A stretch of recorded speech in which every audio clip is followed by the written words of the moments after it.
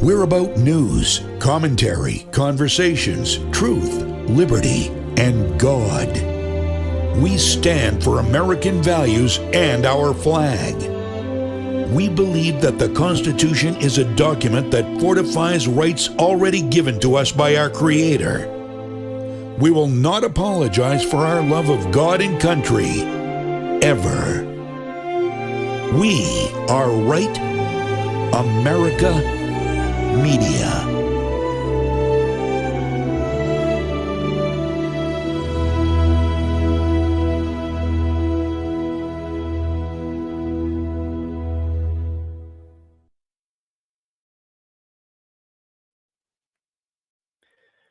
Good morning, good afternoon, my brothers and sisters out there. It's Drew Allen, your millennial minister of truth.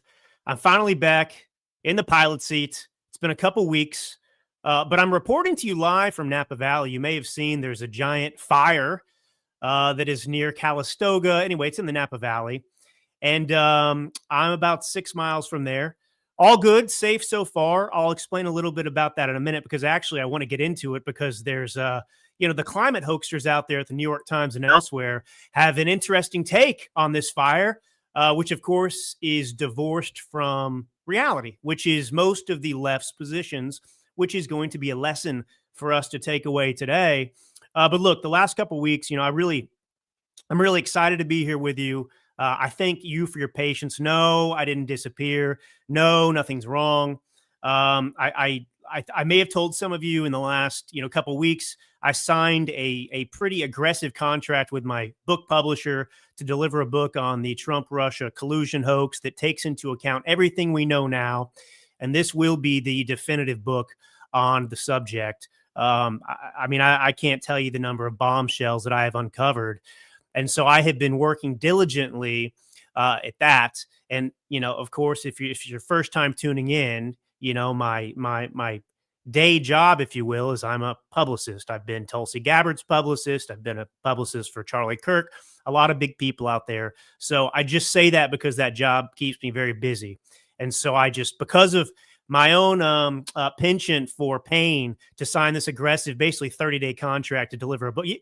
Any of you written a book in 30 days, especially on something like Trump-Russia collusion, where the Obama administration and Hillary Clinton will probably want you dead if you publish it? Well, that's what I did.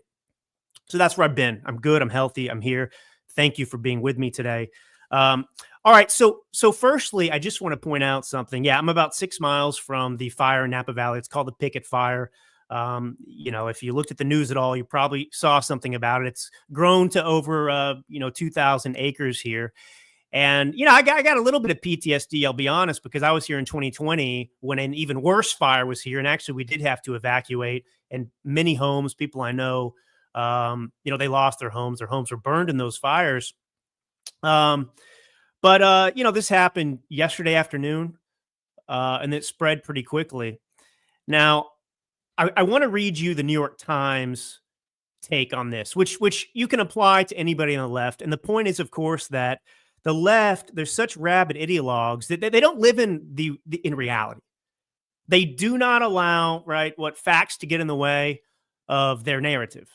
So I want to pull this up for you. This is the New York Times coverage of this fire. California is facing one of its worst wildfire seasons this year, fueled by some of the hottest summer temperatures on record and compounded by cuts to federal agencies that assist with firefighting. So it's Trump's fault that this fire is happening, right? Naturally. And it's climate change, because this is, what did they say? Fueled by some of the hottest summer temperatures on record. Now, I live here full time.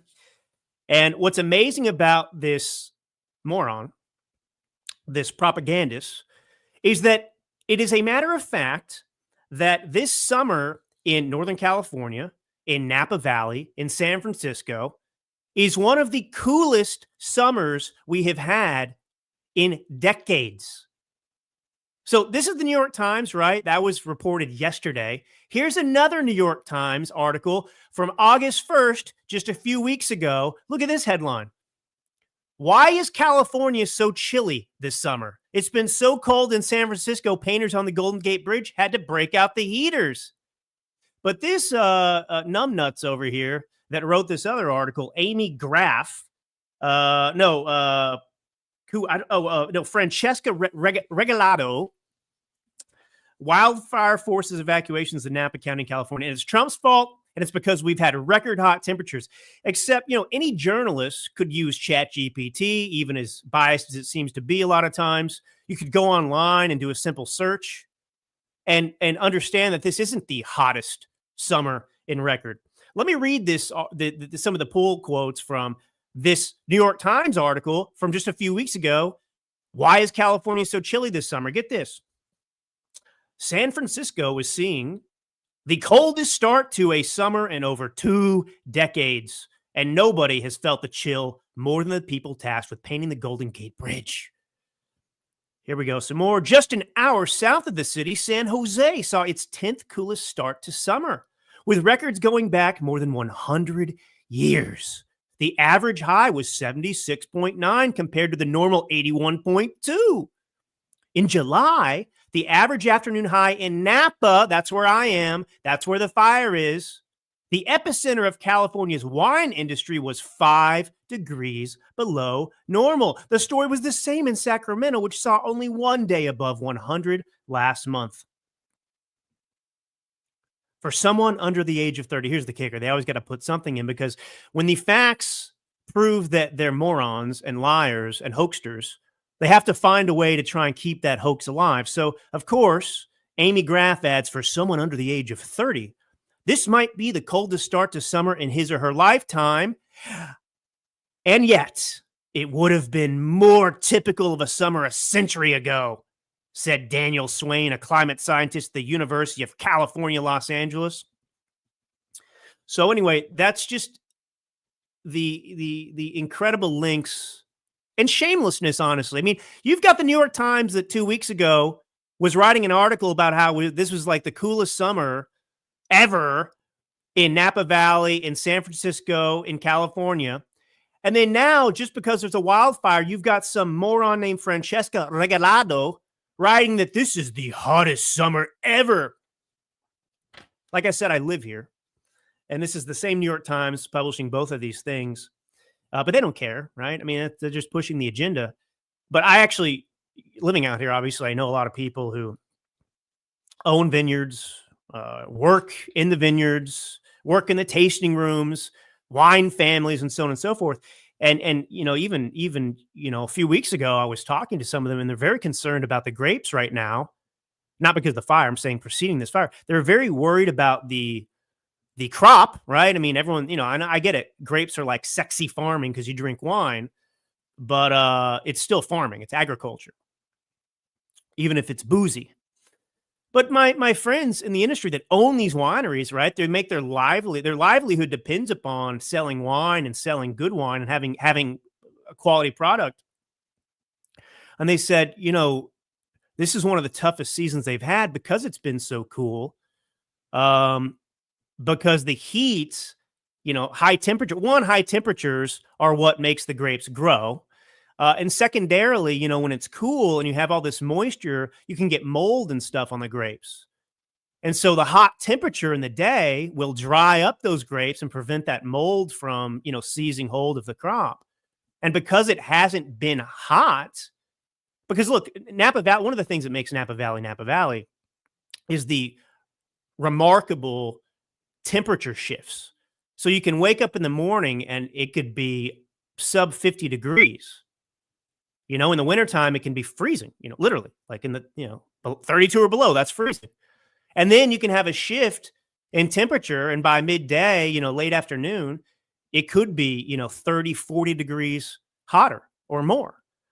And so anyway, we haven't had that hot temperature. And so it's actually been a problem for the grapes. And yet this journalist at the New York Times who's writing about the picket fire going on down the road from me right now, it's because it's been so hot in the Napa Valley. So hot, we've never had hotness like today.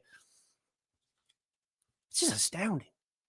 I mean, these people have any self-respect? None whatsoever. Of course they don't. All right, what should we get into? I do want to update you on some bombshells that I've discovered about Trump-Russia delusion. What do you think about that for a book title? Trump-Russia delusion. I got to come up with a subtitle too, but Trump-Russia delusion. You like that? Is that good? Let me know. All right, I want to get into the redistricting that's happened. And I want to tie this into a broader theme that, one, Gavin Newsom may be the most annoying, irritating politician ever. Ever. I mean, more annoying than even Kamala Harris, if that's even possible.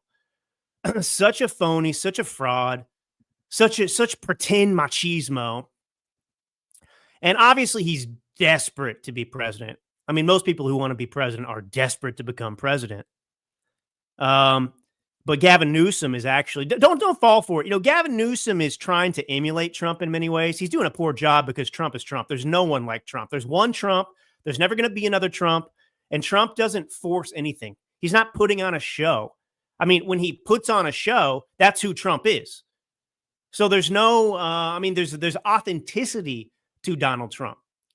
You know, all these Democrats, the problem is that they don't know who they are. They're empty vessels for, you know, the Marxist agenda. And so, you know, they go on a black radio show with Charlemagne the God, and they say, hey, black people, my name's Hillary Clinton. I'm running for president, and I like hot sauce. I like hot sauce like you black people, right? You guys like hot sauce? That's what I heard. That's what my black friends, I don't have black friends, but Obama tells me that some black person that's friends with all his white friends in Martha's Vineyard loves hot sauce. So that's my point of reference. So yes, black people, I carry hot sauce in my purse. Ain't that funny? Ain't that cool? I'm just like you blacks. Hot sauce in the purse. That's Hillary Clinton, right? They all do this. They put on the affectation with the accent when they go in different groups. Trump never does that. Trump is always 100% Trump. And that's one of the reasons he's been so successful. It's a breath of fresh air. Well, so Newsom's out there. You know, he's hired this whole social media team. They've all got purple hair. They're in their 20s. They're all, gender fluid. And they think they're really smart. They probably went to UC Berkeley. Maybe they even went to Harvard. Who knows? One of these liberal institutions where the people there are actually dumber than the average population that doesn't go to college. But these are the people working for Gavin Newsom, these young people, weirdos. And they came up with the idea, obviously, if you've seen this, to emulate Donald Trump's, social media posts. All caps, very colorful, capture really his personality. You can hear Donald Trump saying it. They're hilarious. And they only work because we know Trump. And that's what he actually sounds like. And so Newsom is doing this as well. And it's been a humiliating attempt by Newsom. And everyone knows it. It's fallen flat. I mean, these blue-haired, pink-haired people, obviously, they don't actually have a sense of humor. They're disconnected from our world, which is where we're very good-looking and know how to talk to people, and we're normal. Our brains function properly. We're not, we don't have brain damage like they do. And so now a lot of people on the left are trying to write this off as, he's just making – no, he was not making fun of Trump. Believe me, he was not trying to make fun of Trump. Gavin Newsom wants to be the left's Trump. That's his objective right now. And there's a couple takeaways from this. One, it's ironic or funny. I don't know. Pick your descriptor. But, we're supposed to believe that, Donald Trump's the worst person ever. He's horrible. Nobody likes him, even though he won 2 elections, 3 actually. But, 2020, they stole it. But apart from that, they want us to believe on one hand, Trump's this horrible person. Nobody could like him. He's a chauvinist. He represents everything that's wrong with the country, which we know isn't true because we just shellacked them in the last election. And so Gavin Newsom is, literally trying to be the left's Trump. He sees that it works and he's trying to emulate that. I mean, it's just rich. I mean, this is irony-rich territory everywhere you look with the Democrats, folks. But anyway, I want to explain the redistricting maps because I think it's important that we discuss what happened in Texas, why that's not problematic, because we got to push back on the left because the Newsom and the California Democrats, and, this is something where I feel like I have a little bit more expertise than maybe some other people that have shows out there just because, I live here. I live in California. I live in the Napa Valley, like I said. But I'll tell you about that in just a second. Are you and your partner struggling to conceive? If you took the COVID vaccine, there is cause for concern. You're not alone. A recent study led by Danish researcher Dr. Vibeke Manichi analyzed birth data from women aged 18 to 39 over a 2-year period starting in 2021. And the findings suggest a significant decrease in birth rates among vaccinated women, with data indicating a reduction in egg count by nearly 60%. Scary stuff. Since 2021, fertility rates have significantly declined in many regions around the world. The wellness company, which you've heard me talk about many times on this show, well, they've created the 3-in-1 Ultimate Spike Detox, which is crafted with 100% natural ingredients, specifically designed to help your body clear harmful spike proteins. That's at the root of a lot of this. Spike proteins to help reduce inflammation and support overall health. So don't wait. Experience the only formula approved by Dr. McCullough, who is a top freedom-fighting doctor who risked it all. You can head to dailyclouthealth.com and use code DailyClout to get 10% off plus free shipping. So Spike Detox your body today. All right. Man, I'm going to take a sip of coffee. My friends actually got me this mug. I didn't buy it, but, does not play well with liberals. I think my friends know me well, although I play just fine with liberals, to be honest. If you're just joining for first time, you don't know this about me, but I've spent my whole life around liberals. I've always been a conservative, but always around liberals. I worked in Hollywood. I worked in fashion for Marc Jacobs. I lived in Milan, Italy for 2 years. I speak Italian. I lived in Italy again for a couple of years doing some other work. And I, live in California. And so obviously I'm surrounded by liberals. So I play just fine with them, except the ones that want to cut off Johnny's pee-pee at 2 years old. Those people I will rip your throat out. Protect the children. Isn't it amazing how just deranged the left has become in this country? I mean, there's not anything that we can possibly agree with. Like, there's no middle ground. Democrats always talk about, that's middle ground. Yeah, because middle ground is like ceding all the ground to the left. What's the middle ground when you want a 2-year-old to start taking puberty blockers? What's the middle ground on that? Just let the parent decide. No, that's abusing children. It's worse than abuse. It's just unbelievable. There's no middle ground with you people. You're sickos. All right, so let's talk about this Republican map, right? So the Republicans are gerrymandering, which is a legal framework to redraw districts that, in theory, are supposed to reflect the census, right? So, I mean, you're going to redraw districts based on the political changes that happen in a state. So it's rooted in a good place. And obviously, it's accepted. Everyone knows that people in power, when you own the governor's mansion and you have the state legislature, you're able to manipulate those maps to benefit the party that's in power. Everyone knows that is what takes place, and everyone does it. But Republicans in Texas, so they redrew this political map, and it's based on the results of the 2020 census. And they've said this is just about keeping up with how the state is changing. Texas, despite the left's efforts, which is actually really encouraging, it's actually been trending more conservative, especially, and this is actually the root of it, especially among Hispanic voters, people on those kind of border towns that have been here and don't want illegals here. They don't want crime. So they have become more conservative. And so the Republicans argue that this new map is going to better reflect that reality today, which is true. Now, Democrats hate this Republican map in Texas. One, they hate that the Republicans finally found their balls. But the Democrats hated it. I mean, in Texas, in the state legislature. So, they played a little game. They acted like the children that they are.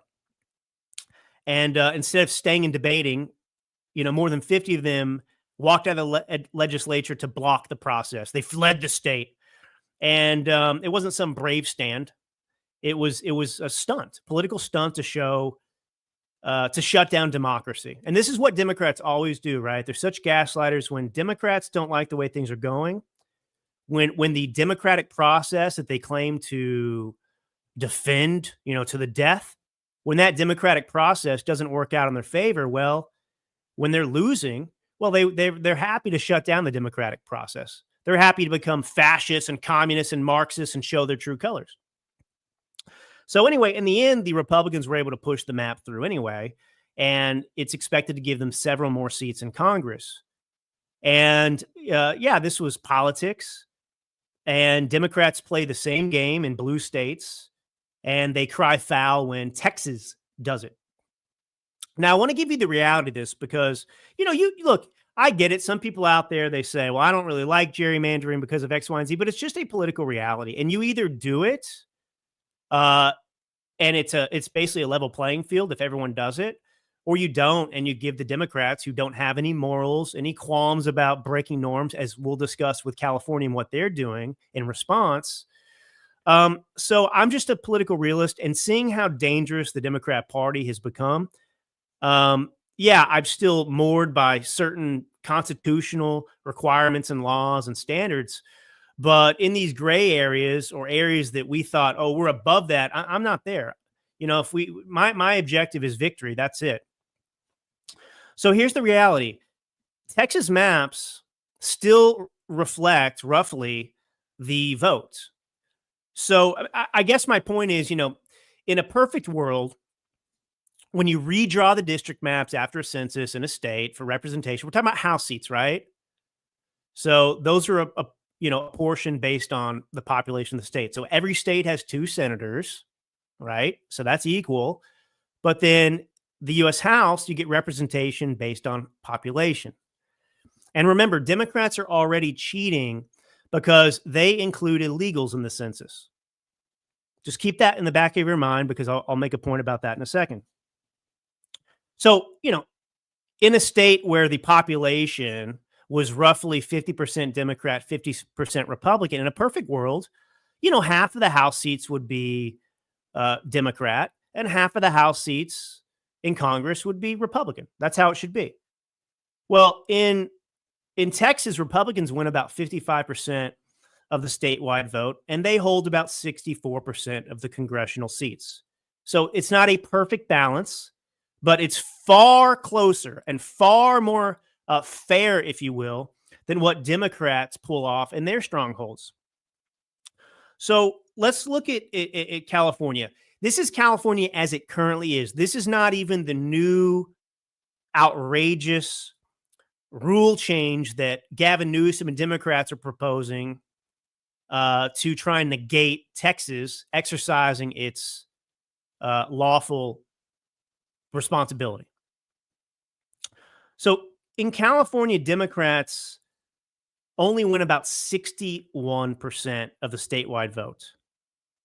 But they have already, with their independent commission, carved up districts so they control 83% of the congressional seats. So these are the people, right? So you've got 60-ish% of the statewide vote that Democrats get in California, yet they have 83% of the representation. So Republicans are already underrepresented in Congress from the state of California because of the way things are now.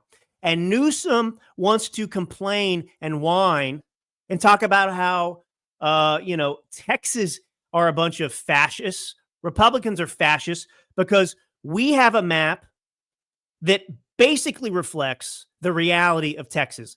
55% of the statewide vote, 64% of the congressional seats. Meanwhile, California, Democrats have 61% of the vote and have 83% of the congressional seats.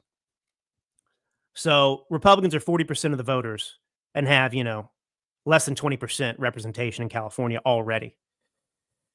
14% of the seats. Unbelievable. These aren't small differences, folks. These are massive distortions that silence millions of conservative voices. And yet the media and the left, what do? They look the other way. They defend it. So the bottom line is this: Democrats don't actually hate gerrymandering. They just hate it when they're not the ones doing it. And I wanted to see. Oh, yes. Oh, yeah. Sorry. I conflated a couple of things. What I said about California is correct. 61% of the statewide vote, but they've carved up the district so they control 83% of the congressional seats. Illinois, another Democrat stronghold. Get this. That's where Republicans make up close to 40% of voters. But Democrats have rigged the lines in Illinois so the GOP gets 14% of the seats. Insane. And you can look at any Democrat state and look at it that way. I mean, it's egregious what they're doing. But here's the thing, too. I'm not going to get too bent out of shape about what Newsom's doing. He's free to be a little tyrant. It's outrageous. I'll make the point and tell you exactly why it's outrageous in a minute. But all we need to do is demand and force a new census that does not permit illegals to be counted in the census. There are 1 million illegals almost, probably more. These are all underestimates. They always underestimate the number of illegals in the country. There are 1 million illegals in Los Angeles alone. The city of Los Angeles, one city in California, has 1 million illegals.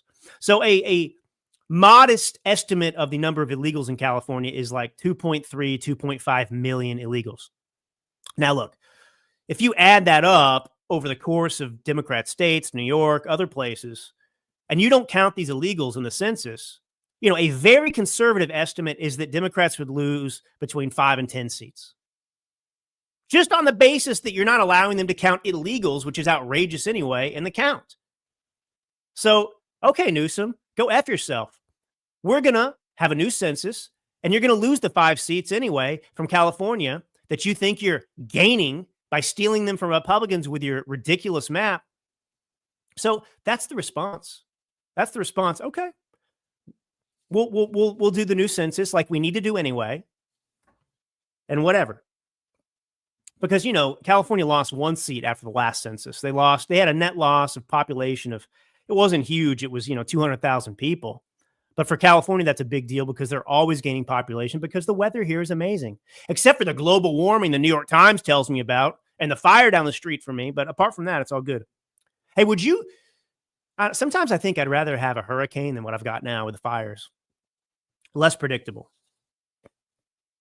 So let me explain the difference between what Texas is doing and what Republicans in Texas are doing and Democrats in California are doing. Because it's a very important thing to understand because you're being gaslit, right? The Republicans are the bad guys here, and Newsom's just doing what he has to do to make it fair in the country. He's just protecting the people. He's protecting the Constitution. That's what Newsom's doing. So Newsom just scraps California's independent redistricting process because it might cost them power. And he's shoved through a partisan map that's going to protect Democrats.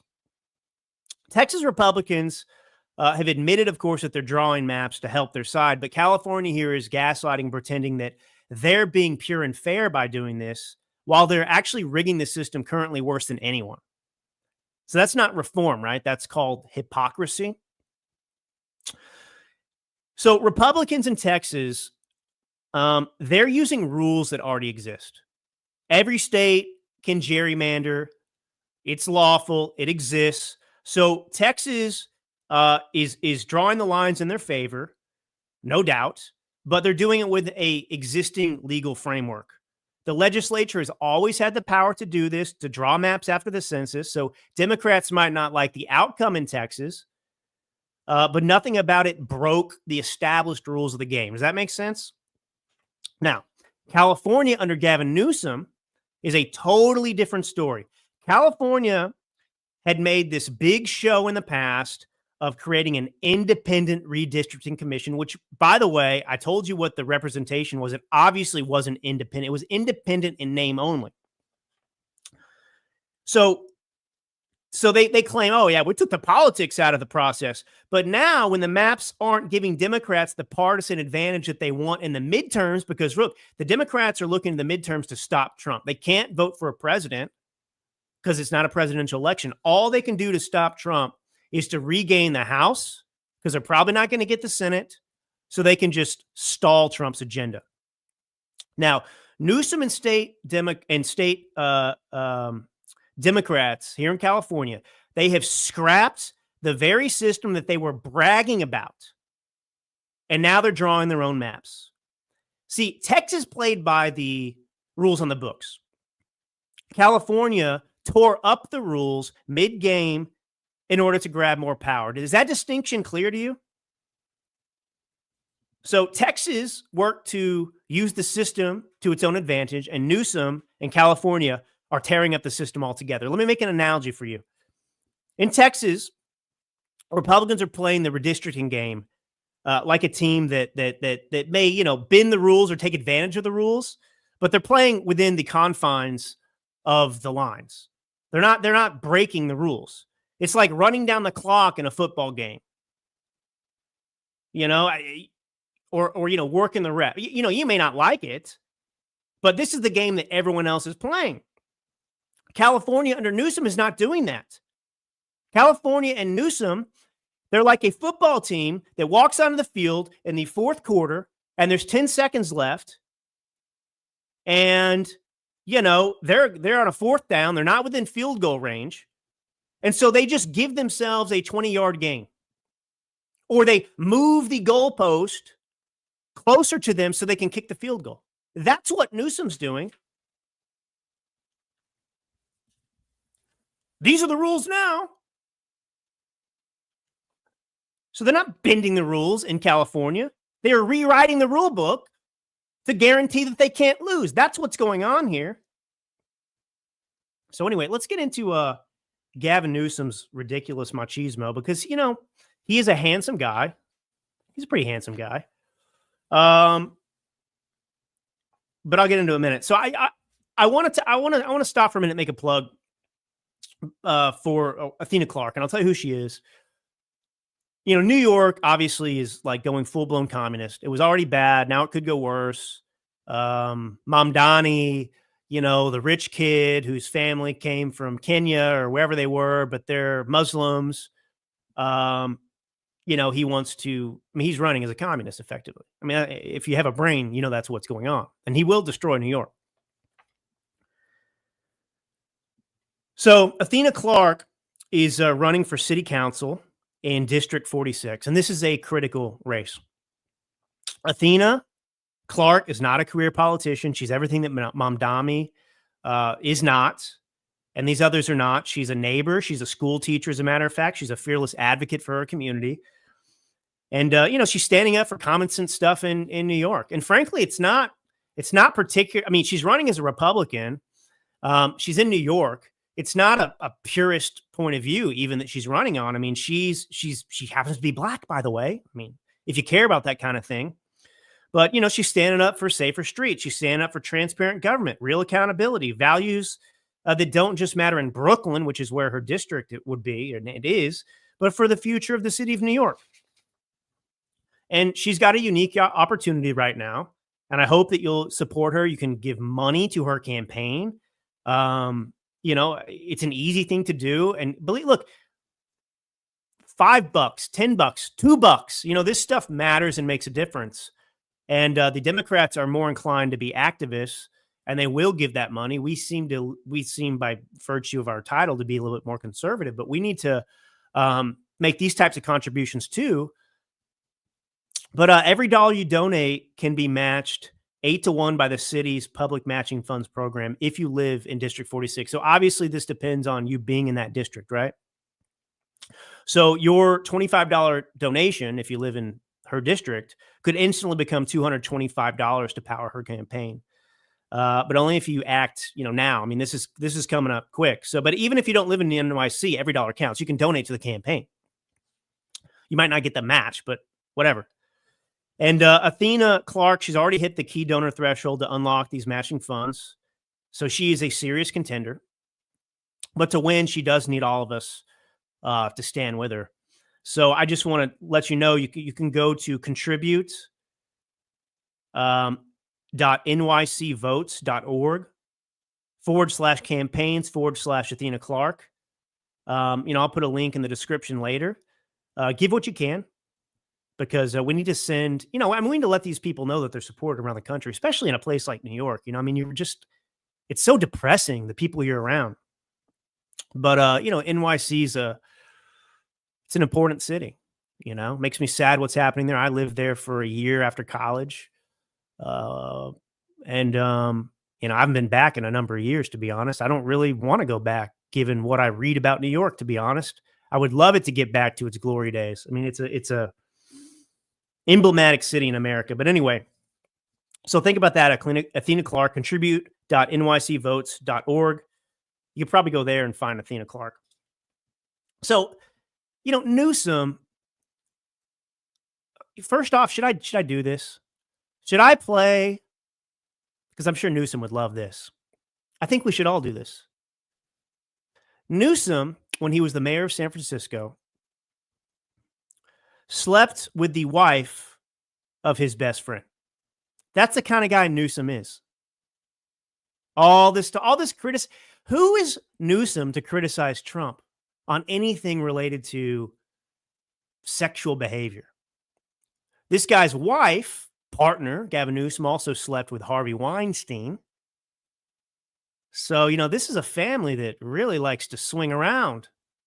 This is a family that doesn't take their commitment to a marriage or a partnership seriously, which explains why Gavin Newsom doesn't take a commitment to the Constitution or anything else, because Gavin Newsom only cares about himself. He doesn't have morals. He doesn't have values. But he grandstands and lectures the American people about how wonderful he is. Here's Gavin Newsom. This is great. 1 minute. Let's watch the whole thing. Gavin, what have you done? Thank you all for coming here on short notice. Want to make it clear that everything you've heard and read is true. And I am deeply sorry about that. I've hurt someone I care deeply about, Alex Turk, his friends and family, and that is something that I have to live with and something that I am deeply sorry for. I am also sorry that I've let the people of San Francisco down. They expect a lot of their mayor, and my personal lapse of judgment aside, I am committed to restoring their trust and confidence, and will work very hard in the upcoming months to make sure that the business of running the city is framed appropriately.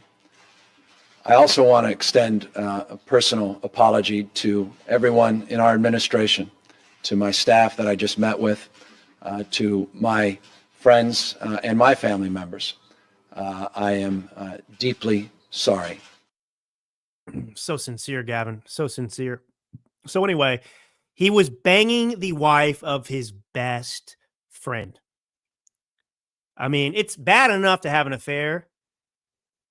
It says something else about you, though, when it's like your best friend's wife. Like, don't you have any bro code? Does that exist at all for you, Gavin? No. So that's Gavin Newsom. That's who he is. So every time he wants to lecture the American people about morality, I think he should be reminded that he cheated on his own partner, I imagine, but he cheated. He home wrecked his best friend. Gavin Newsom, he just makes your skin crawl. I don't know if you all feel this way. It's so forced. He's obviously so angry and insecure.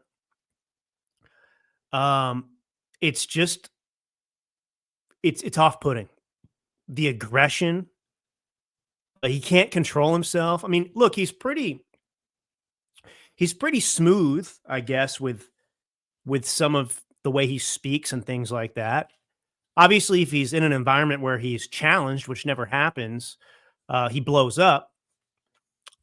But I want to play a clip. Here's Gavin Newsom. I mean, I guess, it's amazing because we have real machismo, which is Trump. I mean, Trump is the alpha apex predator. And it comes so natural and easily to him. He's at ease He doesn't have to exert himself to show that he's in charge. He never has. And it's like a comforting thing. People like Gavin Newsom, you look at him compared to Trump and you really see what an emasculated little B-I-T, finish the word, this guy is. And it makes him so dangerous. Well, listen to him here. I'm sorry. I know some people's sensibilities. I respect and appreciate that. But right now, with all due respect, we're walking down a damn different path. We're fighting fire with fire, and we're going to punch these sons of bitches in the mouth. Can you imagine if, would you enjoy listening to me, or would you believe that I had more credibility? I mean, I can go down the list of my credibility, the clients I've represented, in the Trump administration right now, what I've done in my life. But even with that experience, if I sat here like Trump, I said, we're going to punch these bitches in the face. I'm sorry some of you don't like the way I'm talking about this administration and what needs to be done, but I'm going to punch these bitches in the face. What kind of freak is this? This guy's running California into the ground, and this guy wants to be president. Let me just play this one more time. I'm sorry. I know some people's sensibilities. I respect and appreciate that. But right now, with all due respect, we're walking down a damn different path. We're fighting fire. Well, I'm so tough. I'm so tough. This piece of garbage excrement, Gavin Newsom, he talks tough like this because he never puts himself in an adversarial environment. You notice Trump, he's still calm and collected when he walks into the lion's den. He goes in, a black church and a Democrat stronghold, and he addresses the people, and he sits there and he fields questions. That's an amazing thing to see. And he does it all the time, puts himself in those situations. And Gavin Newsom is out there trying to be the left's Donald Trump with his fake tough guy routine. He struts around like he's some political brawler. This guy's not a political brawler. This guy's one of the softest people on the planet. He's picking fights with conservative governors. He's picking fights with the president. He's throwing cheap shots at Florida, at Texas, you name it. But here's the difference. Trump took on the establishment and he paid the price for it, right? He's always, he went against the Republican Party. He's always been at odds. He was always an outsider. Newsom, this guy is shadow boxing.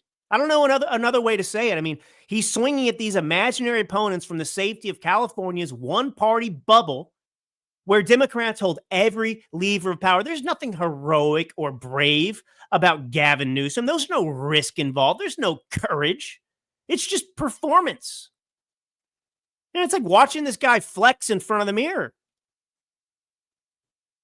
Ooh, I'm so strong.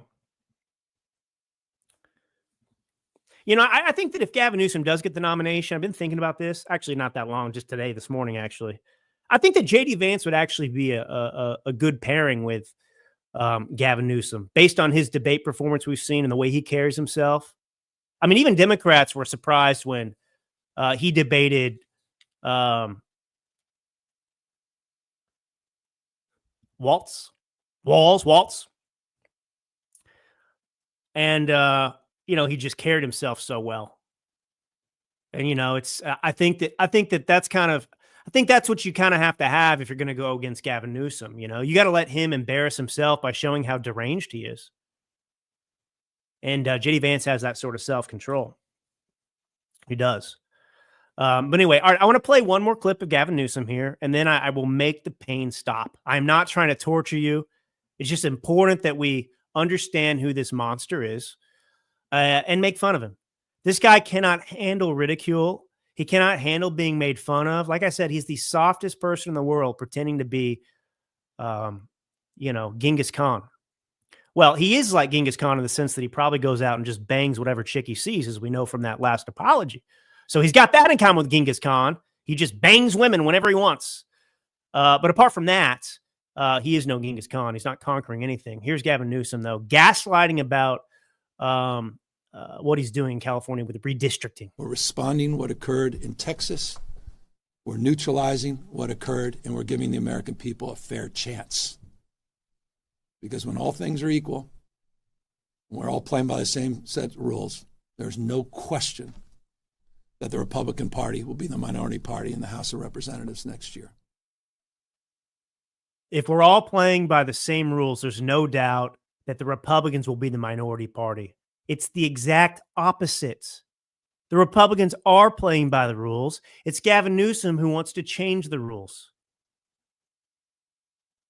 Look at how the Democrats are reacting to the deportation of illegals across the country, to the securing of the border, to the proposal that is common sense and constitutional to end birthright citizenship, chain migration, a census, voter ID that only allows citizens to vote, the elimination of mail-in ballots, which obviously every country in the world acknowledges are, ground zero, ripe for fraud, the source and root of fraud.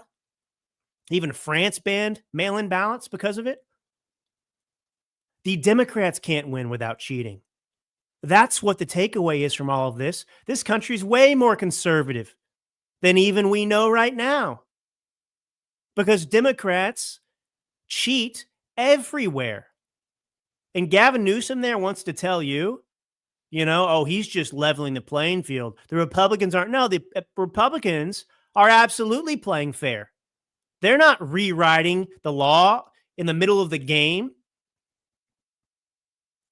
to benefit themselves. They're doing what they're allowed to do within the framework that exists. You're the one going out and abolishing the very, independent redistricting, whatever you want to call it, committee that you claim is like heralded as some, evidence that you're amazing in California and not a partisan hack. And now what? Your response is, okay, yeah, I'm a partisan hack now. But this is how he responds. I mean, the guy can't win the presidency. That's what I feel good about, though. I know that people get scared of him, but he's in California. It's like being in New York.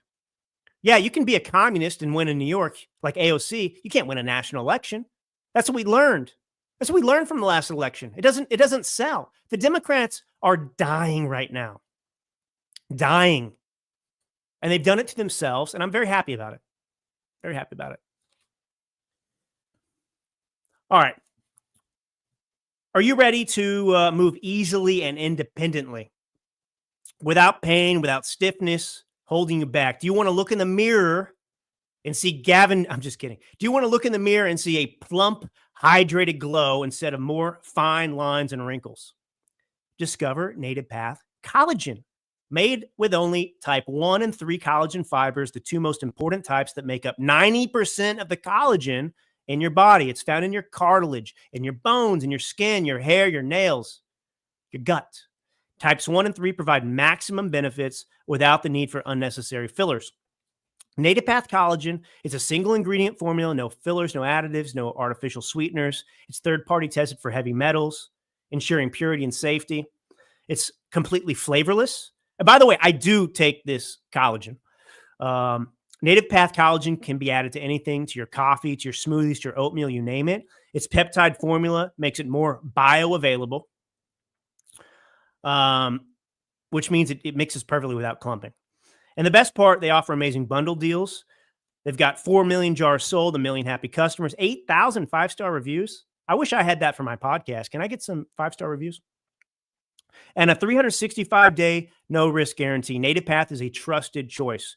Plus, they offer an 800 number for any questions about usage, recipes, or ingredients, and you'll speak to a real person ready to help. What a relief. Visit getnativepath.com/dailyclout and start your transformation today. That's getnativepath.com/dailyclout. Man, I'm so excited to be here. I really missed being here the last couple of weeks. It's so fun. We did the first live Rumble show. I think the last show I did, and we got over 17,000 views on Rumble for the first live show that we ever did. I'm not Dan Bongino; those are Dan Bongino numbers. But for the first Rumble show, I was blown away, and it was very encouraging too. Obviously, the last thing you want to do is sit here and talk in a room to yourself. That's not why I do the show. I have obviously a million other things to do. But I do this because of I'm passionate about it and feedback. I like the comments on the screen. Yeah. Newsom is embarrassing. Yeah, he is. He is. Let him embarrass himself. I mean, this guy, lives in an alternate reality like they all do, where he thinks he's amazing and doing wonderful work, but the joke is on him. We don't have a ton of time left. I said I was going to talk about Ukraine and Zelensky. I don't think I will. I think I'll spend the last, just few minutes that we have remaining to talk about what I'm an expert in, which is this Trump-Russia collusion coup, Clinton coup. But just, with Ukraine, Zelensky came in. He had a meeting with world leaders. He put on some version of a suit. So, that's pretty much the only positive development of that meeting, to be honest. I mean, it was a little bit more cordial than usual. At least Zelensky showed a willingness to do what he's told. This is the thing, think about this. Zelensky is running Ukraine. He's not. We're running Ukraine like we always have. The irony of the whole situation is, everyone's saying, Russia just wants Ukraine to be a vassal state, of Russia. Well, Ukraine is a vassal state of the United States. I mean, it's our money there. It's our weapons there. It's our corruption there. So, Ukraine is not an independent country. They never have been. All this is about who's going to get Ukraine, the Russians, or are we going to keep it in the West? It's so silly, but I don't want to get into it all. But anyway, Trump's trying to set up a meeting with Zelensky, and the Russians really do have leverage in this, unless we're willing to go to war with Russia, which I'm not willing to do. And we shouldn't be willing to do, and it's not going to happen. So Russia has the leverage here. Their close proximity, obviously, to Ukraine. They invaded. They hold the cards. So Zelensky and the West, including previous leadership in the U.S., seem to have a hard line with Russia. We're not going to concede to any of your demands, even though you have this stronger military and you could take all of Ukraine if you wanted to. No, we're going to. So it's just, this is the problem with Russia. It's just reality. We have most of our country, not most, but, a good, at least more than a third of it, because we beat Mexico in a war. That's how it works. We won. Sorry. Well, it's the same thing today. Russia took advantage of a weak administration in the past. It's horrific that people are dead. I want it to stop. And that should be the objective. And it's going to require concessions by Ukraine. Now, look, the revelations with Trump-Russia collusion, just to kind of close out. There's been some more bombshells. Just the News has reported that, FBI Director Comey leaked classified, or gave the green light to leak classified intel to the New York Times, which obviously is a big no-no, but then he wasn't prosecuted. I mean, the whole problem with this is we know what crimes were committed and who committed many of them. But the FBI, the DOJ didn't prosecute its own, even under the last Trump administration. So that's the problem. And the Durham investigation and the Inspector General investigation by Horowitz before that, both of those investigations, Durham was a little bit better than Horowitz, but both classified, kept out of the public view, the annex, the information that the U.S. government and the FBI was intercepting Russian intel intended for the criminal. That basically, this is the irony. The most accurate information we have about what took place in 2016 and afterwards came from the Russians, because the Russians didn't have any incentive to lie. They were getting intel because they were spying to give it back to Putin and the Kremlin to update him on what was happening in the American political process. Do you understand how ironic that is? Our most accurate source of information about all of this is actually from the Russians. And Durham and Horowitz buried this. They didn't allow us to see it because it showed that Obama was involved, that he pressured the Attorney General Lynch to shut down the investigation into Hillary Clinton. So this went all the way up to Obama. This isn't just a Clinton scandal. It's an Obama scandal. None of this could have been possible without Obama's approval. It shows that the Attorney General was, through back channels, giving updates on the investigation to Hillary Clinton. And then you had the famous tarmac meeting, right? Attorney General Loretta Lynch just happens to show up at the Phoenix tarmac when Bill Clinton is there. And Bill Clinton boards her jet, Justice Department jet for 30 minutes. And they say, oh, we just talked about, the kids, the grandkids, and golf. And then a few days later, she was exonerated. It's just amazing. This is what's amazing. You should go and read the Durham annex, declassified annex. Because contrary to what the left is saying, it's accurate information. And so the FBI, this is the big takeaway too that I talked about last week. This is the big thing. The FBI used uncorroborated raw intelligence as a justification to spy on the Trump campaign and open Crossfire Hurricane, the counterintelligence investigation into Trump during an election year.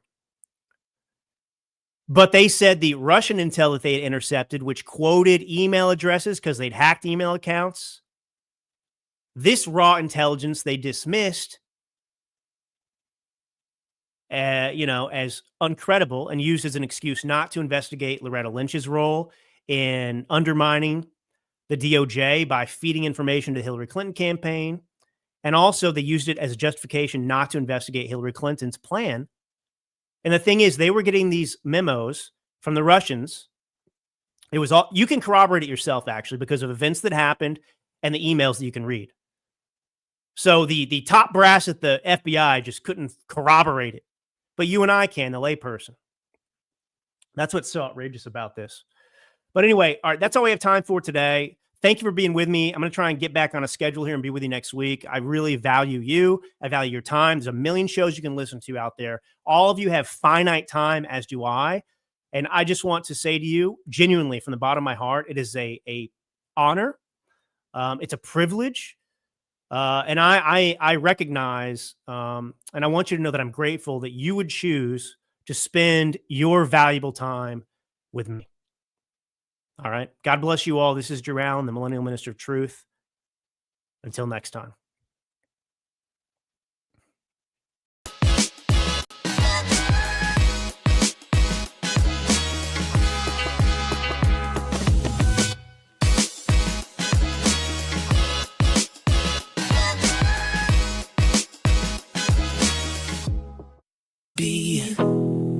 You might be close to the edge, close like a heartbeat, close to the chest. Oh man, we're back in the saddle. It's a beautiful Tuesday. It is finally starting to wind down up here in New Hampshire. The temperature is finally starting to get to a point where you can actually breathe when you walk outside. This whole past week, it has been so hot, so humid that you're like drowning when you take a deep breath in. It's been miserable.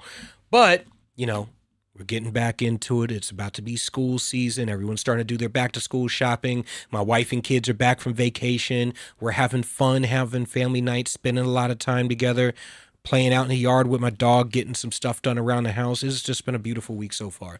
But in news, I have been taking a backseat in politics recently and just taking an observatory position because I see things happening, around the country. I see things happening within the Trump administration.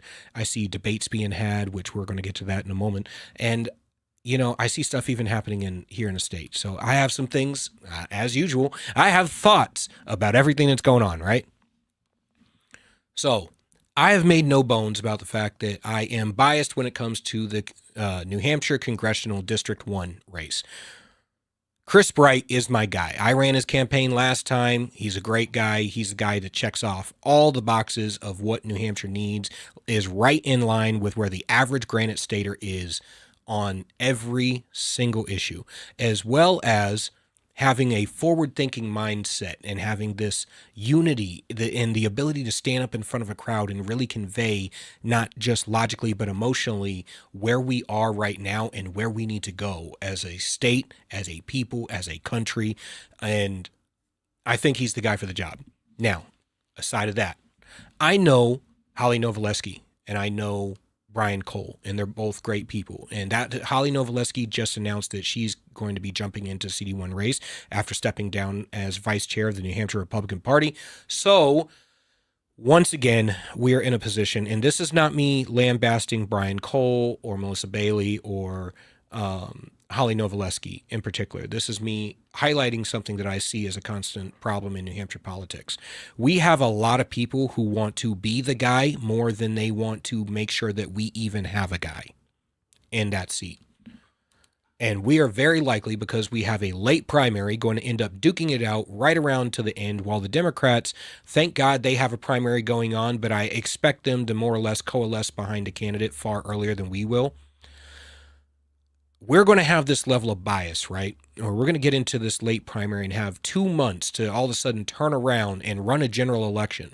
And while I've run the numbers, and we had great numbers starting out, for both the Senate race and the CD1 race, should everybody coalesce behind a single candidate, the energy coalesce behind a single candidate, and be very clear that there were breakaways in both races very, very early on. Scott Brown was looking at a 55 to 65% chance of winning the Senate seat, with all the energy coalescing behind him and breaking away from the pack early. Chris Bright was looking at a 65 to 75% chance of everything, if everything coalesced behind him and he broke away from the pack early. And this is also taken into account their histories, their positions, their, the money, everything. I'm seeing the primaries start to pop up because, this is New Hampshire. Anybody can run for office. And I don't necessarily have a problem with primaries. I really don't. As a matter of fact, I think primaries are very, very, very healthy. Okay? Especially when you have an incumbent. I think incumbents deserve to be primaried or deserve to be questioned as to how they conduct themselves in office and what they voted for, what they passed, what they didn't pass, whether they miss votes, whether they show up for votes, whether they're sleeping. He talked to a bunch of Democrats and a bunch of the congressmen in D.C. They're so damn old that they can't keep their eyes open during hearings and stuff. I'm looking at this and I'm going, shit. We're in this endless cycle of having 10, 20. We're going to have like anywhere from 6 to 12 candidates that are probably going to end up putting their names on a ballot. And while most of the candidates aren't going to get more than maybe a couple hundred votes apiece, those 6 candidates that are going to be on a ballot with a couple hundred votes apiece end up taking away a lot of votes from any of the other candidates. And yes, I do mean taking away, because most of those candidates that are running that only get a couple hundred votes apiece, they don't really have a platform that they're running on. They just felt compelled to serve. And my argument is, if you feel compelled to serve and you don't actually have a platform that translates to a federal election, you should probably be running for state rep, or you should be running for town council or zoning board or school board, because we have just as many fights locally, if not more, than we do at the federal level.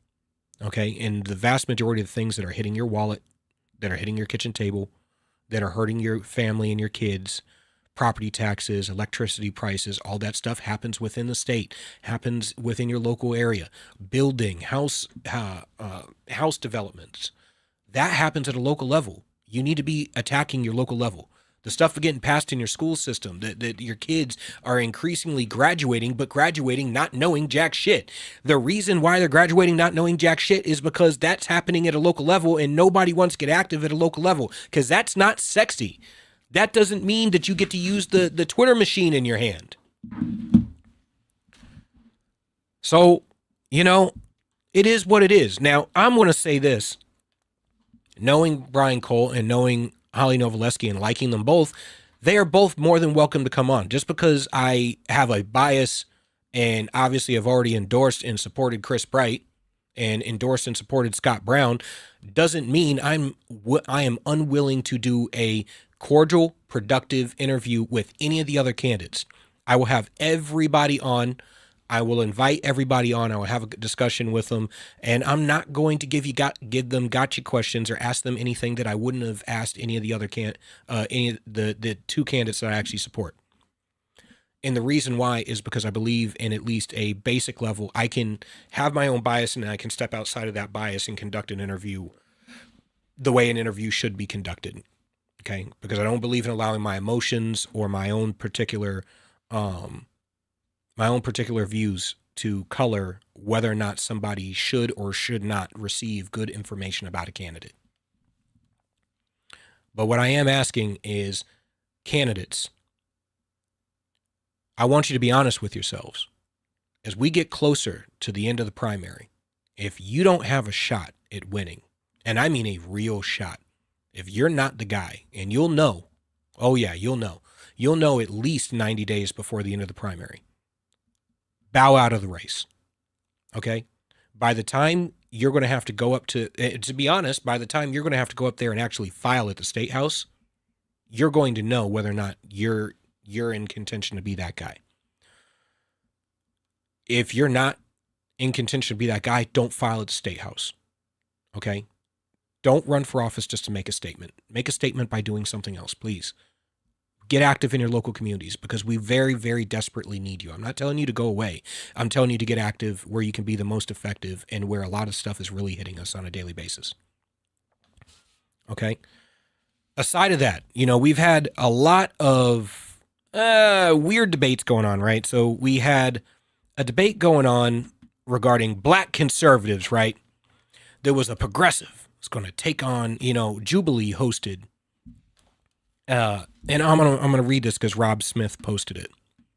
Okay, you know the Rob Smith, the black conservative commentator that came out under Turning Point and stuff. And I've had my agreements and disagreements with Rob. He's a nice guy over the years, along with many of the mainstream black conservative pundits, influencers, so on and so forth. But so there's been this conversation hosted by Jubilee with this progressive where supposedly she ran the gambit of all these black conservatives who all invariably said very much the same thing. Some of these kids I have issues with, some of these kids I don't. Mostly because I find them to be very, very repetitive and to take a automatic defensive position against everything the left says. This was about whether or not systemic racism really exists. Now, I've already made my personal my observations and my belief about systemic racism is real. Okay. It is progressivism. It is Marxism cross-dressing as progressivism. And it is highly focused in black urban communities where there is no ideological, political, or cultural machine to combat it. And once that death, poverty, and destruction has become perfected, then it is exported throughout the rest of the country via popular culture and the education system. So what we're really talking about is a system of policies that have destroyed growth, that have destroyed the family, that have destroyed the things that made the black community strong, even in spite of all the things that we have dealt with throughout this country's existence. And because it was so entrenched, and many of these Democrat-run cities, yes, these progressive Marxist-run cities, have been run by progressives since FDR, which means around about 90 to 100 years, right?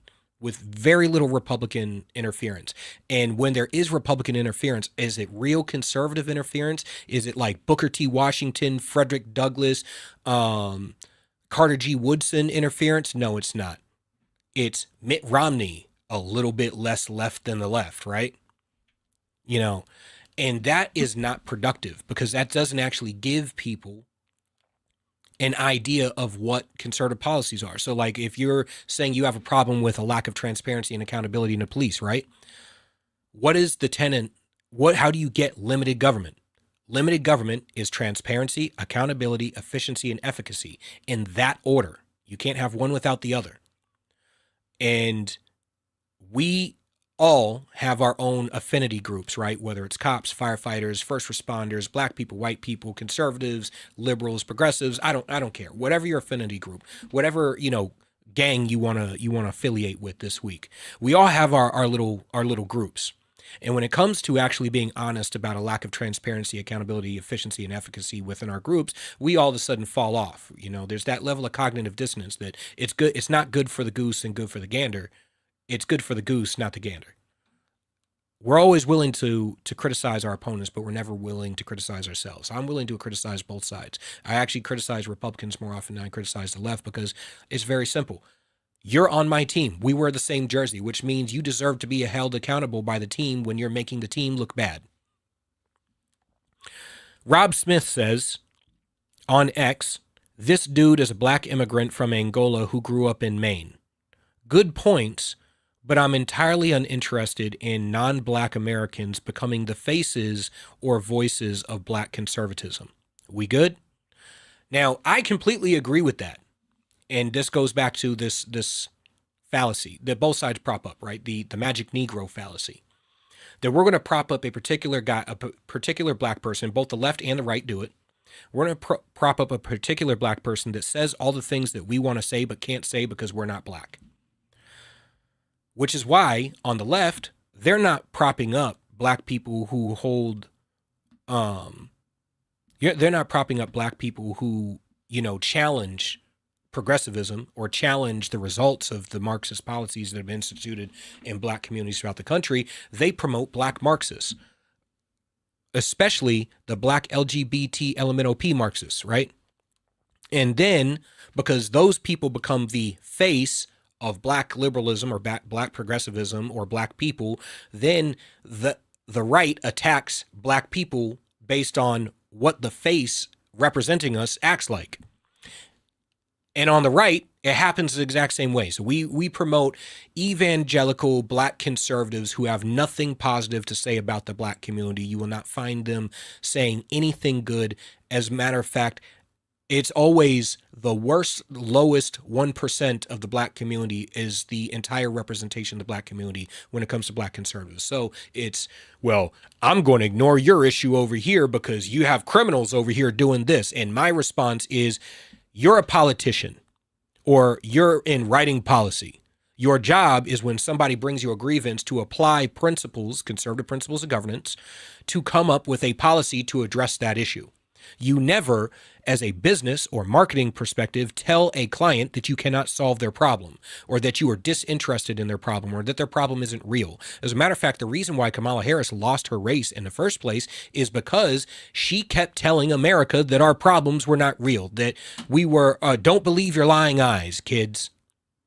Don't believe what you're going through. Don't believe your wallets. Don't believe your communities. Don't believe what you've seen from us. Don't believe what we say to you. Don't believe what you experience.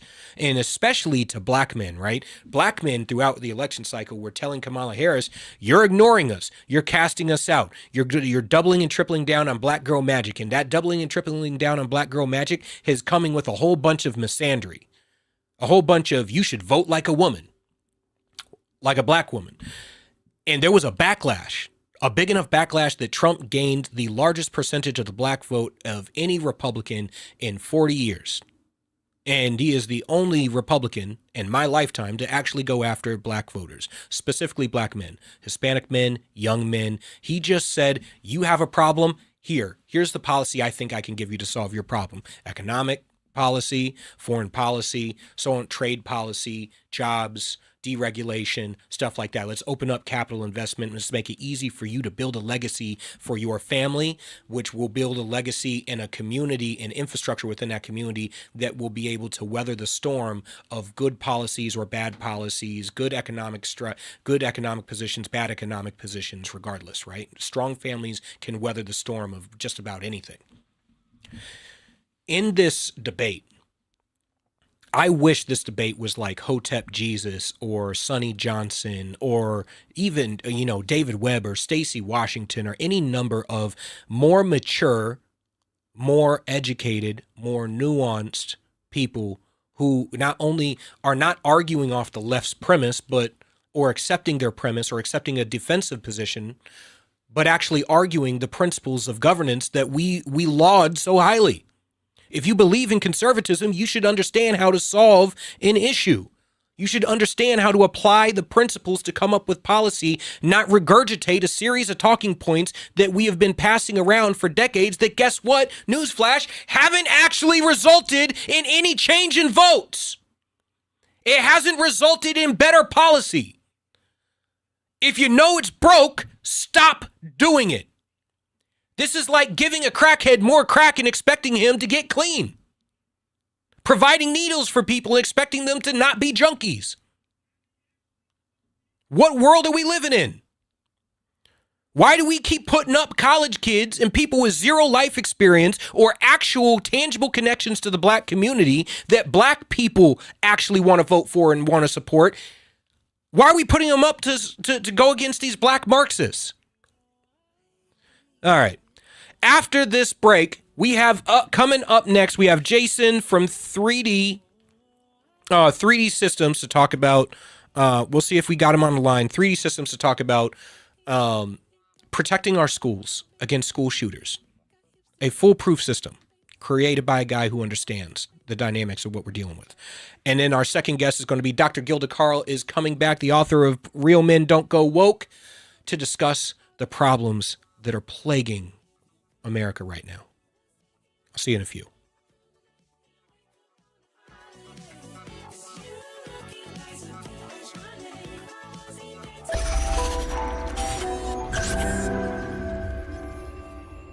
United We Stand. A Marine's Fight, written by Marine Corps veteran Julian Eschiard. This book examines the deepening fractures in our nation, political division, government overreach, and a fading sense of shared responsibility, and offers a battle-tested path forward. A Marine's Fight is a bold and urgent call to action for every American who believes in the founding ideals of our republic. United We Stand. A Marine's Fight can be purchased on Amazon. New Hampshire Republican Governor Kelly Ayotte has been making a lot of noise about how she's funding education. The Republican budget she just signed provides more money for education than ever before. She even bragged the other day that New Hampshire is top 10 in the country when it comes to funding our children's education, as if giving money to school systems has anything to do with learning. If you look at the math, and if you got schooled in New Hampshire, the odds are good it's not your best subject. It's the exact opposite. The more money we throw at schools, the less kids learn. We're committed to wasting money on an experiment that failed, unless wasting money to drive parents to homeschool their kids was the goal. We prefer to pick on Democrats, lower hanging fruit and all that, but our rhetorical woodshed doesn't discriminate. If that sounds refreshing, you need to check us out. This is Steve McDonald for Granite Rock, and we'll keep shining the light on them for you. The Spirit of a True Patriot. The inspiring story of retired Captain Douglas J. Ernest. Douglas Ernest dives into the thrilling and transformative journey of a man who defied the odds to forge his path as a soldier and a businessman. This book is more than an autobiography. It's a call to action. Experience the remarkable story of a man who never takes no for an answer. You can find The Spirit of a True Patriot, the inspiring story of retired Captain Douglas J. Ernest, on Amazon. This could be the moment we've been waiting for, the chance to feel alive. Sometimes we forget we live in one of the most beautiful states in the country. This summer, vacation right here and discover your new. This is where it all begins.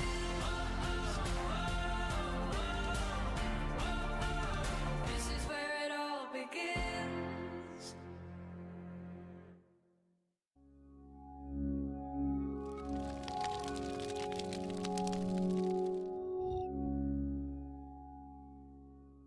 In my heart, then you speak, the melody seems to rise. All right, welcome back. So I just finished, I was talking the last segment, and I was telling the producer, Juan, during the break, we are going to have Jason from 3D Response Systems. He's going to be on in about 10 minutes, dialing in. One of the things that we were saying during the break is I hate these debates on Jubilee when it comes, specifically the ones when it comes to black issues, right? Because I've often said there is a population, there is an industry on both sides of the aisle that exists to keep the problems in the black community first and foremost in our minds, right? The left infantilizes the black community as if we are incapable of any level of accountability or responsibility and constantly forgiving our mistakes and our missteps. And the right refuses to acknowledge any part of the black community that is not degenerate. Okay? And I'm sitting here going, how can you run on the fact that progressive policies are bad for a community? Cycle after cycle. And then when given the opportunity to actually propose a solution, you spend an entire debate arguing, playing the game of who's memorized their side's talking points the best. Talking points are supposed to be what they're supposed to be versus how they're actually used. Talking points are supposed to be marketing proposals for policy and positions based on principles, not used argumentatively to get gotcha points on social media. And that's really what it is when you're having these debates, which side has the larger group of viewers that they can go and post their clip online to get told how awesome and amazing they are and how intelligent they are and get pat on the head and say, good boy for going out there and doing it. And this happens, like I said, on the right and on the left. We don't talk about solutions. My boy Maj Touré had this whole event called the Solutionary Summit. And the whole purpose of it was to come together and start talking about how to actually solve problems, proposing policy, different concepts, private organizations on the ground doing work in communities across the country, right? And as conservatives, we should be all on board with that because we have always taken the position of private action in lieu of government action. I mean, there's plenty of big government conservatives that, have run over the years, but the general idea of limited governance is that we take the position of private action in lieu of government action, that the government is, as Ronald Reagan said, the government is the problem masquerading as a solution, that the most dangerous words that you could ever hear is, I'm from the government and I'm here to help. And that's true, because I have yet to see the government actually solve jack shit. We should be focusing on foreign policy. When we focus on foreign policy, we manage to get ourselves entrenched into every conflict around the world, and it seems like we're very rarely ever actually solving anything for any tangible amount of time. To Trump's credit, he's gone around trying to establish peace deal after peace deal after peace deal after peace deal. And he's not getting any credit for it, because there are people who wake up in the morning and all they want to do is shit on this man and everything that he's done. Trump derangement syndrome. And from the other side, as me and Keith were talking about on RAMTV.LIVE last week, there are just as many people on the right who praise Trump as if he is God Almighty, as if he's a king. And I think it's neither. Trump derangement syndrome and Trump devotion syndrome are flip sides of the same coin of fanboy politics. Stop jerking off, stop masturbating to politicians. They're regular people. I promise you, when Trump puts on his pants in the morning, he puts them on one leg at a time. I mean, I've never witnessed it, but I highly doubt that at 80 years old, he's going to do a backflip off of his master bed into a pair of dress pants. Okay? We need to get real. Instead of having these debates constantly trying to argue from the left's premise or whatever. When I said systemic racism, what I was doing was I was taking something that colloquially the left use all the time in order to shut down conservatives, and I used it and I flipped it back on them, right? Rhetorically, by pointing at the people who actually run the communities, because once again, we are a federalist system, which means your local government has the ability to either protect you from bad policies at the state and federal level, or to exacerbate drastically the bad policies at the state and local level. They can also negate or enhance good policies at the state and local level. State and federal level. And often enough, there's this game that gets played in politics where we are always trying to, politicians like to push the envelope, pass the buck, right? They want to pass the buck to the next guy up the chain. Oh, don't blame me for what I did since I've been elected. You got to blame that guy up there.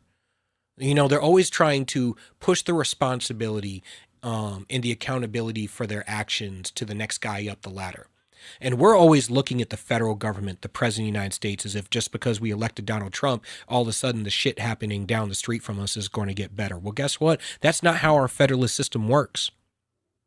If you live in a red district and you feel that you have a government boot on your neck, it doesn't matter whether it's a red boot or a blue boot. If you live in a Democrat district and you have a boot on your neck and it's a government boot, it's a blue boot.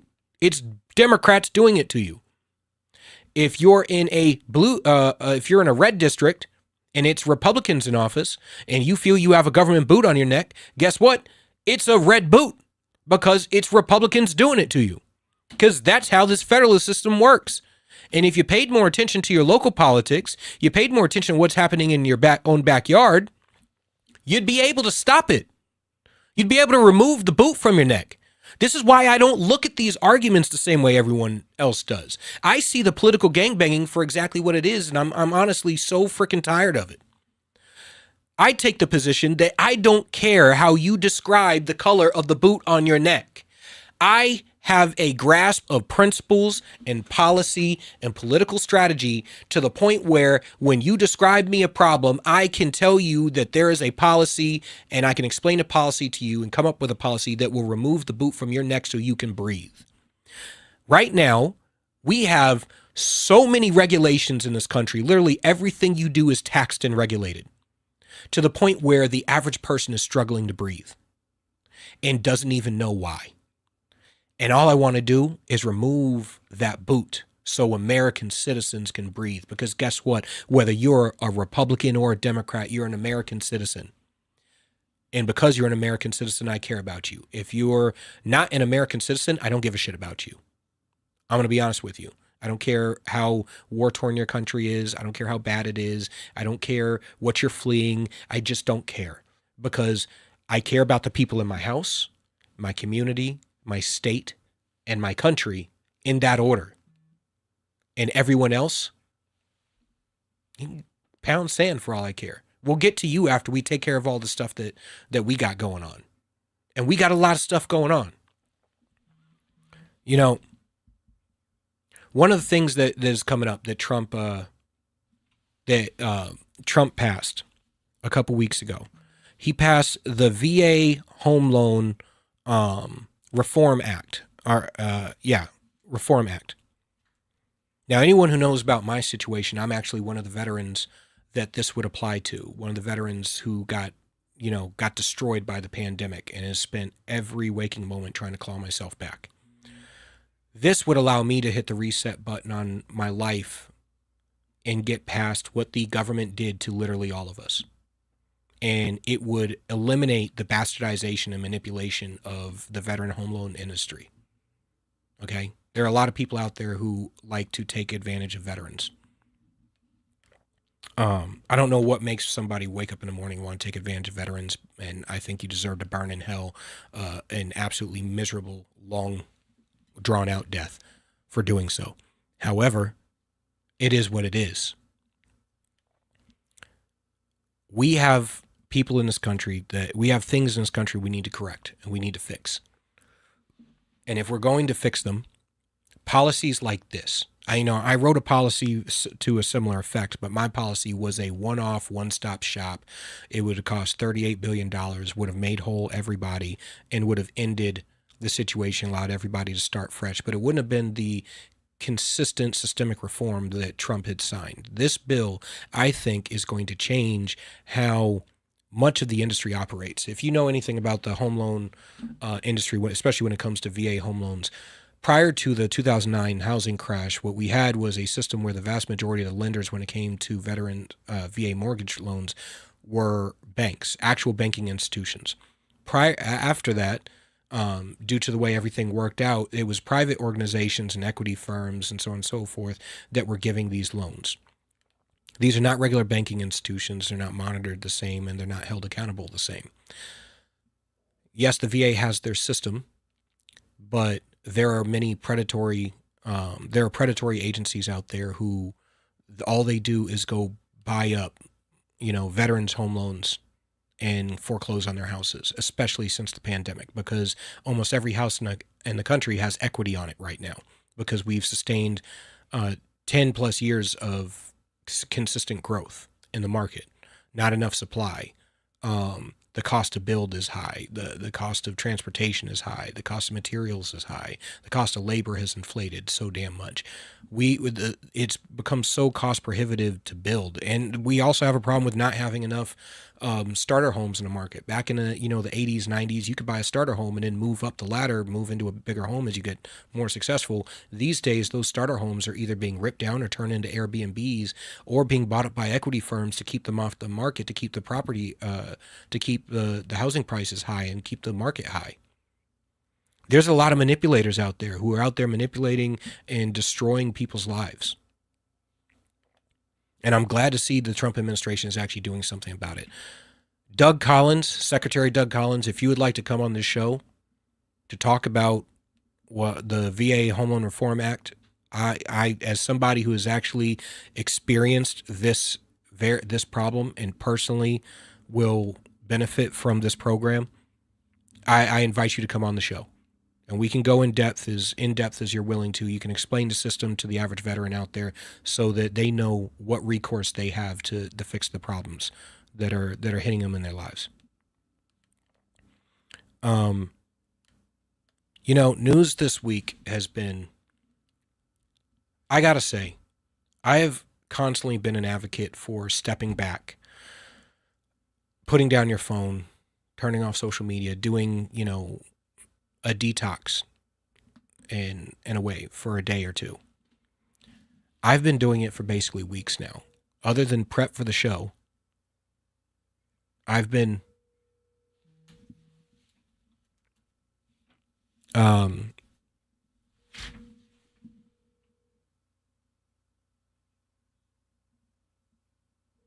you got him?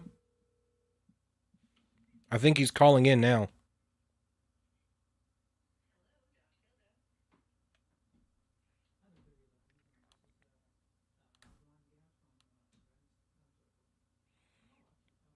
All right, it looks like we got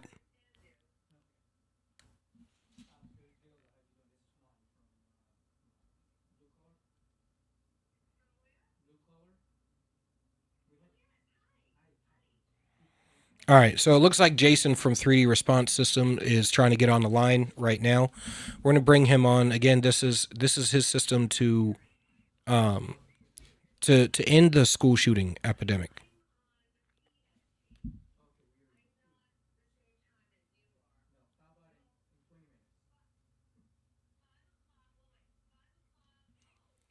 All right.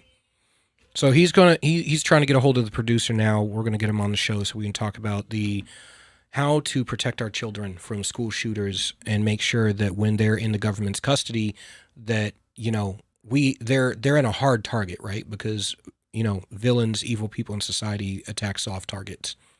We're going to make sure that our kids are a hard target.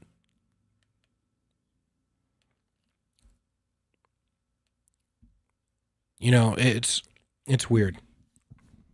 So Julian, we have him. Give me about 40 seconds, and then we'll be with him. Okay. All right, sounds good. So, once again, it's been a crazy couple of weeks so far. Seeing the news, and stepping back and seeing how absolutely toxic the news has been lately. I turn on my X feed, hoping to see things of note, things worth paying attention to, right? And what do I end up finding? More arguing about Sydney Sweeney's jeans, more arguing about which girl is hot, more everybody calling each other degenerates and disgusting, racisms. This person's a racist, that person's a racist. Constantly focusing on fight videos and all that stuff. It's just a never-ending. It's just a never-ending cycle of degradation. At what point do we step back from the abyss and say, maybe we need to re-examine how we do things? We'll see. We'll see, people. But that's the end of this segment. We'll be back in a couple minutes. We're going to have Jason from 3D Response Systems come on to talk about making our schools a hard target and keeping our children safe. We'll see you in a few.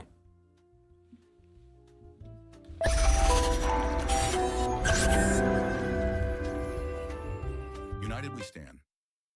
A Marine's Fight, written by Marine Corps veteran Julian Eschyard. This book examines the deepening fractures in our nation, political division, government overreach, and a fading sense of shared responsibility, and offers a battle-tested path forward. A Marine's Fight is a bold and urgent call to action for every American who believes in the founding ideals of our republic. United we stand. A Marine's Fight can be purchased on Amazon. New Hampshire Republican Governor Kelly Ayotte has been making a lot of noise about how she's funding education. The Republican budget she just signed provides more money for education than ever before. She even bragged the other day that New Hampshire is top 10 in the country when it comes to funding our children's education, as if giving money to school systems has anything to do with learning. If you look at the math, and if you got schooled in New Hampshire, the odds are good it's not your best subject. It's the exact opposite. The more money we throw at schools, the less kids learn. We're committed to wasting money on an experiment that failed, unless wasting money to drive parents to homeschool their kids was the goal. We prefer to pick on Democrats, lower hanging fruit and all that, but our rhetorical woodshed doesn't discriminate. If that sounds refreshing, you need to check us out. This is Steve McDonald for Granite Rock, and we'll keep shining the light on them for you. The Spirit of a True Patriot, the inspiring story of retired Captain Douglas J. Ernest.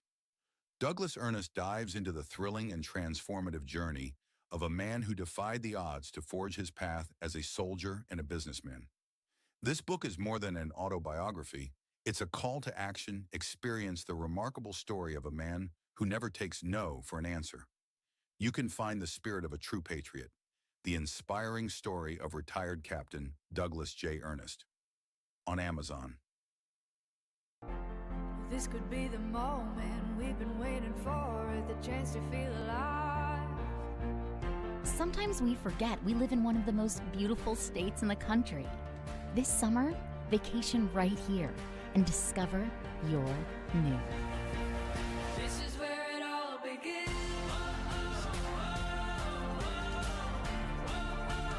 This is where it all begins.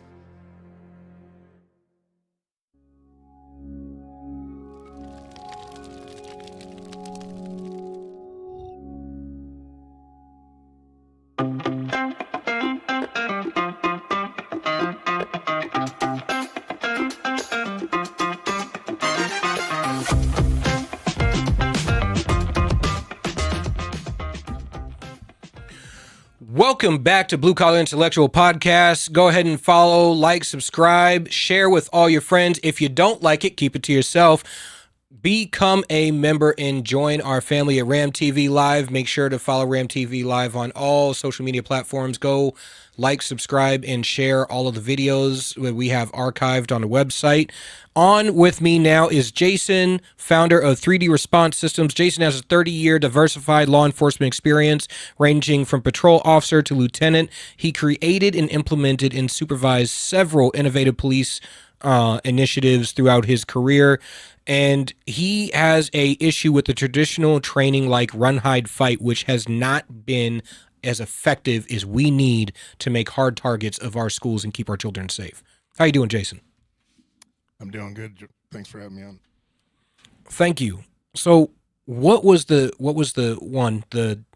motivation that drove you? Everybody has that moment that makes them say, you know, we're not getting served properly. I need to do it myself.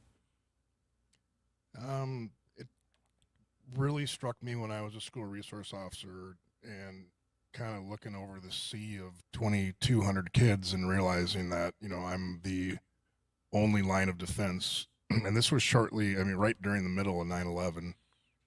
There was a lot of terrorist theories that I got sucked into with the FBI, where tools were targets.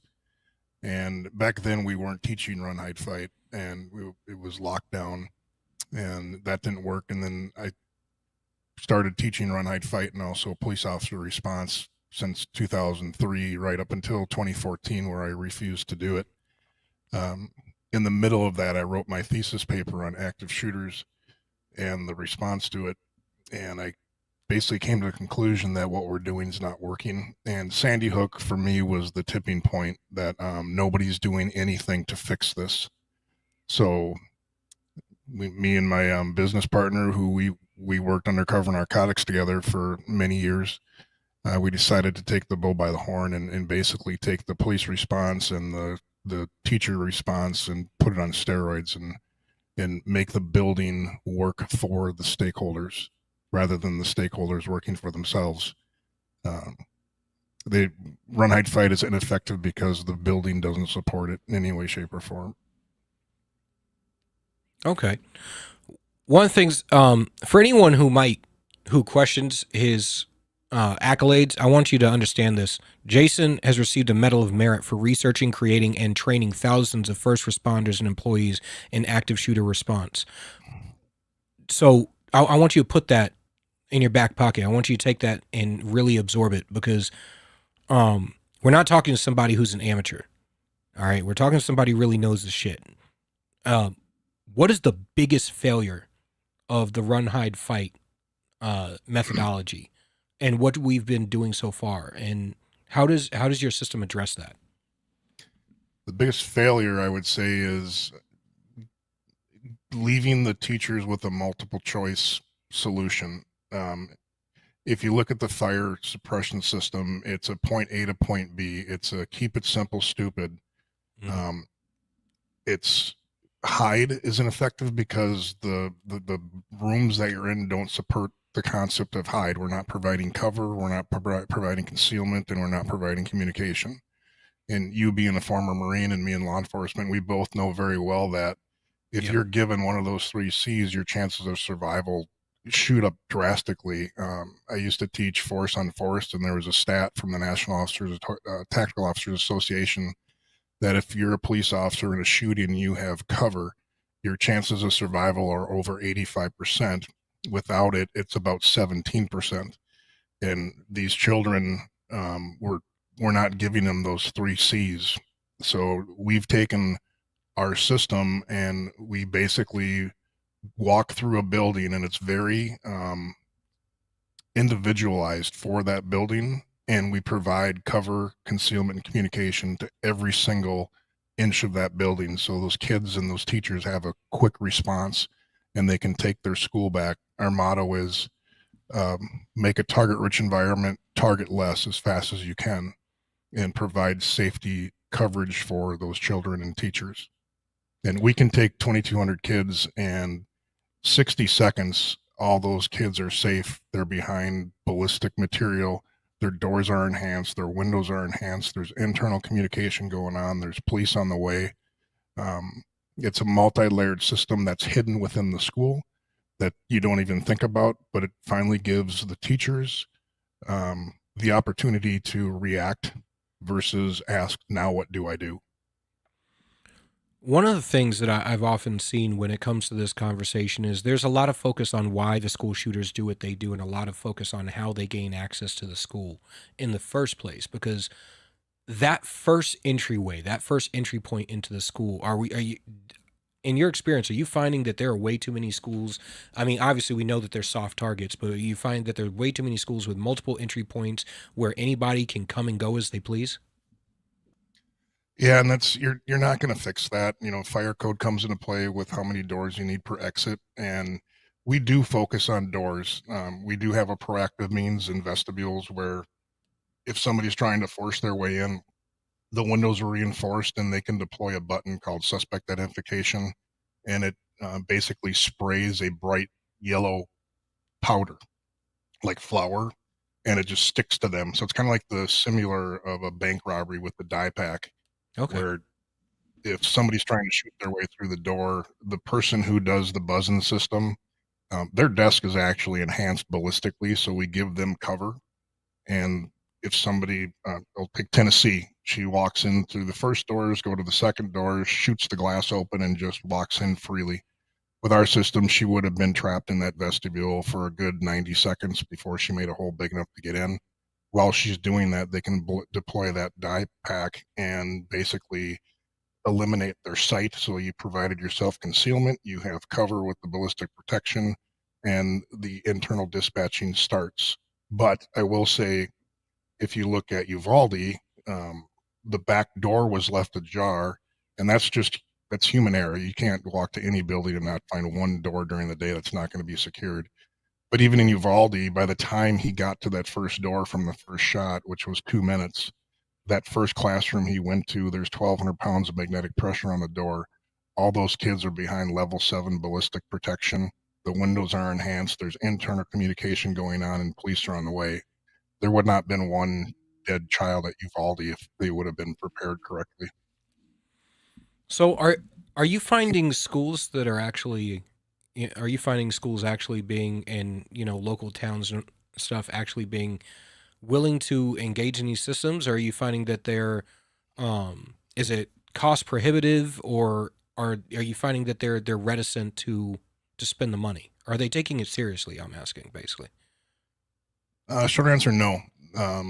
The first district we got installed in, the reason we got installed there was because the superintendent, as far as mindset goes, is a unicorn in the education system. He was a 20-year retired lieutenant colonel in the Army, multiple deployments. So he understood tactics, and he understood cover and concealment. He fought like hell to get our system in. He went out for a referendum.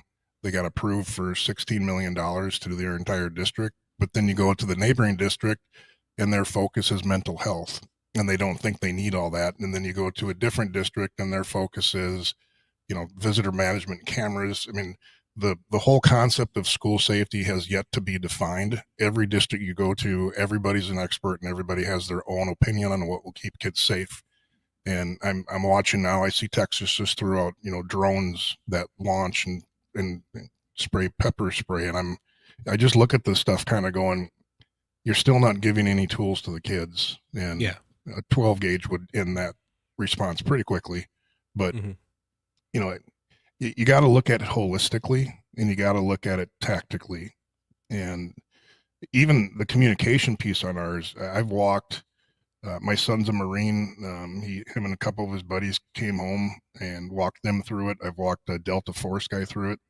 The FBI active shooter team, a bunch of SWAT guys, numerous cops, and the common word from all these folks, and these are the voices that I want to hear from, because they get it, is this is a complete game changer, because we can take the first officer that arrives without our system an average of 5 minutes to locate the suspect. With our system, we drop that down to an average of 40 seconds, because they're literally being Google mapped right to where the suspect is. That alone is a game changer. To any second you can save is very critical. Yeah, and with that die pack, it doesn't allow them to be able to blend in with the crowd, which is another issue that we've seen in active shooter scenarios, is that you have people trying to, exit the building, and cops trying to identify whether one of the assailants is actually exiting with the pack of people screaming and crying, and you can't. It's not like they're wearing bright uniforms or yellow vests telling you, "Hey, I'm the guy." So unless they're actively shooting at that point, if they're walking, in between classrooms, in between bursts, you can't identify them. Yeah, that's happened in a few shootings where they've tried to blend in. Some of them they don't, some they do. That's the thing too, is everybody focuses on just what happened, and then they try to come up with a solution with what just happened. And it's hard to predict what's going to happen, because the first act could happen in the front vestibule, it could happen in the gym, it could happen in a classroom, and you got to look at the school as a whole. And we keep throwing all this money into the front vestibule because of, like, Uvalde, because of the way he entered the school. I joke about it, but I'm being serious. Excuse me. If the next active shooter comes in through the school roof, there'll be 18 months of school roof security. Mm-hmm. We're being reactive, and we need to be proactive and look at the whole building, because you can't predict it. No, that's we used to say it when we were active duty. You have to be, when you're trying to prevent a terrorist attack, and Homeland Security anti-terrorism training, you're trying to prevent a terrorist attack, you have to be on your P's and Q's every day, every waking moment, and always get it right. The terrorist only has to get it right once. He only has to be able to penetrate your outer cordon and your security system once. He only has to wait on that one guy to step out, that one security guard or teacher who likes to take a smoke break between classes, to step out to their car to smoke. and then walk right in the back door. It's literally the same concept, but you're not dealing with trained people. Thank God. My fear is at some point, one of these, we're going to have somebody who knows what they're doing with a weapon and has some tactics in them. But fortunately, all these shootings have been not bright people. And I pray that never happens. But even if it does, with our system, we've done explosive breaching tests on our doors. We've shot the hell out of our walls, broken window. I mean, we've vetted every single layer that we put in there. A lot of repetitiveness with communication or redundancy. Basically, you take that combat mindset or a building search mindset or trying to find a bad guy mindset, and you put it in the school, and you look at it from, okay, if there's a bad guy in here, how can it help me as the responding officer find this person faster? And how can we help these innocent people stay alive during that moment? And that's our mindset when we go in. We'll sit in a classroom for an hour and look at it tactily on how can we fortify this room, and then we'll draw it up. See, I think that's the difference is when I'm looking at a target that I'm doing protection for, or private protection, executive protection, I'm looking at how to make that target safe no matter what happens in any given scenario. What are the fastest things I can do to increase that target's chances of survival in a bad situation? We're not looking at that. We're looking at how to prevent a bad situation from happening. And here's the problem. None of us have a crystal ball. None of us can tell which guy is going to be the guy on SSRIs this week who's off his meds and decides to shoot up the school. I mean, we've seen the failures in law enforcement responding to these situations. We've seen the failures in teachers responding to these situations, the administrators responding to these situations.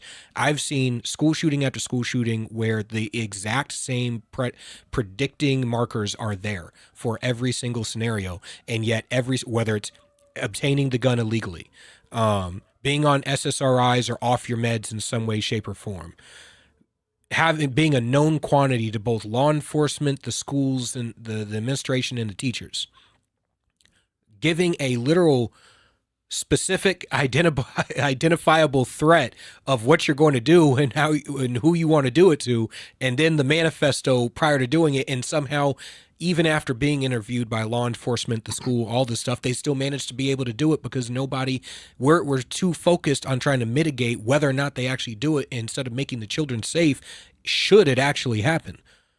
Correct. Yep. And that's what there's too much money. Some of your item, I mean, we do have a portion of our system that's prevention, and this comes from, we've partnered with Life Development Resources, which gets all the court-ordered juveniles to go in for mental health assessments, and they strictly deal with homicidal, suicidal, violent tendency kids.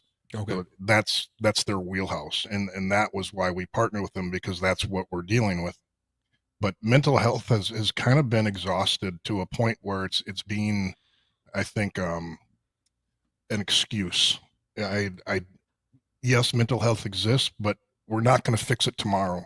Yeah. My big belief is if you're a teacher or a school resource officer or you work with kids, the most important thing you can do is develop relationships with those kids, become a big brother, a surrogate parent, because you don't know what their family life is like. And you don't know, I mean, you have them literally for 5 hours a day. And then there was somebody else. So most of the kids that made threats when I was a school cop, they were more the quiet ones. They weren't the loud, boisterous ones. We just had one 2 years ago, and I've investigated, either overseen or actually investigated, over 60 active shooter threats in my tenure. And the one 2 years ago, this was a B student, not one disciplinary act. He was a junior, and he was in this district since he was in kindergarten. No negative anything. And he went home and he had a manifesto that nobody knew about. But on a Sunday night, he went in the garage and he grabbed a hammer, and he waited till his mom and dad were watching a movie, and he went up behind and started smacking his dad in the head with his hammer, trying to kill him. and mom intervened, and he grabbed a knife and then tried to stab mom. And we got called there. Thankfully, nobody was killed, but we search his room and we find the manifesto, and in there, it was that day. And then the next day, so that night, his plan was to kill his mom, his dad, his dog, and his gecko. And then he was going to take his dad's gun to the school the next morning and shoot up the school. And, thankfully that 911 call was made, but, this kid was completely off of anybody's radar. I mean, not one police contact, nothing. So it's hard and the last 6 active shooters actually didn't even go to the school. Yeah. One interesting fact where I do think mental health is a problem. I think the last 6 were transgender. Yeah.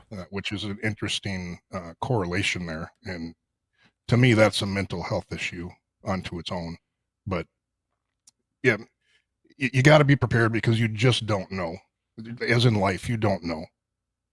Well, you know what? I want to thank you for coming on. I'd definitely like to have you back on soon. Where can people find you, support your work? Because I want to make sure as many people as possible see what you guys are doing, support it, and hopefully I can shop around your system and give you some contacts here in New Hampshire. We can at least fortify my state. Yeah, 3dresponse.com. It's a pretty robust website. I'm on X at Jason 3D Response, and we also have a bill called the SHIELD Act that in Minnesota it's working on making it into basically a building code that you have to have our system or a system similar in the building if you're going to build or have an educational building in the state. So kind of like the fire code, but more of a police code type idea. All right. Well, I want to thank you for coming on. I will definitely shop around your system and give you some contacts here in the state, see if we can get that going, because there are kids. All right, that's the end of this segment. Up next, we have Dr. Gilda Carl. She is the author of Real Men Don't Go Woke. We are going to be talking about a really, really hard subject, but you're going to love it. Stay tuned.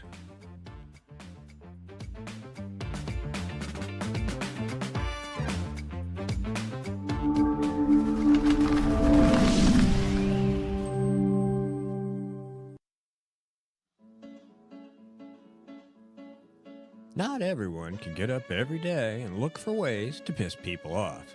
But here at GraniteRock.com, we do that almost every day. I can't tell you how many times someone's lost their SHIT and threatened to end us. But we're still here, pissing people off. It's almost like we enjoy it. And we've been doing it since 2006. That's almost 2 decades of news, politics, and opinion, and now podcasts, and we're just getting started. We believe in principles before parties and politicians. We defend free markets and individual liberty, and if that makes you mad, it makes us smile. We're like Grandma after she stopped caring what other people thought. If that sounds refreshing, you need to check us out. This is Steve McDonald for Granite Rock, and we'll keep shining the light on them for you.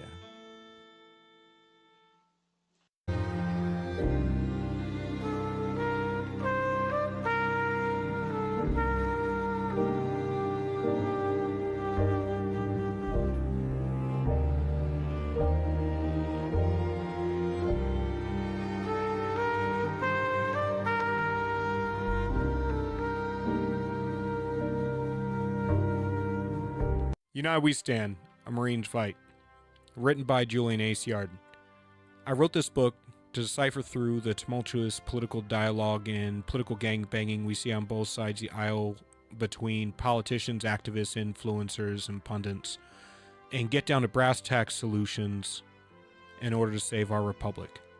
Again, United We Stand, A Marine's Fight, written by Julian Aciard. You can purchase the book on Amazon, Kindle, and Barnes & Noble.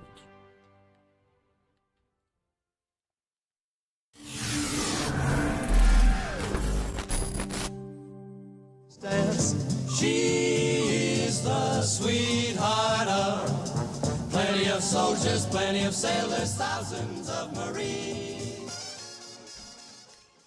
All right, man, I'm jamming out. I feel like I'm jamming out a, 1950s USO, right? So we got Dr. Gilda Carl, spokesperson for the International Council of Men and Boys. She is a friend of the show. She is back on. She is the author of Real Men Don't Go Woke, and we have You know, last week we had her on to discuss crazed women increasingly resorting to progressive activism, but we got into a conversation about suicide rate amongst men and, you know, society's evolving expectations for men and men being silent or angry. But is society's expectations really changing, or are they just increasing? We're going to get into it. How you doing, doctor? What a pleasure listening to this last guest that you had. By the way, so good to see you again, Julian. Thank you. It's good to see you too. You know, he was talking about the school shootings, and I started my career as a teacher in the South Bronx, the worst neighborhood in the world, and I stayed there for years. Thanks to social media, many of the students who are my students are still alive. And that's something to say because in that community, a lot of them died. Yeah. But one young man found me. He had already been through military service. He had already gotten an MBA. I mean, this is out of the South Bronx, the worst neighborhood you could absolutely imagine. And he said something to me that resonated with me, but it reminded me of this statement again when I heard your last guest. He said, if not for you and your husband taking me on that trip to go fishing one day onto this lake in upstate New York, I would never have gotten out of the South Bronx. Mm-hmm. One event that I didn't know about it. I was there. I mean, I didn't know what an effect it had on this young man. And he came back to me and told me this, and I was gasping. I just did not know I had made that much of an impact. I am certain he must have had other things along the way that affected him in a positive way to leave the South Bronx. But he told me that one gesture, he was a nice little kid in elementary school. I remember that. And I said, how would you like to go fishing one day? He said, I never did that. I'd love to do that. And we took him. And he told me that made such a difference. And he went out of his way to find me on social media. So when your last guest was talking about, we have to get to these kids, whether they show signs or not, we have to give them stuff that may not be and probably isn't in the school curriculum. Yeah. The problem is when you're in a vulnerable state like that, you gotta, sometimes all it takes is for somebody to let you know they care. Which is where, like, as a man, I often reference that Chris Rock stand-up comic or stand-up comedy skit where he goes, nobody cares about men. It's women and dogs and children are loved unconditionally, but men are only loved under the condition that you provide something. And I'm like, being a man, I understand that. Because it's not, I understand it and I feel it in my bones. And it's not, this isn't to say that society is bad. This isn't to say that it shouldn't be that way or how it should be or whatever. And this isn't to say that male or female psychology, evolutionary psychology is bad or good or one is better than the other. This is to say it is what it is.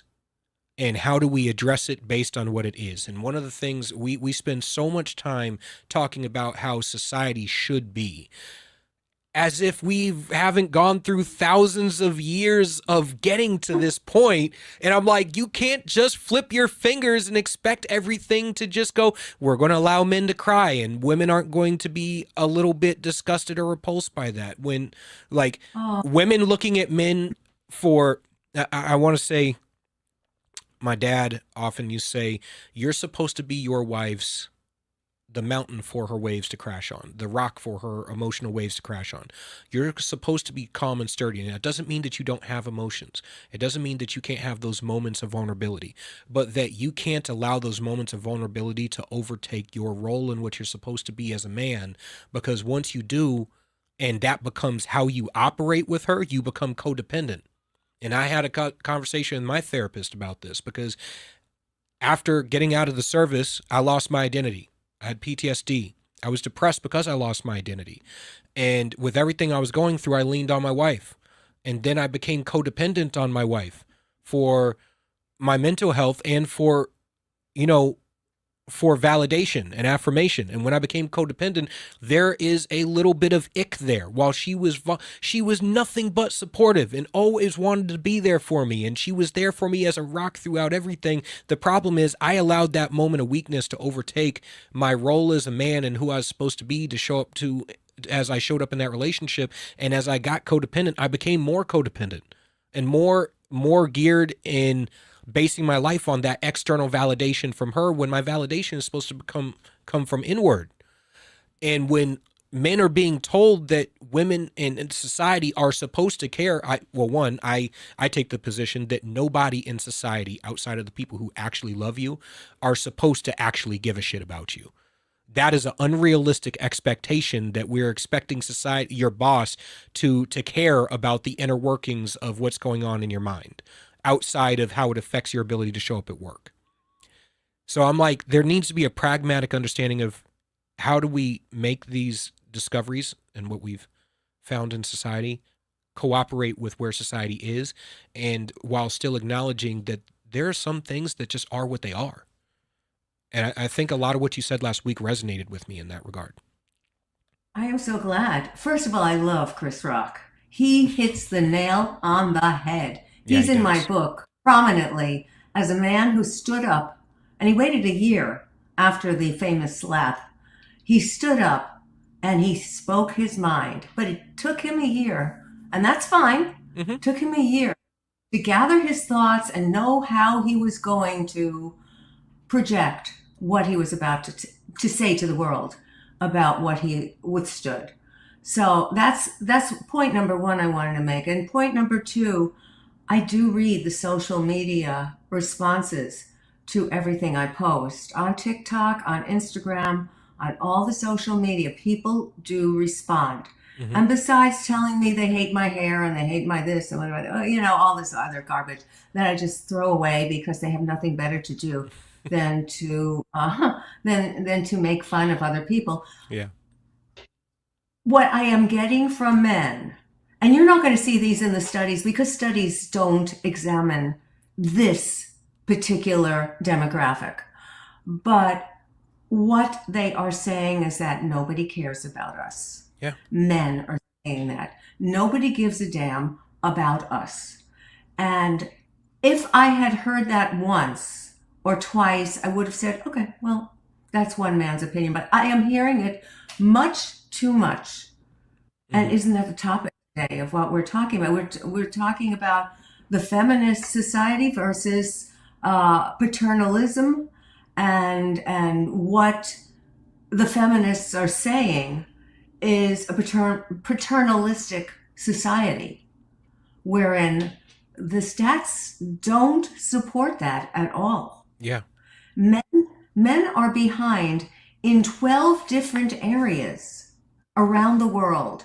And my organization, International Council for Men and Boys, put out all this information with plenty of supporting data.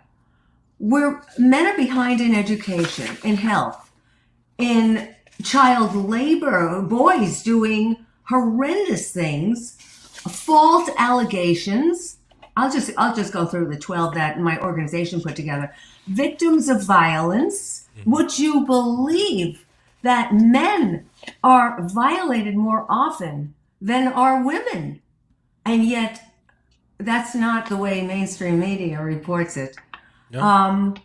In parenting, men facing the biases in the court system and during divorce and child custody and all of that. In the criminal system, in partner abuse, in homelessness, Mm-hmm. in the workplace. Men faced 15 times workplace deaths, nearly double the injuries of women.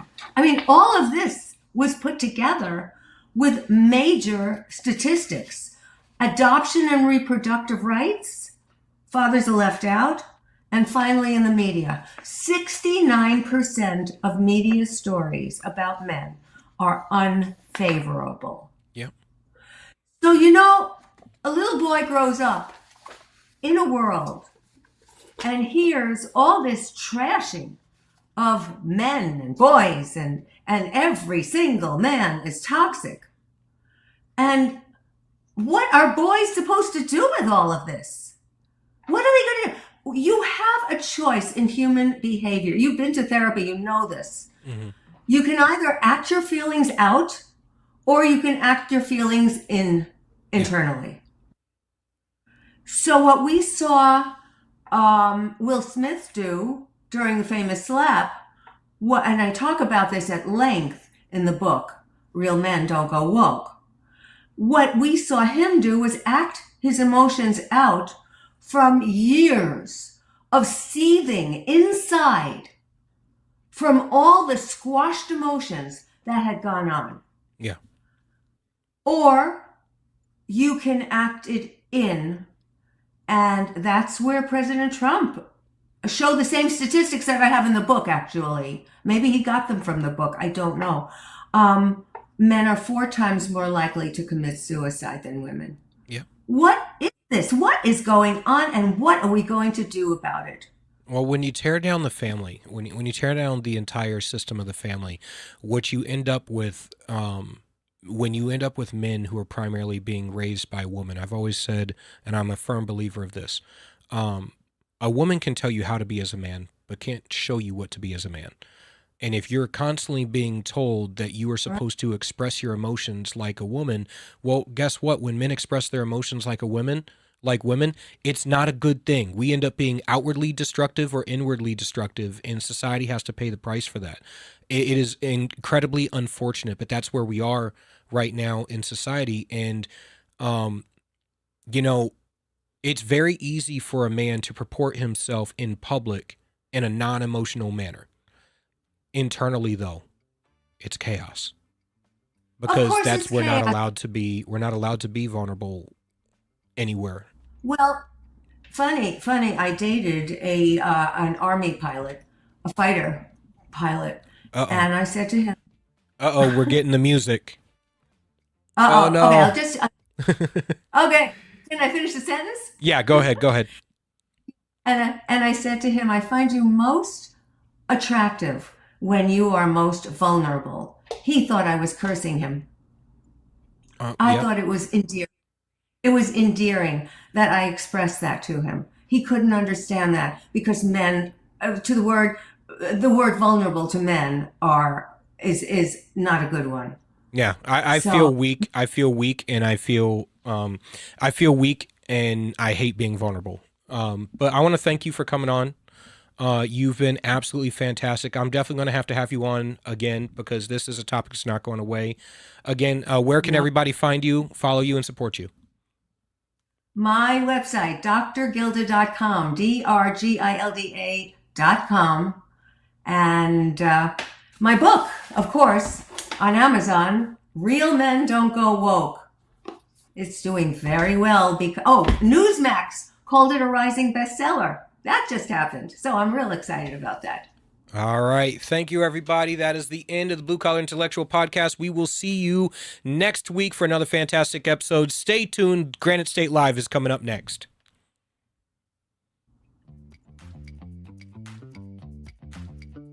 United We Stand. A Marine's Fight, written by Marine Corps veteran Julian Eschiard. This book examines the deepening fractures in our nation, political division, government overreach, and a fading sense of shared responsibility, and offers a battle-tested path forward. A Marine's Fight is a bold and urgent call to action for every American who believes in the founding ideals of our republic. United We Stand. A Marine's Fight can be purchased on Amazon.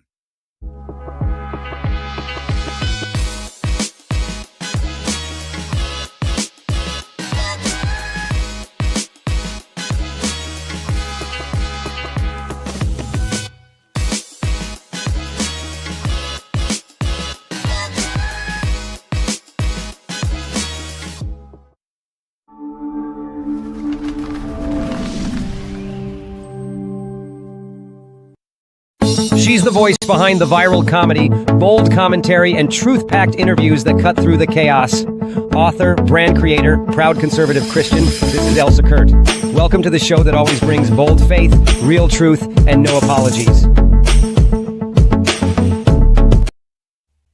Well, hey, my friends, welcome for a very special interview, special episode. We're going to have Lori Longfritz on. So here's the backstory. In March of 2002, U.S. Air Force Combat Controller John Chapman was left behind on a mountaintop in Afghanistan. He was wounded, alone, and surrounded, and he continued to fight for over an hour to protect the very teammates who had unknowingly retreated without him. He died saving lives that day, and for years, that part of the story remained buried, disputed, and in some circles, deliberately ignored. It took 16 years, a mountain of evidence, and the unrelenting advocacy of his family, especially his sister Lori, for the truth to be formally recognized. In 2018, John Chapman was posthumously awarded the Medal of Honor. We're gathered together this afternoon to pay tribute to a fallen warrior, a great warrior, Technical Sergeant John Chapman, and to award him our nation's highest and most revered military honor. But as Lori will tell you, that wasn't the end of the fight. And in many ways, it was just the beginning. So join me in welcoming Lori with us today. Hi, Lori. Thank you so much for being here. Thanks, Elsa. Thanks for having me. Absolutely. So, it's such an incredible story. And, I really want to start by saying thank you to John, of course, and to your family for, a sacrifice that so many of us are so fortunate to not ever have to experience. So we thank you for that. And we're sorry for that, for your family, for what they've gone through and what they're still going through, what you're going through. Thank you. Absolutely. We never expected it really either, because John was just growing up, and I don't want to say he never failed at anything, but if he struggled with something, he pushed through until he made it. And we didn't know what combat control was. We had no idea most of what he was doing in that capacity. So I think for most of us, if not all of us, we just assumed that he would always be fine, and so we never thought we would be, the ones getting the knock on the door. So.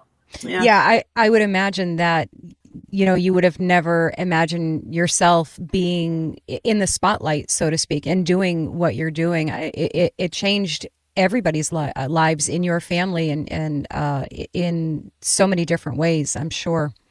Yeah, it sure did. It changed all of us. And we initially, when it all happened, my mom and I were the only ones left in Windsor Locks. And, we tried to be private. Like, we didn't want to do interviews and things, but we were basically told, well, if you don't do interviews, then we'll just come up with whatever we want to say. We'll interview someone who may have known him for 5 minutes or, something along those lines. So, we were almost pretty much forced into, giving interviews and, and exposing our pain right there in front of everybody.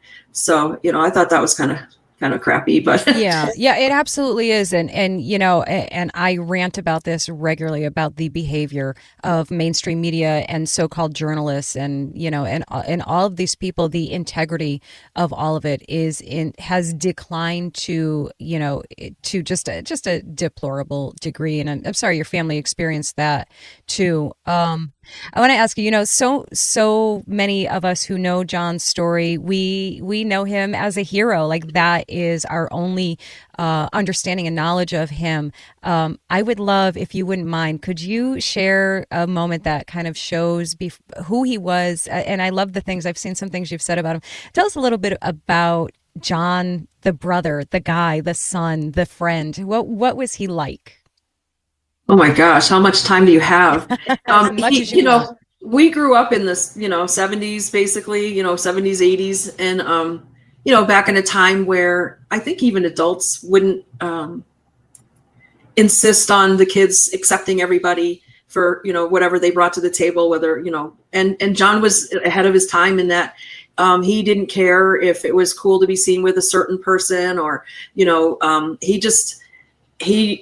he had a lot of compassion for most people.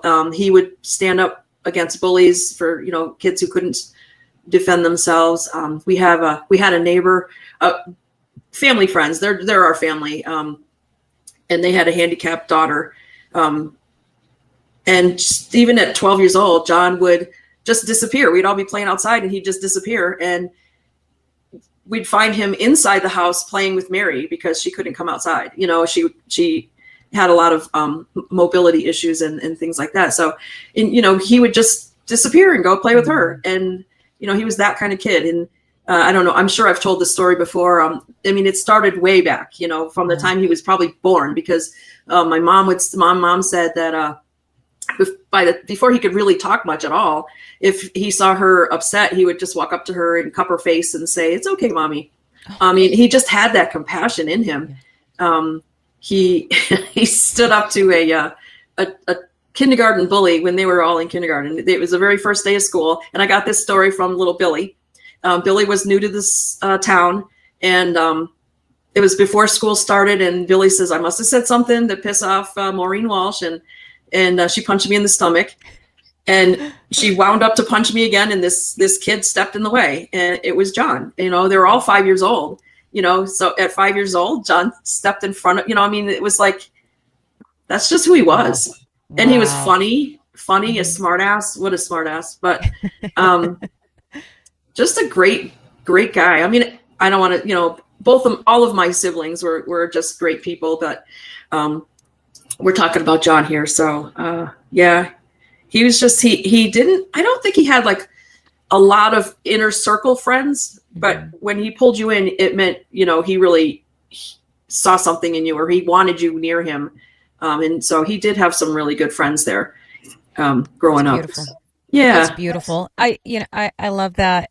I would imagine that so many people after his passing came and shared stories, that's probably, if there's ever anything good to come from such a tragedy, is that, because we don't just randomly share great memories of people with each other, right? And when something like this happens, it triggers all of those memories, and people are so kind to share those memories so that you get to have them as well. Is that something that happened a lot? Did you get a lot of stories that you never knew? Absolutely. It happened a lot. So I just self-published a book after Alone at Dawn. I have Alone at Dawn first, so my co-author. I just self-published first there. The life and legacy of American hero Master Sergeant John Chapman. It's a mouthful, but kind of had to be. But in that book, I tell about a lot of the stories that came out after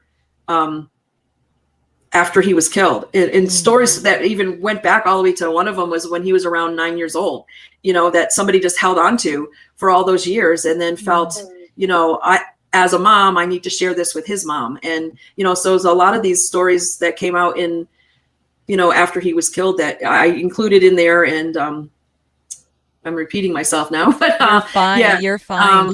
So yeah, there were lots of, even I think Billy was one of the ones that, he told me that story, and I think in 2016, wow. It's just. Those pictures on the cover are such a treasure, and I would imagine there's so many, like every family of that era. Now it's all on their phone. They got to scroll their phone to find them. But we're so blessed to have those actual albums and physical pictures you can hold in your hand and look at, and they're such treasures now, I'm sure, more than ever.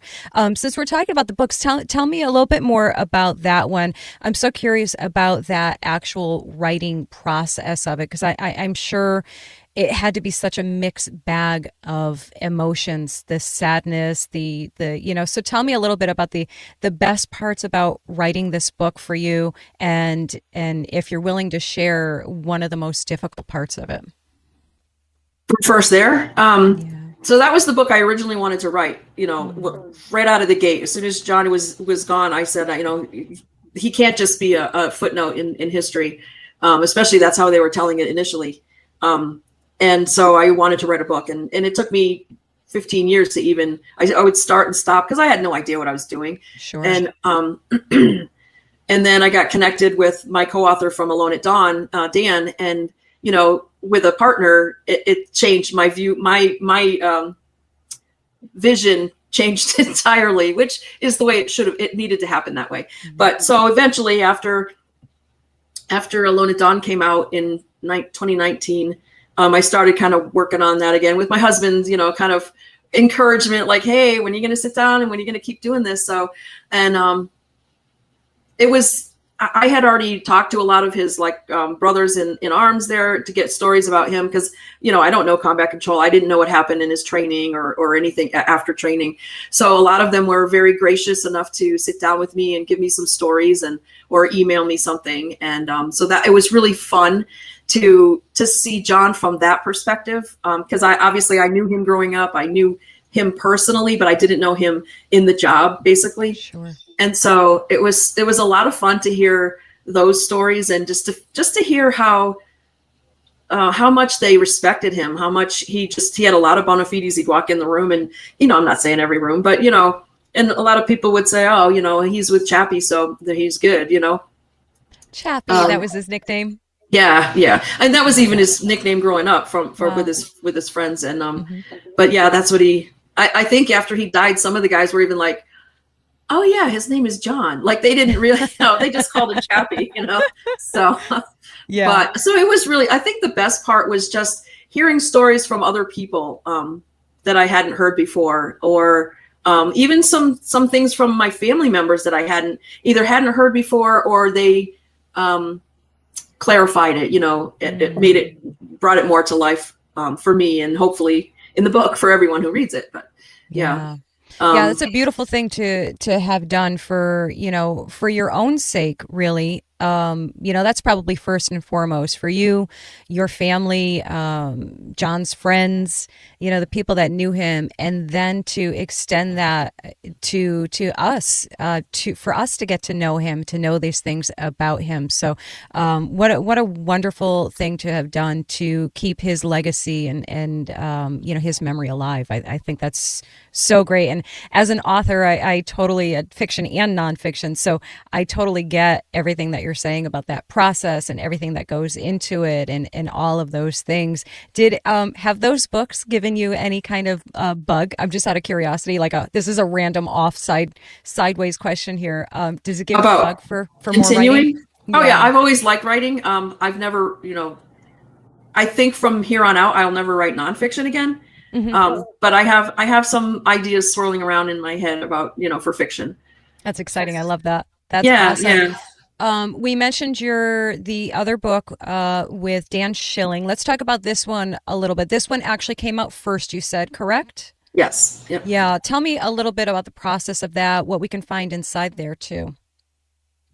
So the process was I had never written a book before, so everything was new to me. The process was it was interesting. It was challenging at times. Dan is a very strong personality. He was a combat controller too. They're all type A, Yes. And Dan could pretty much sell, ice to Eskimos. So, it was definitely interesting, and I learned a lot of very valuable lessons. And we went through our issues, but I think we were able to work through them and produce a really good book. It was a New York Times bestseller. Yes.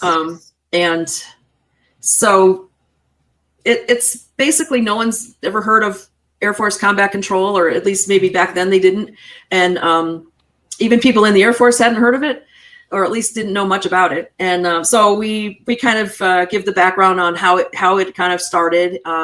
The pipeline is the longest and hardest of any of whether you're looking at Delta, SEALs, whatever, it's the longest of all of them, because combat controllers, and there may be only one per group, have to integrate with they have to integrate with the SEALs and the Delta and the, SAS and all these even foreign entities. So they have to know, they have to be prepared to be able to integrate with each one. It could be day to day, week to week, or hour to hour. You don't know. You have to be able to just pivot and fit right in. So theirs is longest and hardest. So we talk about that. Mm-hmm. Obviously, Dan is the one who did all that, because I wouldn't have a clue what John went through in the pipeline. And John it wasn't easy for him. That was the first time when I was learning about even combat control myself. Like I didn't know about combat control until after he died. Mm-hmm. So in writing that book, I learned a lot more than I had before that. And I mean, I was so impressed with John, even more so after learning what they have to go through and what they have to know and what they have to do and have to know like high level math. I'm like, high level math, he did, in high school, he probably had average grades, I never, so I was like, wow, little brother, I'm pretty impressed with this. So it was nice to find out that stuff, but we explained that, and then we kind of go in, and there are some little stories about John interspersed throughout, just to kind of connect where John was when this combat control was growing. And then we, talk about the battle, and I have a chapter in there at the end that's strictly on the Medal of Honor ceremony in 2018. So Yeah, the book is a really fascinating blend of like the tactical and the personal. Like it's such a great balancing act between the two, and you get both of those perspectives really, so what you're getting on the personal side, and then marrying that with all of that tactical stuff. It's like it's almost overwhelming, right? For like just learning all of that, going, wow, there's just so much encapsulated in all of this. And of course you mentioned the battle, so I think it's a great time to go into that. So if you could, and feel free to kind of like just summarize it for everyone, just the timeline in the events of what happened, so we can kind of go into what happens next. So the timeline was there was this big the Shiakat Valley, they were all the military. They were all going to be, there was just going to be this big, massive, let's, sweep through here and get stuff done. Well, the combat controllers had to find higher ground. So from there, they could call in airstrikes, and they could see the valley and know where to do that. So there had to be, they had to find places to land and things like that. So John's group, he was embedded with a SEAL Team 6 team, and they didn't have to go into the mission. They already had people in place. And I don't want to get too deep into the weeds. It was a poorly planned, unnecessary mission that the SEALs pushed because they thought that Bin Laden was there and that they were going to get the kill. The ultimate, get down to the brass tacks. They wanted their, we're so wonderful, be able to raise their flag over his body. And but they didn't need to go there. It wasn't a mission that had to happen that night. 2 other SEAL team leaders were given the mission, and they said, no, we're not doing that. And then John's team leader, and I usually say leader, but that's just me, because I've gone through this for so many years. I've gotten very cynical, but so he accepted it, and he did try to push it for 24 hours. And the leadership said, no, we need to get in it now. We need to get in the fight. And so they went, and they had helicopter issues and things like that. And so initially they're supposed to land at the base of the mountain and work their way up and be surprised that they went up there. So because of helicopter issues and whatnot, it was delayed for hours. And so the best thing they came up with was to land on the top of the mountain in a Chinook. Everybody knew they were coming. There's no way to hide that, the sound of it, the massive, it's huge. And so and they knew the enemy was there. They were told prior to that the enemy was up there, and they just decided to cowboy it. And it's like, well, we're SEALs, and, they'll run because they know it's us, and they didn't, so they were attacked as soon as they were trying to land. The back was already open, and one of the SEALs, somebody else had fallen out, and he was tethered. That guy was tethered. So Neil Roberts tried to pull him back in, and in the push-pull of trying to bring someone back in, and he wasn't tethered, the guy, he ended up being pulled out. Wow. And they were taking RPGs. So the pilot, not knowing what was going on in the back, said, we got to get out of here, and left. So they left Neil there, and he was ultimately executed within, I don't forget how many, I don't know, 20, could be 20, 40 minutes. I don't know. I know he did, try to kill them, but that he was surrounded. But so anyway, once they crash landed, they said, well, we have to go back and get Neil. And they wanted to leave John with the crew of the fallen helicopter, the downed helicopter. And John was like, no, I'm on the team. I'm coming with you. But then there were still more delays because they brought in another helicopter, and that pilot said, oh no, I'm not going back up there right now. We need to go back and whatever. So there were still more delays. And so then when they went back the second time and they did the same thing, they're going to land right there where they tried to land before, and expecting different, whatever results. And they landed. Normally the controller is the last one out, from what I understand, at this point, because it was all ad hoc and they just wanted to go find Neil. The team leader went out first, post hold into their knee to thigh deep snow. And so he post hold and fell on his face, and John stepped over him, and they were taking fire from, 2 bunkers. So he you're supposed to attack your attacker. So he went right after the first bunker and killed those 2 guys, took over the bunker. Basically there was all that. Then at some point in time, he and the team leader went to, and the other guys had come out and kind of spread out. Then John went to the second bunker. At some point in time, he was hit, and that's when the team leader split off and met up with the other guys, and they were like, where's Chappie? And, oh, he's dead. But he never checked him. So I can't, the guys on the mountain were like, okay, well, now we have to go with what we were just told. So he told them, Chappie's dead. And so then they egressed, and but not far, because they could still hear I'm blowing through all this, skipping a lot. But John came to after maybe 15, 20, 30 minutes. I don't know how long.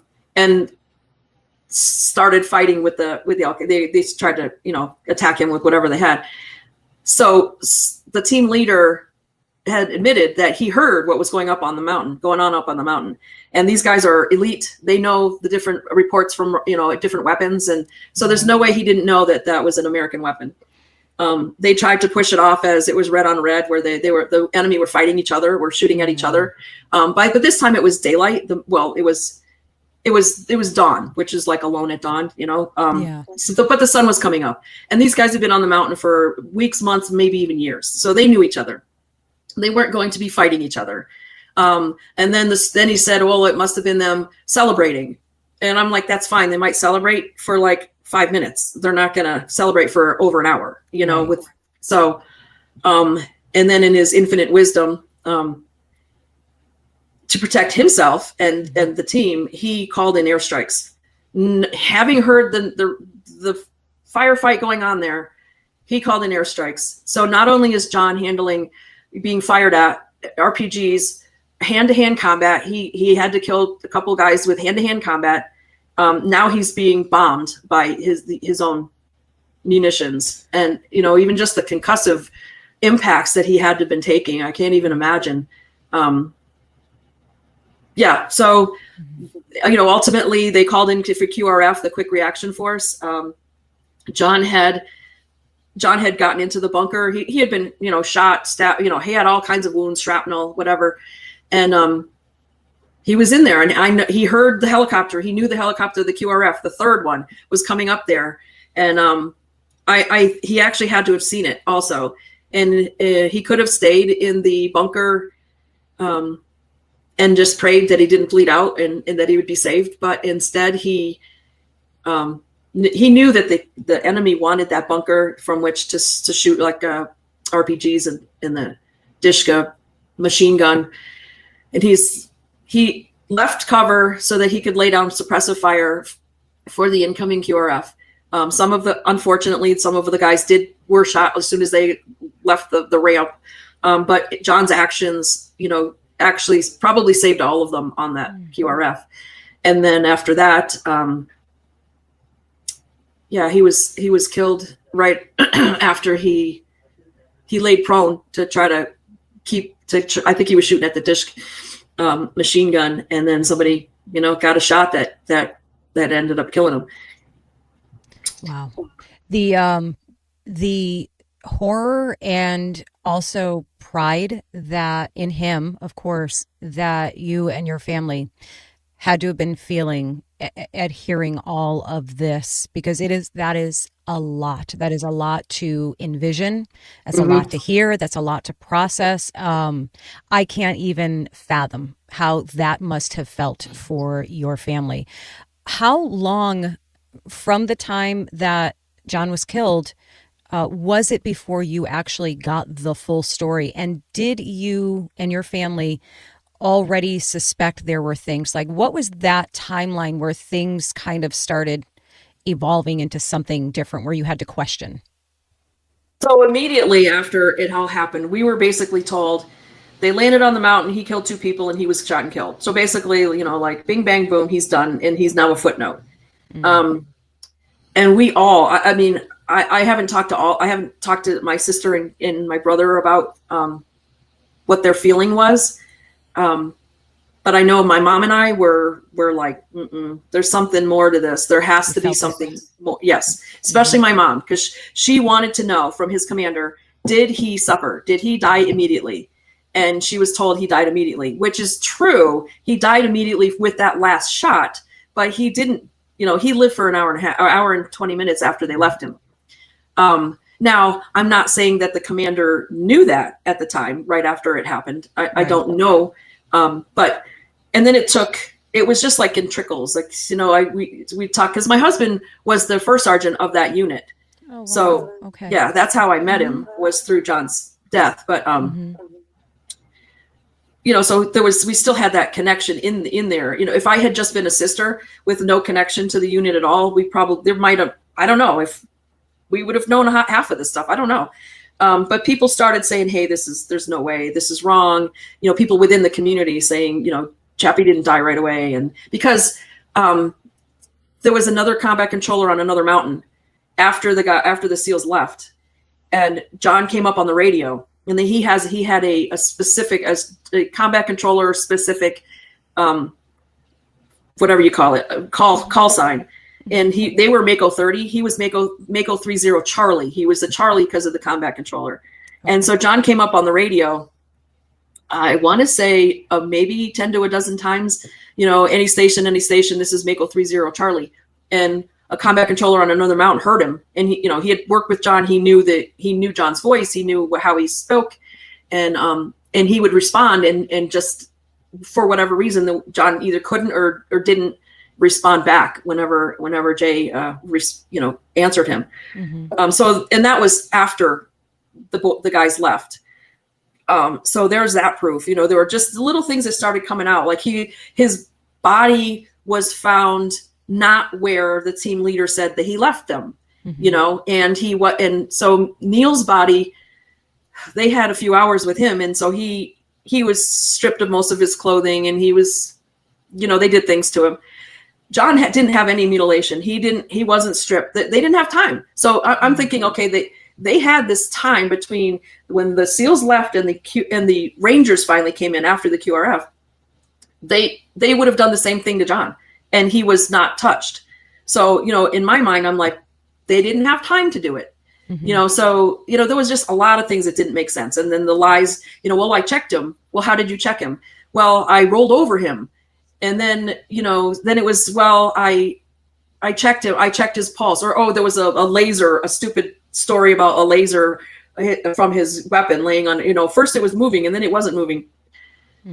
I mean, so the story kept changing, stupid. basically. Yeah. And they were pretty stupid. So, Yeah. you know, it's like, we're not dumb, you know? Right. So it started coming out a little bit at a time. And, you know, I got married to Kenny, and he got to see both sides of losing a troop, and then seeing the pain of the family. Like, you know, he lived both sides, and we were talking, and we tried everything we could back in, I want to say 05, 06, to get him, get his Air Force Cross upgraded, or at least looked at for an upgrade. Right. And we just kept getting shot down immediately. And we're like, okay, there's something going on here, that it's this fast. And so John had a ship named after him in, I want to say it was 06, and General Jumper was there, and Jumper knew that Kenny was married to John's sister. And so Kenny went up to him and said, hey, you know, what do you think about looking into having this upgraded to the Medal of Honor? And Jumper said to Kenny, again, knowing that he's married to John's sister, the Chapman family has been very easy to work with. So let's not make waves. Wow. That to me was like, yes, full confirmation that there's more, And then that's, go ahead. I'm sorry. No, go ahead. So that's almost in a nutshell that it's all because they didn't want this incident looked at. That's the whole reason, right? Why the Medal of Honor upgrade was not happening, why they were just stonewalling you, because they did not want eyes on any scrutiny on what really happened, right? Right. And they is not the Air Force. They in the SEALs. They did not, because for them it's all about the brand. They, we are Navy SEALs, and which is completely not true. They're human beings, and they always make mistakes. And so, as from a family perspective, and I think I feel like I speak for pretty much every family who's lost someone in war or not. Just all we want is the truth. Yeah. Tell us the truth. If our person, male, female, whatever, if they screwed up, then we want to know. Right. If he or she was a hero, we want to know that too. We don't want it to be suppressed. Neil Roberts was a hero. They didn't even celebrate their own guy, because in doing so, it would have, it blows my mind that the people that they don't care who they hurt, as long as it keeps their brand, shiny. I don't know. Yeah. And the American people are so gullible, everybody's like, oh, well, they're Navy SEALs. So they would, or military, it doesn't even have to be SEALs. Sure. So they're above board and they would never lie. I mean, look at Pat Tillman's family. They were lied to, Right. it's just tell us the truth. Yeah. Yeah. You, in undertaking all of this, and just being exposed to it and then advocating the way that you have, that obviously must have drawn so many more, military families who went through or are going through similar, things as this. Did you find that there were a lot of people coming to you and saying and sharing their own stories and sharing their own questions and asking maybe even for your help in, righting these grievous wrongs? I didn't really get, I entered or joined a Facebook page that was Gold Star Siblings for a while. And there were some sisters who reached out to me, with different grievances, some of it with whatever branch it was that their sibling was in. Some of it had to do with more personal things like what do you call it? PNOK. The primary next of kin, which is at the ones who came to me were the ones who had spouses, who had in-laws, sister-in-laws, and how they were treated in that respect. So that was a big thing for on that site. But I didn't really have a lot of people. I mean, because I was still fighting my fight, and Sure. And a lot of them, I think they just accepted what they were told, and I don't know. I feel like there are a lot out there whose story is not quite what you think it is. Yeah. I feel like they lie about it for no apparent reason. Like it's just like the knee-jerk reaction. Like you heard about things in the Vietnam, or somebody went off the reservation, but the family was told, well, he saved a whole platoon. And it's like, just tell the truth. Right. I don't know. Yeah, no, I agree with you. And I can certainly see, I can certainly understand families just wanting to take the best possible version and leaving it at that. But, there's people like you and your mom that are, truth comes before everything. And, and it's really a testament to your fortitude and my gosh, especially your mom, as a mother, to hear those things. Again, I always put myself in that mindset of how would I feel? How would I react? What would I think? What I do? None of us know, certainly for real, until they're faced with it. So I commend you so much, because there are other families and other military families who have had that gut check as well, that said something's not right here. And I think your story and the way that you have handled this and pursued this, I think it is such an encouragement and almost like a guidebook of how to, right? You know, to be like, okay, wait a minute, this is the steps that they went through. These are the things that they said and did, and, you know, and really just putting the pressure on and putting the spotlight on. And obviously that tenacity, that perseverance, it finally paid off with that deserved Medal of Honor. Take me through, if you will, that, how, just the feeling, the emotions of that, the everything of getting finally that for John. So just so everyone knows, our efforts to get his Air Force Cross looked at for the Medal of Honor went nowhere. We had nothing to do with him ultimately being awarded the Medal of Honor. What happened was back in, I want to say 2014-ish, then Secretary of the Air Force, Deborah James, was reading an article in the Military Times or Air Force Times that asked, what does an airman need to do to receive the Medal of Honor? Because there hadn't been one since Vietnam. Wow. An airman, not like a pilot or anything. Sure. And so she said, let's find out. And so she tasked her people with finding, I don't know, 10 or 12 names of people who had been awarded something, but maybe it should have been the Medal of Honor. And John's name floated to the top. And so then ultimately he was chosen as the one to, let's prove this, let's make it happen. And so then the process went on from there. And the SEALs, they tried everything they could do to squash John's medal, like everything they could think of, you know, and when it didn't work, they decided to, so there's a whole big thing. So yeah. Rob Harrison was in the AC-130 that was flying overhead and recording. So he was an ear and eyewitness to the whole thing. And he was on the Medal of Honor task force to prove the medal. So he knew everything that was going on, and he was in a room.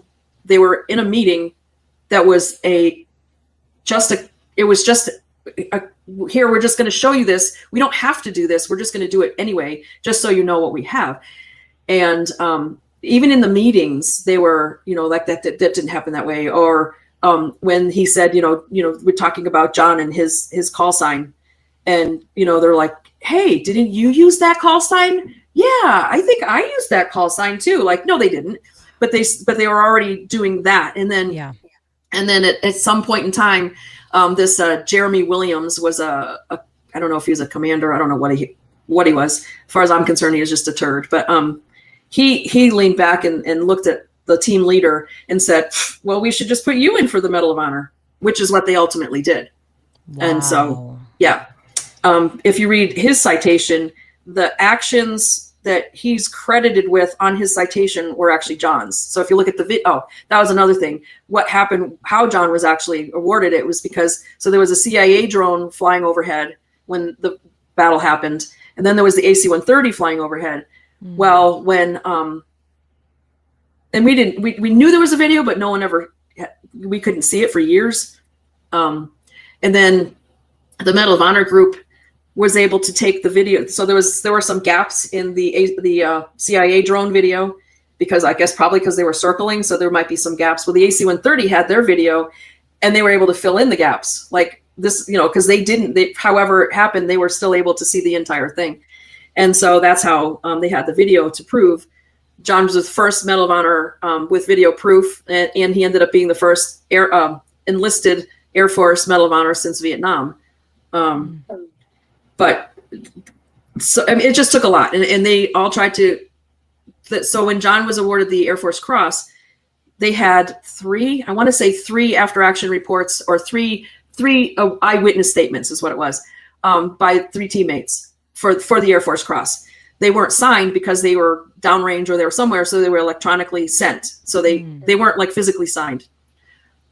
The Air Force asked them to sign their statements from the Air Force Cross thing, and they refused to sign them. Like, no, I'm not signing them. There were just so many things that they did to try to. He went against orders, and he did this, and he did that. He saved your lives, people. He did what he was supposed to do. He attacked the attackers, Yes, he was a combat controller. Yes, he was supposed to call in airstrikes or set up comms, but that wasn't the mission at that point in time. The mission was finding Neil, and even if John had to set up comms, he had to reach higher ground. He had to do something other than staying there and fighting with the helicopter. He had to move to higher ground anyway. So everything that they've said is just fiction bullshit, really. And yeah. Yeah, you have been so fearlessly bold in calling out by name these people who really did a disservice, more than a disservice. That's such an understatement to your brother and to your family and to his memory, and against their own honor, really. I'm curious, have any of them ever responded or reacted to you publicly or privately, positively or negatively, in response to any of this? Well, I don't know. I guess we haven't talked about the museum thing, but so I have this Navy SEAL. So I say turd because in their community, that's a really bad thing to be called. And so, but I really truly believe that these people are certain ones. So there's a Navy SEAL in California who's trying to make a documentary of the fiction, and he's been trying to get in touch with me. For his own nefarious reasons, get me on video, get me on tape saying something, and then he can say, well, John's sister actually talked to me, or or he could take what I say and twist it and edit it or whatever it is. So he's tried, and I did talk to him a couple years ago when I had no clue, and I just told him back then, I don't trust you. You're a Navy SEAL. He even admitted, I might have a slant towards the Navy SEALs. What you think? So he was just a lapdog for the other guys, for the higher up dudes that are pulling the strings. And I'm not afraid to say their names because they have to be spoken, because we're not the only family that has been affected by these people. Yeah. 10 years after John, Commander Joe Price was murdered. He was a commander of SEAL Team 4. He was murdered by his own men at the order of someone who was also involved in John's, Tim Szymanski. He was the one who forced the mission for John, and he was the commander, or above Commander Price. So this has to be stopped. People have to know their names. They have to hear the stories of all these families who are destroyed because of this faction of evil, corrupt Navy SEALs. Logan Melgar was murdered by Navy SEALs, and everybody knows that he was murdered, and yet nothing happened to these guys. Initially the Army was investigating that, and they said, well, it's because he found out that they were stealing money from they're sent over with a whole bunch of money, that they were stealing money. And then the Navy took over the investigation, and all of a sudden it was a hazing accident gone wrong. And so nobody got, and it's like, it's just disgusting, and it has to stop. And I feel like the only way for it to stop is to start saying their names. The guy, John's team leader, Britt Kelly Slavinsky, is, he has a big hand in what happened with the Medal of Honor Museum. I don't know how that a little bit, please. I just don't know how they sleep at night. They have no souls. I pray it, and it's hard for me to pray for them, but I pray that God enters their hearts and their souls, or helps them regain their souls. Because if he's in their hearts, they can't be doing what they're doing. Yeah. One of them, a different guy, Navy SEAL, said, "Oh my God, he said he invoked God," and I'm like, if you truly had God in your heart, you could not do what you're doing. Yeah. So, and it's very hard for me to pray for them, but I do. I pray that God helps them wrench their souls back from the devil. And I know there's some people out there who will probably be like, oh, she sounds like a crazy nut, but I truly believe that, if they had God in their hearts, they couldn't do what they're doing. I think personally, as a Christian, I think that is probably one of the hardest things to do, which is, instead of cursing the people who have done you wrong or done grievous wrongs, instead of cursing them, to pray for them. I find that to be one of my greatest challenges, and I commend you so much for digging so deep to find that ability to offer that kind of grace when the us in us would rather punch him in the face. Let's call it what it is. We'd rather throat punch him than pray for That's him. exactly what I said. I love to throat punch him. Yeah. And don't get me wrong. I definitely, and I had to talk to my pastor about this because I was so conflicted. Like, I don't know how to forgive. Like, I'm not there. I don't know if I'll ever forgive, but I can still pray for them. Yeah. And I was conflicted with trying to find that, but also really feeling the need to continue to tell the story because more families are being destroyed because of them. And so I feel like there's not just this for me to pray for them or try to find some kind of forgiveness, but it's also, I don't know why. I've asked God to make sure, am I on the right path? Am I supposed to be doing this? And I've never had a no. So, my pastor was like, you can have the two things can coexist. You can want to speak the truth and try to forgive them. You can do the both. Absolutely. And so I'm really conflicted about all of it. Yeah. And I think that is more than okay. That's so human and understandable. And I think the biggest takeaway from everything that you just said was your desire to kind of reconcile those feelings and to, still power through all of that, which makes us so human and ourselves, and bring that faith into it and ask God, to work through you, to help you through that. And I think that's so incredible. And, it's funny. One of the last questions I was going to ask you, I was going to say, I'm going to read it anyway. I was going to say, if John's story helps reshape how we honor fallen heroes or hold certain leaders accountable, what kind of change would you most want to see in the next few years? And I feel like you partly answered that already. It's, it's the transparency and bringing to light the things that are in the dark, and then your grace part. Speak a little bit more and better than I did on that, please. Yeah, so like I said, the truth just needs to be told. Just good, bad, ugly, whatever. Just tell the truth. It's just let's just stop. And then they always get caught. Pat Tillman, they finally got caught. You're lying. All these other stories, you got caught. You're lying. Like, can we just stop? But there also has to be. And I don't know how this happens. And I know there were people within the SEAL community, and I'm not saying that the SEAL community is the only community that has bad actors. I'm not saying that. And I also am saying that not all SEALs are bad. I have yet to meet, I have two guys that I would probably trust. One I'm Facebook friends with, and one I just know. But I've been just so jaded by the whole thing that if I hear someone say, "Oh, my brother's a Navy SEAL," I'm immediately like, oh, well, then he's a piece of crap, and it might not be fair, but that's every dealing that I've had with the Navy SEAls. Even what's his name? Ryan Zinke. He's a representative from Montana. He called me when I didn't tell you, he called me trying to smooth things over with the museum thing.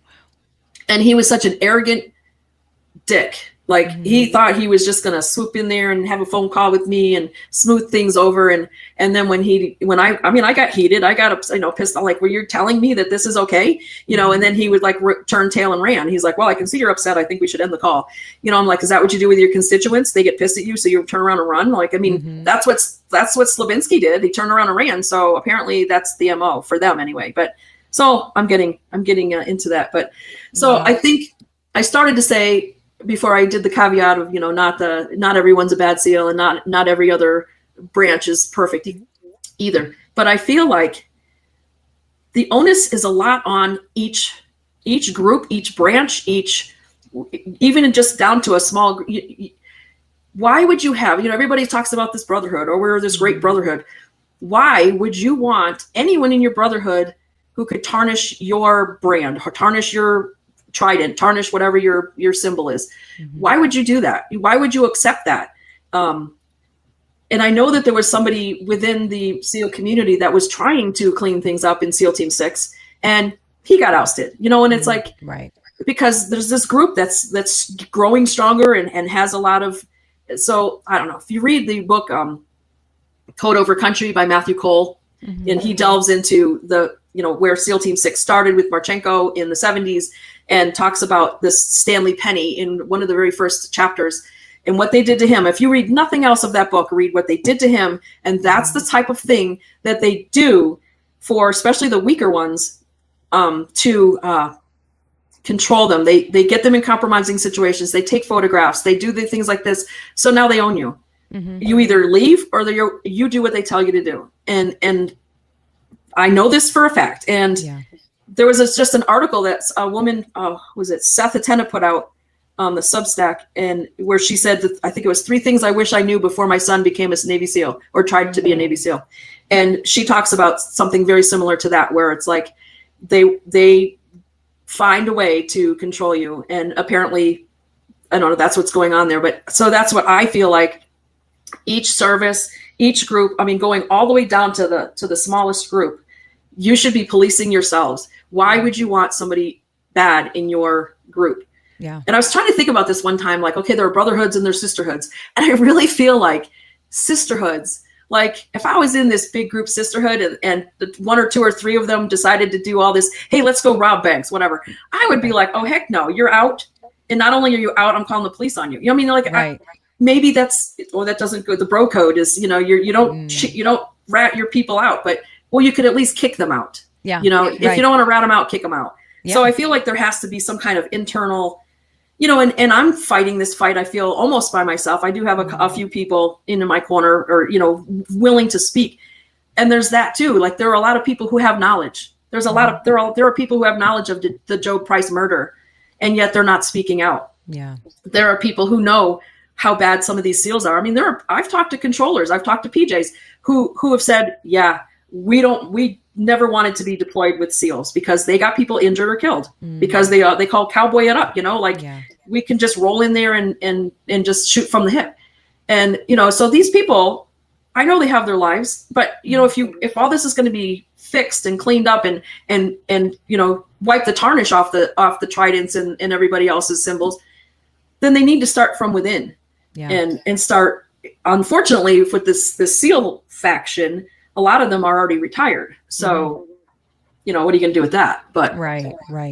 Some of them aren't. Some of them are still active duty. Yeah, I think a huge part of that potential for change really, maybe ironically, comes from people like you, Lori, who, I would call a reluctant warrior, right? Like, this is not the role that you would have ever imagined yourself being in or playing, or even having knowledge of so many different aspects of this.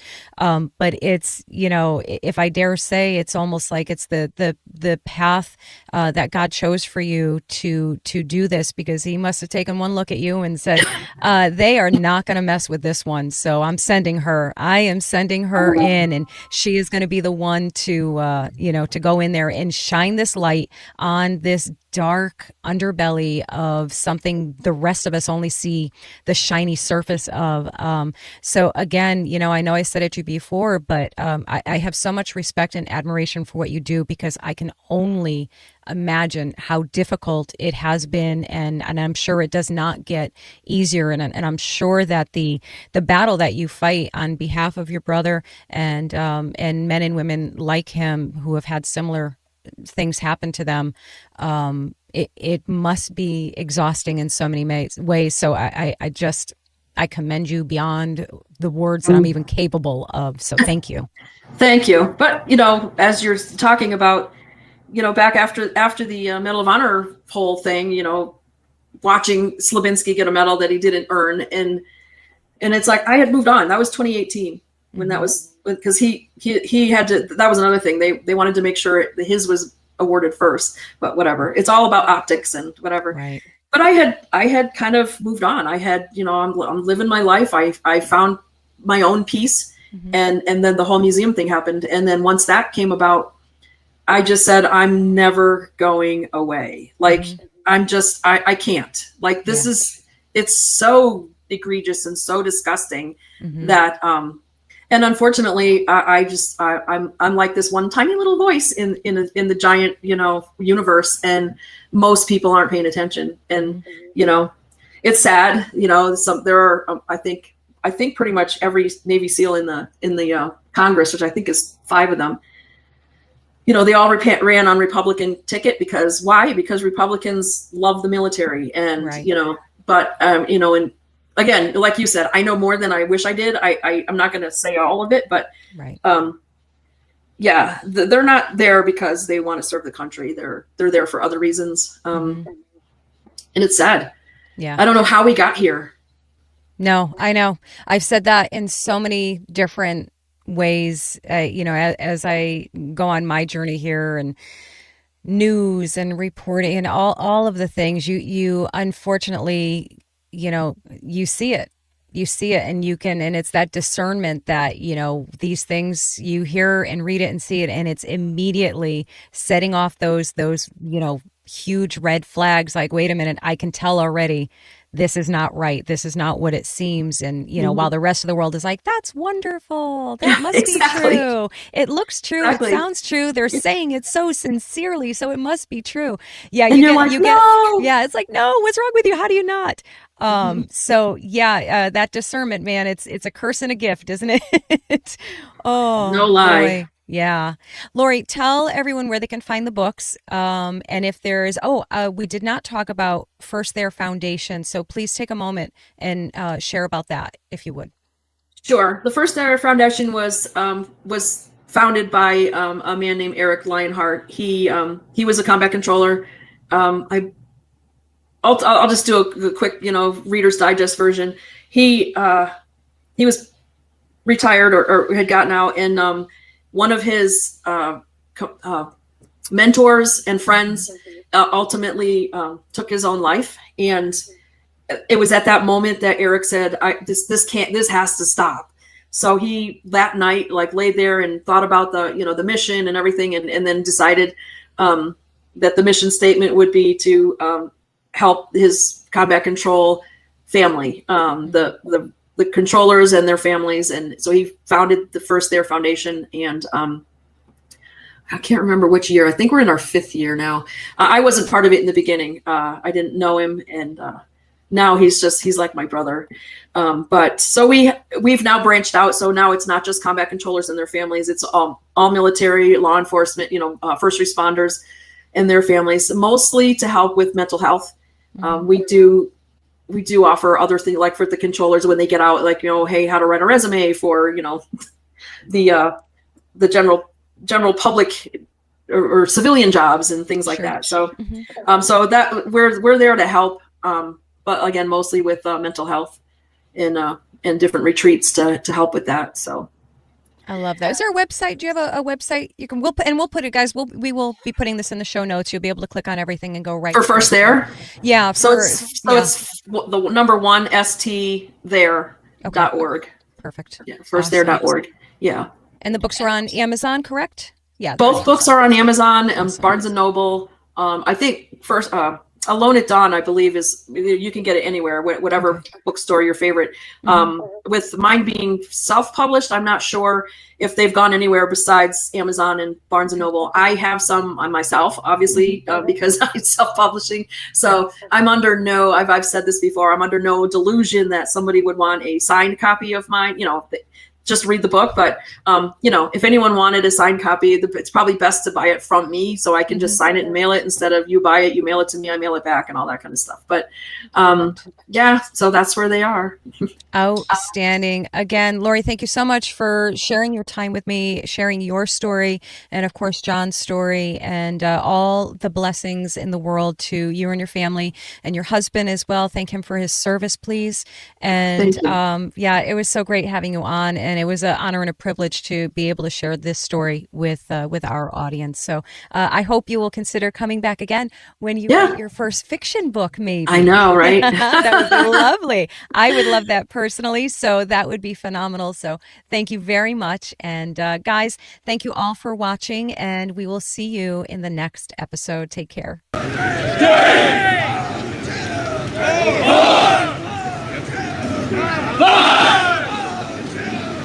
Say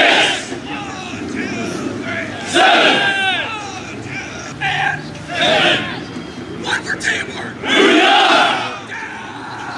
up, teamwork. One for our fallen comrades. Down, up, fallen comrades. And one for our brother John Chapman. Down, up, John Chapman. Recovered.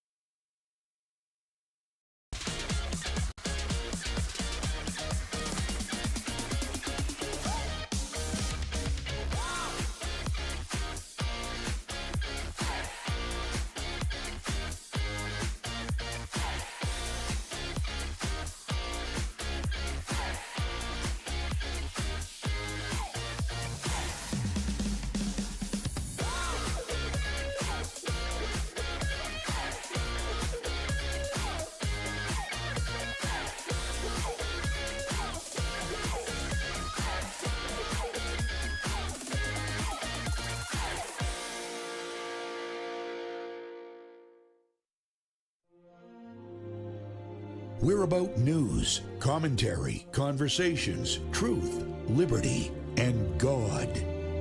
We stand for American values and our flag. We believe that the Constitution is a document that fortifies rights already given to us by our Creator. We will not apologize for our love of God and country, ever.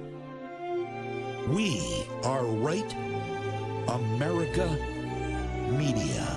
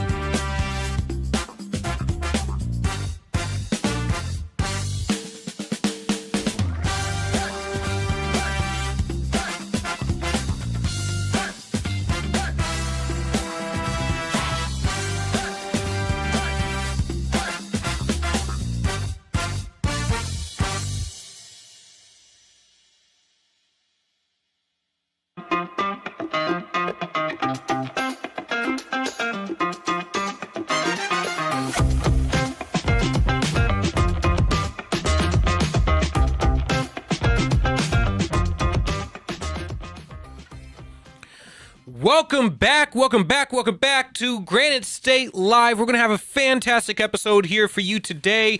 On the call sheet for today, we have our first guest, and for the second segment of the show is going to be Jared Knott, author of Tiny Blunders, Big Disasters, Book 2. And we're going to get into Trump, Ukraine, and the Russia meetings. The third segment, we're going to have Eric Ware is an entrepreneur, author, and investor, an advisor to talk Trump's tariffs and how they affect Americans. All right, that's something you want to know, how it's going to hit your wallet. And our final segment for the night will be Tim Keller.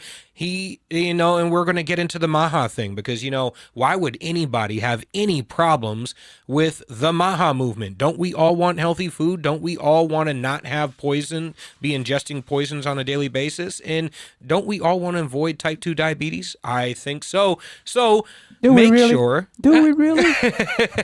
Do we really? I don't know. Apparently, it's a contentious subject.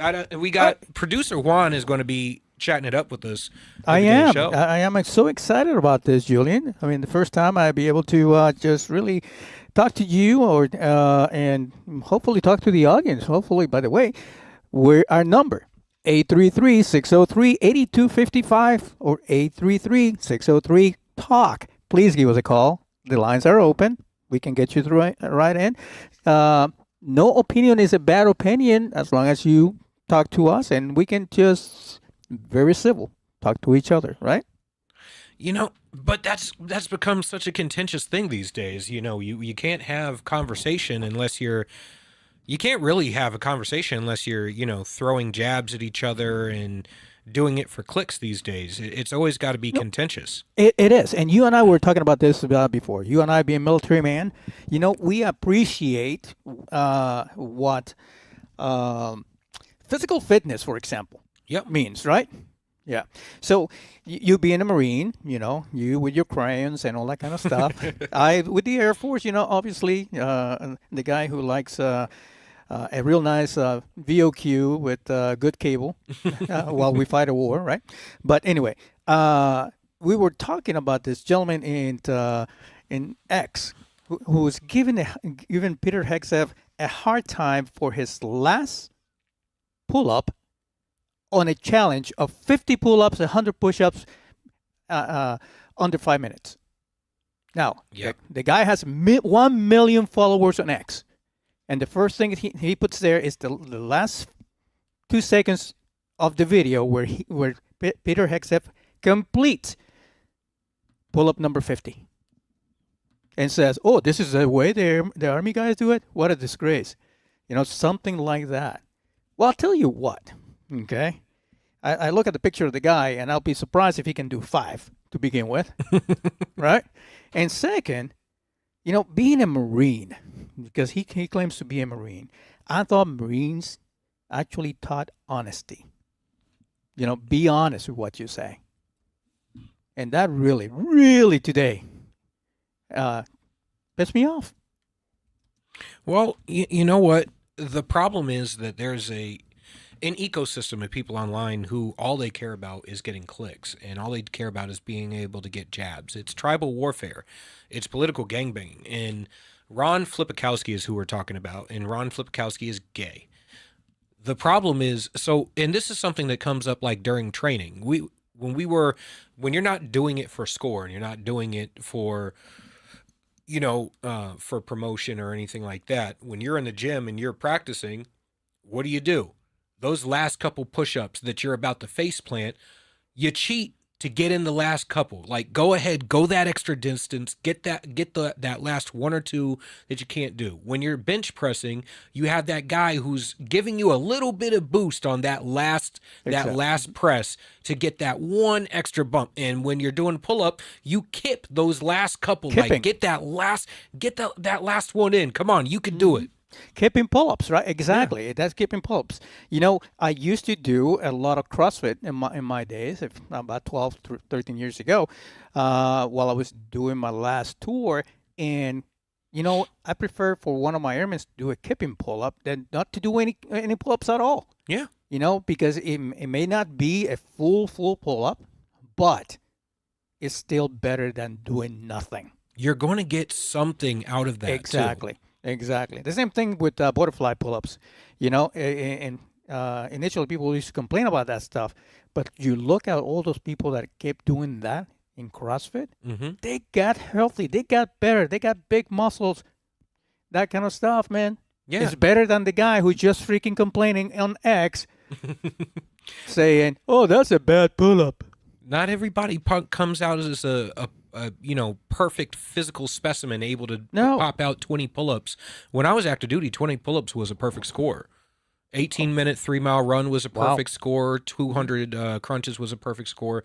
And now you're looking at these guys like, first off, RFK, way to put it up there, man. How old is this guy now? He's in his 60s. He is a beast, isn't he? He's a beast. He might be I'm going to have to look that up. Yeah, he might be a bit older. Like, I think he might be in his 70s because he is an absolute beast.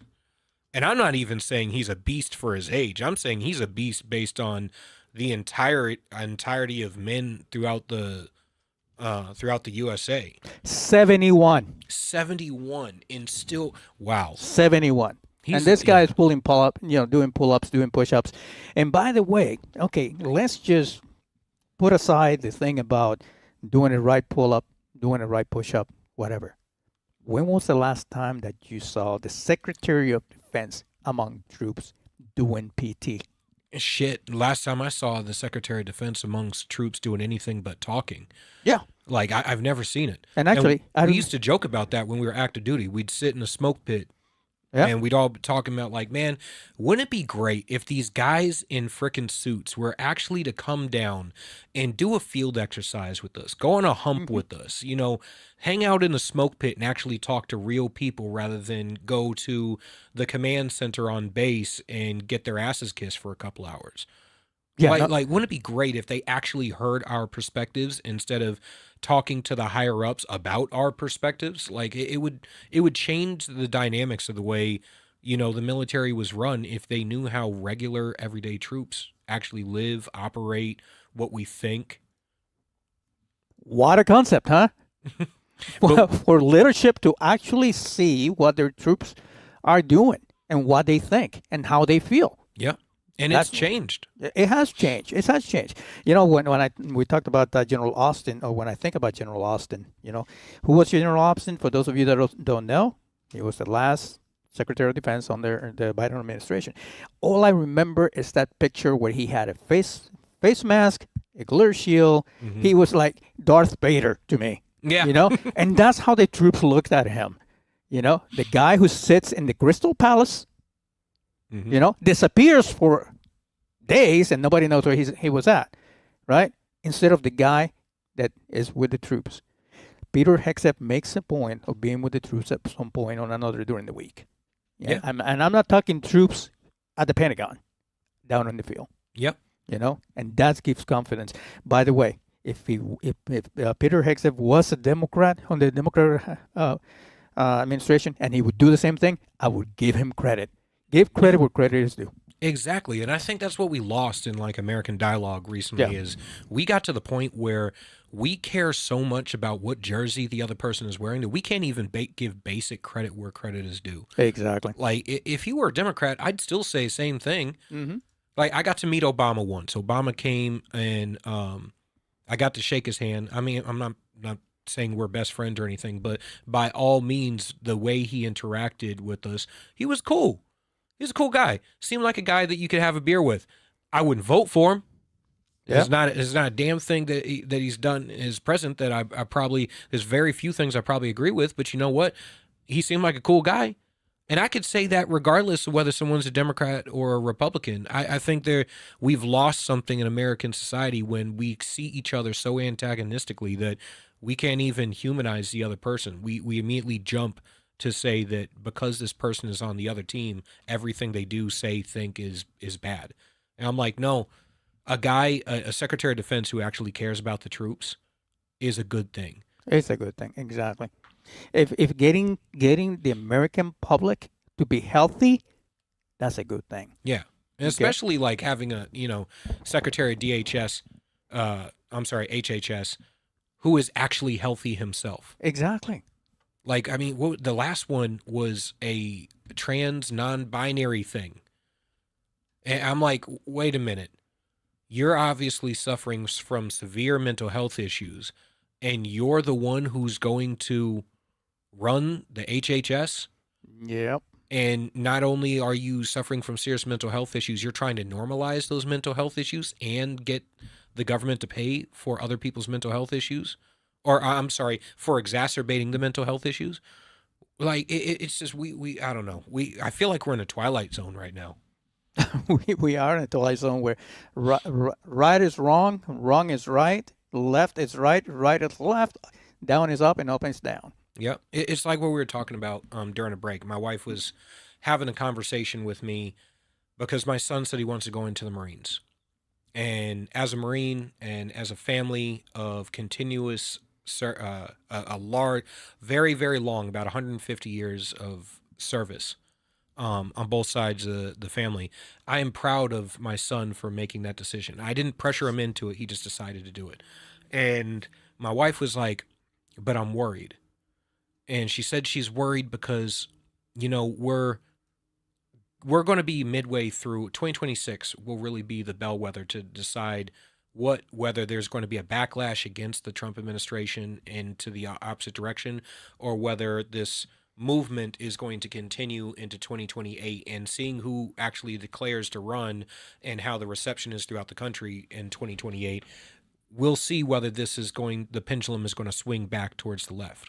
And my wife was saying that it was so far, like the military got so ridiculous under the Biden administration that she was actually very worried that like, she doesn't want my son to end up in combat standing next to somebody who is not mentally fit to be on the battlefield or physically fit to be on the battlefield, or the morale is at a point where we prioritize things other than war fighting.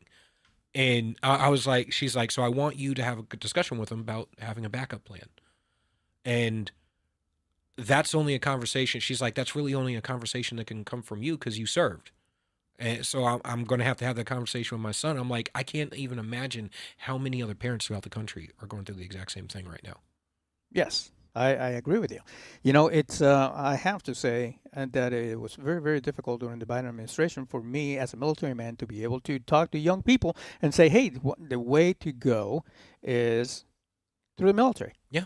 I had a really, really hard time, believe me, before then, even during the Obama administration. Yeah. I used to say, yes, military is a way to go.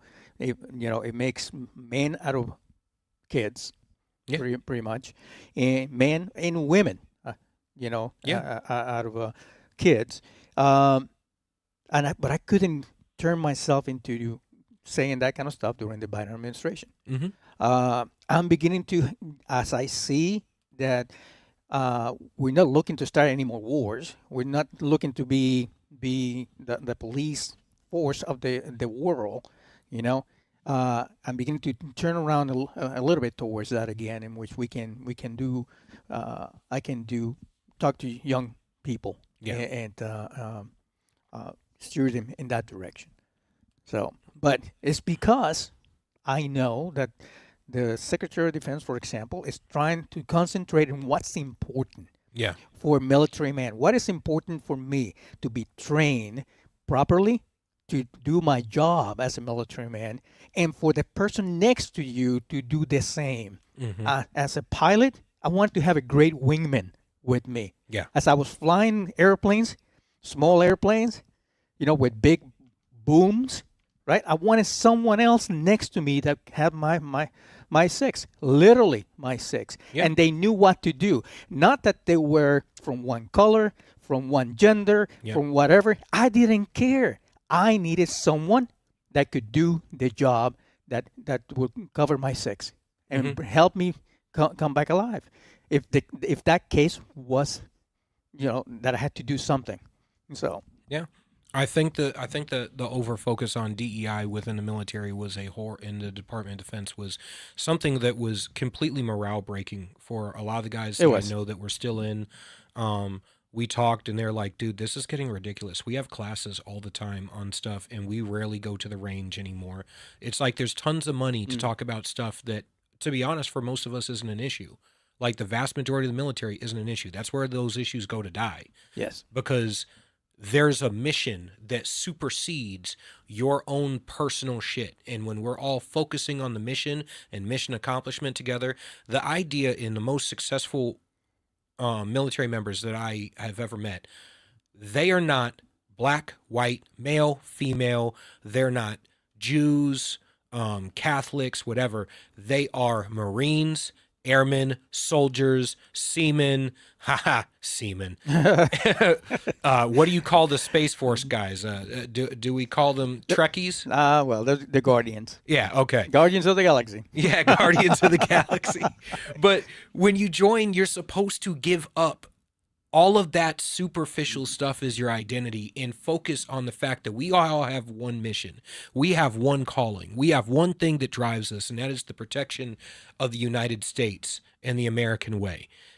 And when that is the mission, it's easy to make all that other stuff take the back seat. But instead, they made all that other stuff the mission and made defending the country take the back seat. So, and then I'm sitting there going, shit, well, I'm looking at young people who are graduating. They're seeing the vast majority of their peers go off to college, get degrees that don't translate into a job. Nothing. I mean, shit, there was a viral YouTube video or a viral clip that went a while back. It was like 18 women explaining their degrees. And it's like, yay, we're the most educated populace in the country. And then you listen to their degrees and not one of them had a STEM degree.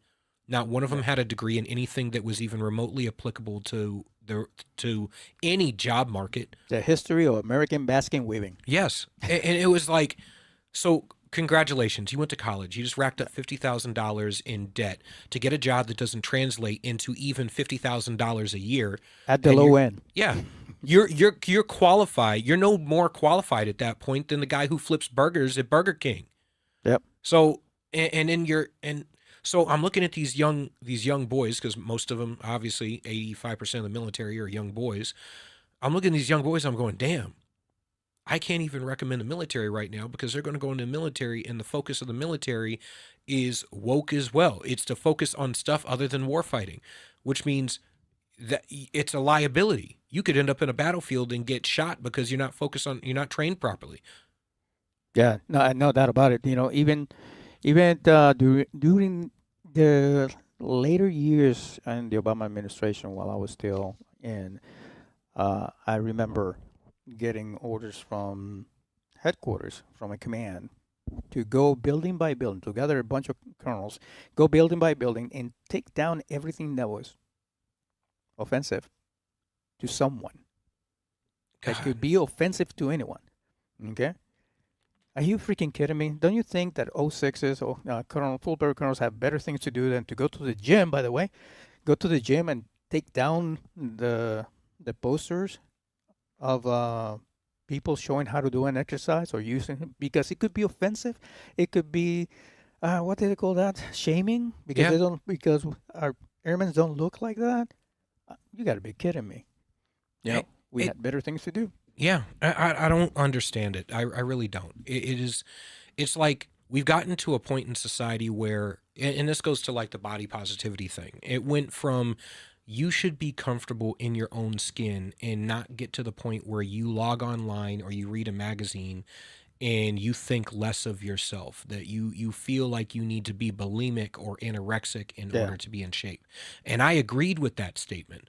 But then it got to the point where it's like, no, we should celebrate mediocrity, to the point where not only should we celebrate mediocrity, we should celebrate being below par, for being fat, for being stupid, for being a waste of space, for literally being a drain on society and those around you. That we should celebrate the idea of being unhealthy. And I'm like, I don't understand why anybody would take a position that being unhealthy is a good thing, just to make somebody feel better. No, it's a bad thing all around. I've been on a diet. I am down about 20 something pounds right now. When I bought these pants that I'm wearing right now, I bought these pants for my son's graduation. When I bought them, there's one of those cases of you buy them and the size says one thing, but they don't fit like the size that they say. So I put them on, and I was squeezing into them like I was like a sausage. I look like a sausage in them, like I was wearing spandex. Today, I get up, I get out of bed, I get my workout in and stuff. I go to put on these pants to get ready for coming in the show today, and I'm able to button these pants and have space in these pants that just a couple months ago I was barely squeezing into. I feel really freaking good. I'm able to button this jacket without a problem that months ago I had problems buttoning. I couldn't actually, I was sitting here on air and couldn't actually button it. So it's like I'm looking at the people who are flipping out and trying to pretend. I'm looking at the people who are flipping out and trying to pretend that, focusing on making America healthy and focusing on making our war fighters actual war fighters. I'm looking at them and I think they're insane. They are insane. And by the way, every now and then I come out of the frame here, and it's because I'm doing some of the producer stuff at the same time.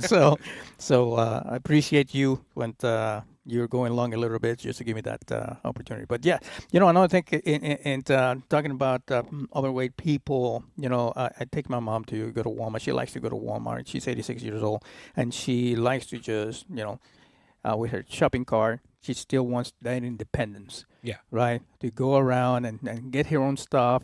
She wouldn't even let me pay for the stuff, and we're talking about small stuff, right? But anyway, at the same time, you get to see Walmart people. Yeah. Yeah. And you see this 30-year-old something, 30-something people, that have to have the little, motorized car because they can't walk. Yeah. You know, it's overweight. Now, there's 1,000 different reasons why it may actually be the case. Okay. But I also see the ones that walk that have their shopping cart full of bad food. Yeah. And they're overweight. You know, it doesn't take a genius to figure out if you're eating Cheetos as your main meal, you're gonna have problems.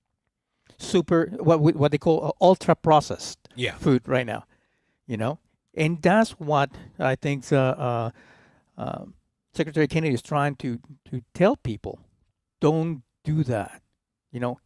And he's an example, 71 years old, you know, and I think it's working. It's working.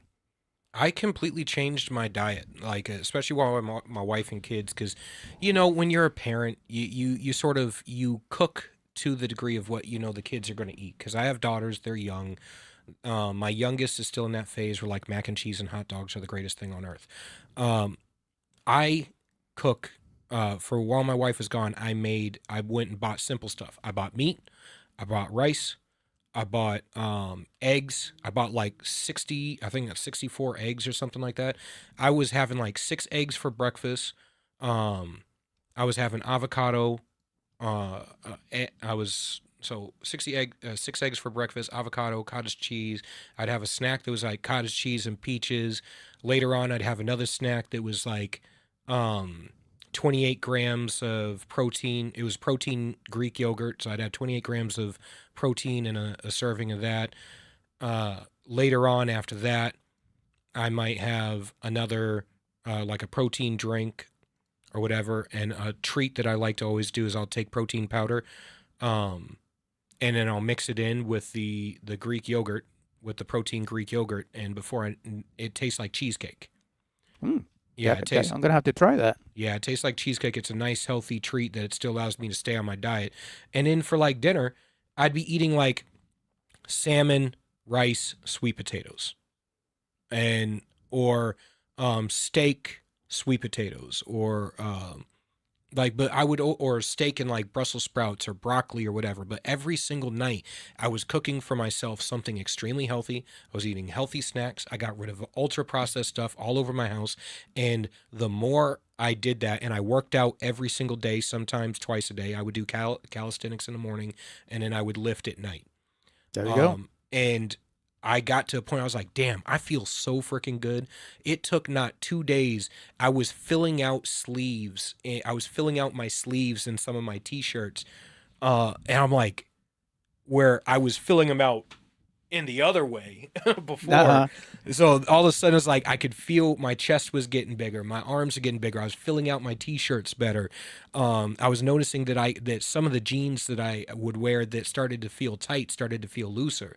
And I'm like, this feels good. And now that I'm back on my diet and I'm back on getting healthy and stuff again and taking care of myself, not just physically but mentally as well, I've noticed I have zero tolerance for ultra processed foods. It actually makes me sick to my stomach. Yes. I can't even have ultra sweet stuff anymore. Like we take the kids to Moo's down the road to get for the hot rods on Monday and get ice cream. I got a frap, and like I want to say a third of the way into the frap, I was sick to my stomach. I was like, dude, I can't. No, it's way too sweet. No, exactly. Your body actually, once you go into that that lane, your body will tell you what's good for you, what's not good for you. You know, a few years back, I went, Right American Media went down to CPAC in Orlando, and a friend of ours, of Keith and I, took a picture of the both of us, and I was pointing at another guy. I was laughing, all that kind of stuff, and I looked at that picture, and that's when I said, enough is enough. Yeah. Okay. I went from being, in 2013, I was a CrossFit instructor at the base where I was a deputy commander, to being close to 45 pounds overweight. Yep.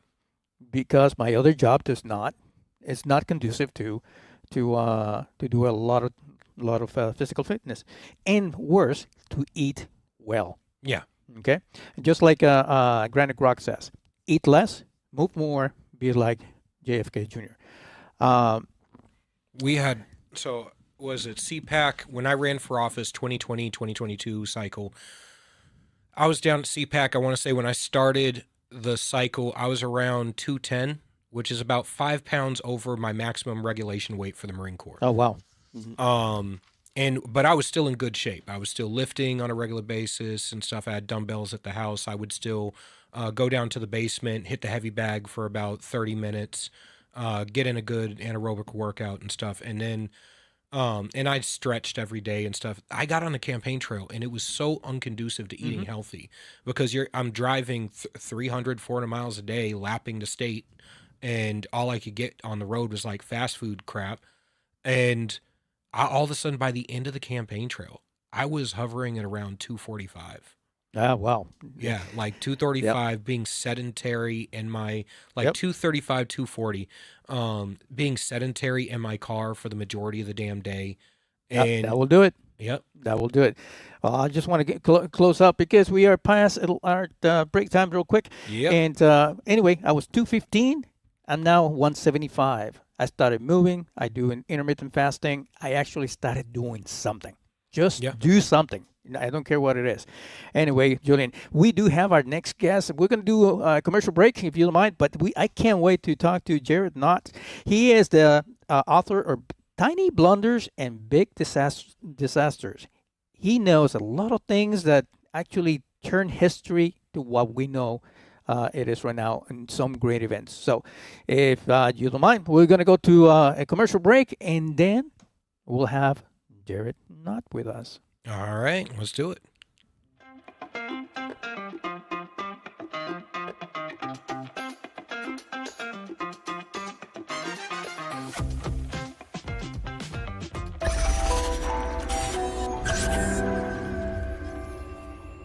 United We Stand. A Marine's Fight, written by Marine Corps veteran Julian Eschyard. This book examines the deepening fractures in our nation, political division, government overreach, and a fading sense of shared responsibility, and offers a battle-tested path forward. A Marine's Fight is a bold and urgent call to action for every American who believes in the founding ideals of our republic. United We Stand. A Marine's Fight can be purchased on Amazon. New Hampshire Republican Governor Kelly Ayotte has been making a lot of noise about how she's funding education. The Republican budget she just signed provides more money for education than ever before. She even bragged the other day that New Hampshire is top 10 in the country when it comes to funding our children's education, as if giving money to school systems has anything to do with learning. If you look at the math, and if you got schooled in New Hampshire, the odds are good it's not your best subject. It's the exact opposite. The more money we throw at schools, the less kids learn. We're committed to wasting money on an experiment that failed, unless wasting money to drive parents to homeschool their kids was the goal. We prefer to pick on Democrats, lower hanging fruit and all that, but our rhetorical woodshed doesn't discriminate. If that sounds refreshing, you need to check us out. This is Steve McDonald for Granite Rock, and we'll keep shining the light on them for you. The Spirit of a True Patriot, the inspiring story of retired Captain Douglas J. Ernest. Douglas Ernest dives into the thrilling and transformative journey of a man who defied the odds to forge his path as a soldier and a businessman. This book is more than an autobiography. It's a call to action. Experience the remarkable story of a man who never takes no for an answer. You can find The Spirit of a True Patriot, the inspiring story of retired Captain Douglas J. Ernest, on Amazon. This could be the moment we've been waiting for, the chance to feel alive. Sometimes we forget we live in one of the most beautiful states in the country. This summer, vacation right here and discover your new. This is where it all begins.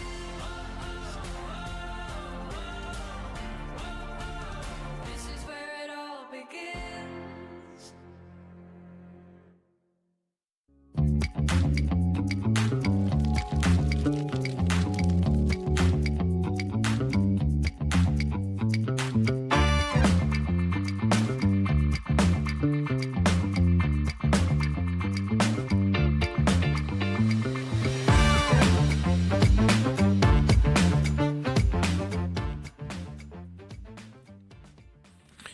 right. Welcome back to Grant State Live. Up next for this segment, we have Jared Knott, author of Tiny Blunders, Big Disasters, Book 2, The Many Tiny Mistakes That Have Changed the World Forever. Thank you, sir, for coming on the show. Thank you very much. It's an honor to be here.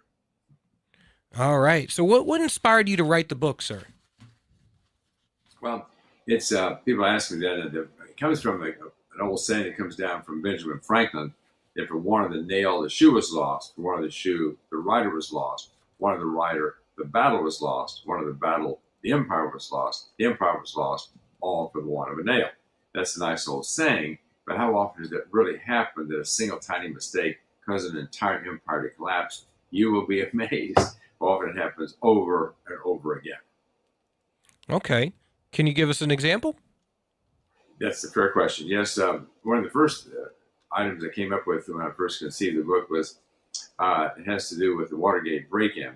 And the teaser is that a single piece of tape rotated several inches the wrong direction, changed the outcome of the Vietnam War, and led directly to the Watergate scandal.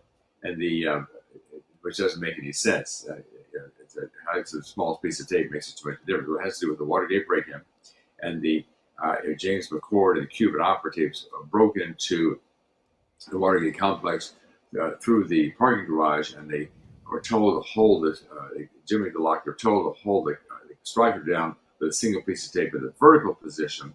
They made a mistake and they put it in the horizontal position.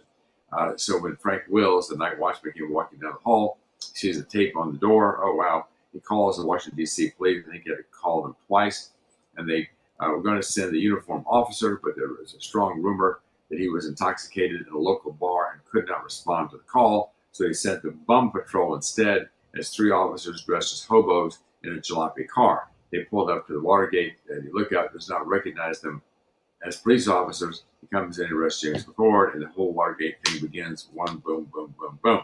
And Henry Kissinger gave an interview. He said that they just signed a treaty with the North Vietnamese to end the war. They said they knew that the North Vietnamese were going to be testing the treaty. Their plan was to go in there and bomb the living daylights out of them again to get them back in compliance. But they were so weak politically they couldn't. Okay, because of Watergate, South Vietnam collapses, Nixon administration collapses, the whole thing falls apart because of a single piece of tape rotated several inches the wrong direction and a drunk cop. Wow. That is insane. I had no idea about that. That Yes, is wow. So, and that's a regular occurrence in history, like just little things like that changing everything. Yes, you have it over and over again. That's a tiny little mistake here, a tiny little mistake there, and the entire whole empire can collapse.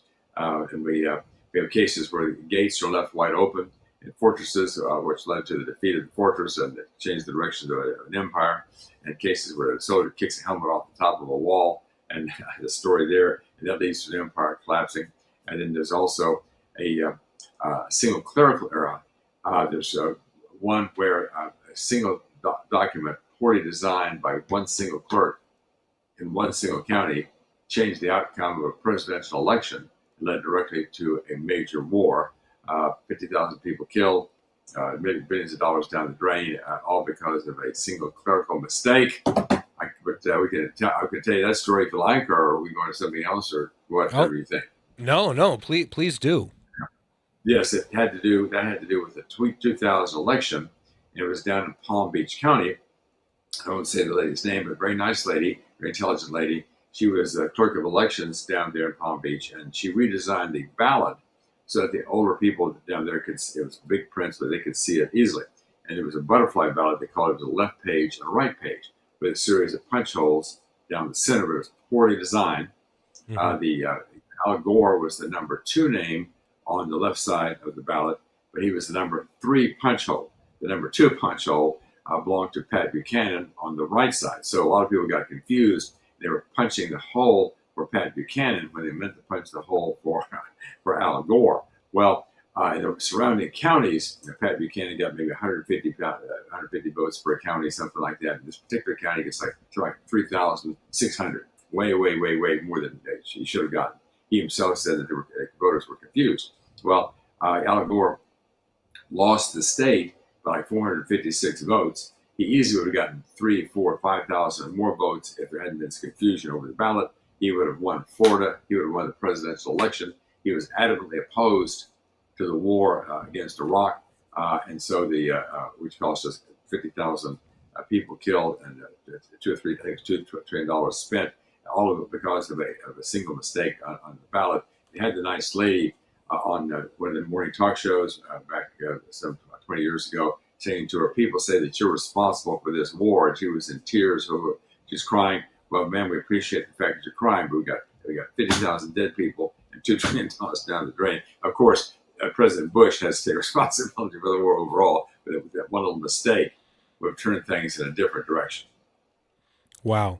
So how about explain how this methodology of looking at, you know, these massive impacts started by very, very small mistakes. How does that translate to Trump, Ukraine, Russia? Is this one of those scenarios where something very simple blew up into now what is $300 billion down the drain and seemingly no end in sight? So supposedly we have a peace deal, then we don't have a peace deal, then we have a peace deal, then we don't have a peace deal. What's going on? I don't know if the situation in Ukraine is necessarily caused by a tiny mistake. Not all disasters got to come from tiny mistakes. You could argue, I suppose, that if there had not been such a disastrous withdrawal from Afghanistan, maybe that would have made a difference. The United States would have appeared strong and well organized. Maybe that would not have made a difference in Putin's decision to invade. That's hard to say. You could also argue that if it hadn't been for the leak in COVID and over there in the Wuhan lab, which led to the COVID crisis, which led to Donald Trump's defeat in the 2000 election, and that would he would have been president, elected the president in 2000. Then maybe the invasion would not have taken place, and the leak is a tiny mistake that killed 15 million people. So you can argue it from different directions, but not all disasters come from tiny mistakes. Sometimes they come from big, stupid mistakes. So it just depends on the situation. I find a lot of major foreign policy mistakes comes down to big, stupid mistakes. I've often taken the position that foreign policy really devolves down to a measuring contest between the men involved. And very often it's really as simple as when you say you are going to do something. We all have seen it every election cycle. Each president, no matter what side of the aisle they're on, gets tested by one of the little dictators out there, whether it's Iran, whether it's North Korea, and usually at the behest of China or Russia or one of the bigger major players. And I'm including Little Kim and North Korea in this. But normally these smaller guys say, hey, go ahead and mess with the United States and let us react to it, see how we react. And that dictates pretty much how the entire world is looking at foreign policy for those next 4 years. And when your response is keep messing around, I'm going to drop a Moab on you. And then you mess around and then we drop a Moab on you, that changes the dynamics of, okay, this is a guy who's willing to do what he says he's going to do. Let's take him from that point on as a basic baseline of negotiations. And when you have, say, Obama in the red line backing off from what he said he was going to do, all of a sudden you have all right, so this guy is not willing to take it to that level. Or say Biden talked big in front of the camera, pussycat in the negotiating room, same thing. And I mean, so I see there's inconsistencies between how a lot of presidents purport themselves in front of a camera versus how they purport themselves in negotiations, and whether or not when you say something, you actually follow up on it. That's what I think a lot of the problem really comes down to, is we've added schizophrenic foreign policy for about the past 40 years. Well, yes, and no one starts a war expecting to lose the war. They see weakness as of course, World War II, going way back in the 1920s and 30s, there was the peace movement, the pacifist movement, and their basic philosophy was to bankrupt the god of war. Okay, we're cut back on spending on these weapons, that sort of thing. Those weapons, that's what leads to this war there. And that's the position that we're taking. We had kind of a pacifist influence in the United States. We were cutting back on contractors. We would not even support the democracies that were under threat from dictatorships. So we said, well, that's the way to go with peace. We want to take a pacifist approach. But of course, it was the worst possible thing you could do. General Marshall said at the time that we were carrying the treasure and freedom of this great nation in a paper bag. And so weakness, of course, invites attack. If we had taken 1/4 of what World War II cost us, and we'd invested that in better planes, better ships, a stronger military, and the United States had built itself up, there's a serious chance that the Japanese would have seen that and not attacked. Same thing with Hitler, and so on. So, but weakness invites attack, strength repels attack. You have peace through strength, basic common sense. And so, what just happened, of course, in Iran with the B-2 bombers and that whole operation, they're supporting the Israelis, blowing the daylights out of them, gained us a lot of respect. Yeah. And the Chinese are far, far less likely to invade Taiwan. They're saying openly that they're not going to, which is something they haven't never said before. We have also applying the economic pressure to Russia, in addition to the knowing that the B-2 flying over his head down in Alaska, he showed the strength and he's communicated he's willing to use that strength both economically and if he has to militarily. That changes the calculus completely. If you have a weak leader like we did with President Biden, there's all kinds of bad things that happen. If you have a strong leader, people respect you, they're ready to cooperate with you. Can you imagine, I'll go ahead and say, if Kamala Harris had been president and if she invited the European leaders to come to the White House for a meeting, I don't think anybody would show up. They don't respect her personally. They would respect the strength of the United States military. So it's a whole different situation with President Trump. Hey, Julian, if you don't mind, I had a couple of things to say. We are our guest, Jared Knott. He's the author of Tiny Blunders and Big Disasters, Book 2. And one thing when he's talking about military stuff is he knows a lot about it. Little thing here that caught my eye. He's a decorated combat infantry officer in Vietnam in the 1st Air Cavalry Division, which, if I remember correctly, Jared, it brought a complete different type of war or a style of war that the United States started doing in Vietnam. But anyway, looking at your book, you also do you keep track now of? You have a lot of old time like World War II, Vietnam, all empires and stuff like that. But do you keep your eyes open now for things that are happening right now, or just a few years ago? And what is the smallest blunder that's been in the past few years, I'd say, that you think it may actually become a big blunder? Well, yeah, you go back to October the 7th, which is coming up on 2 years ago this October. The Mossad, the Israeli intelligence system, had a reputation for being almost infallible. They had been successful in so many different ways, seeing around the corners what the Arabs were doing with the threats were. A very well respected, most respected intelligence service perhaps in the world. And there's something called victory disease. If you get too many successes in a row, you may start getting overconfident. You may start lowering your guard. Supposedly, the president of Egypt warned the Israelis that something big was getting ready to happen 3 days before it took place. And supposedly, they said he didn't receive that kind of warning, but it may or may not be true. But anyway, there was a lot of indications that something was getting ready to happen.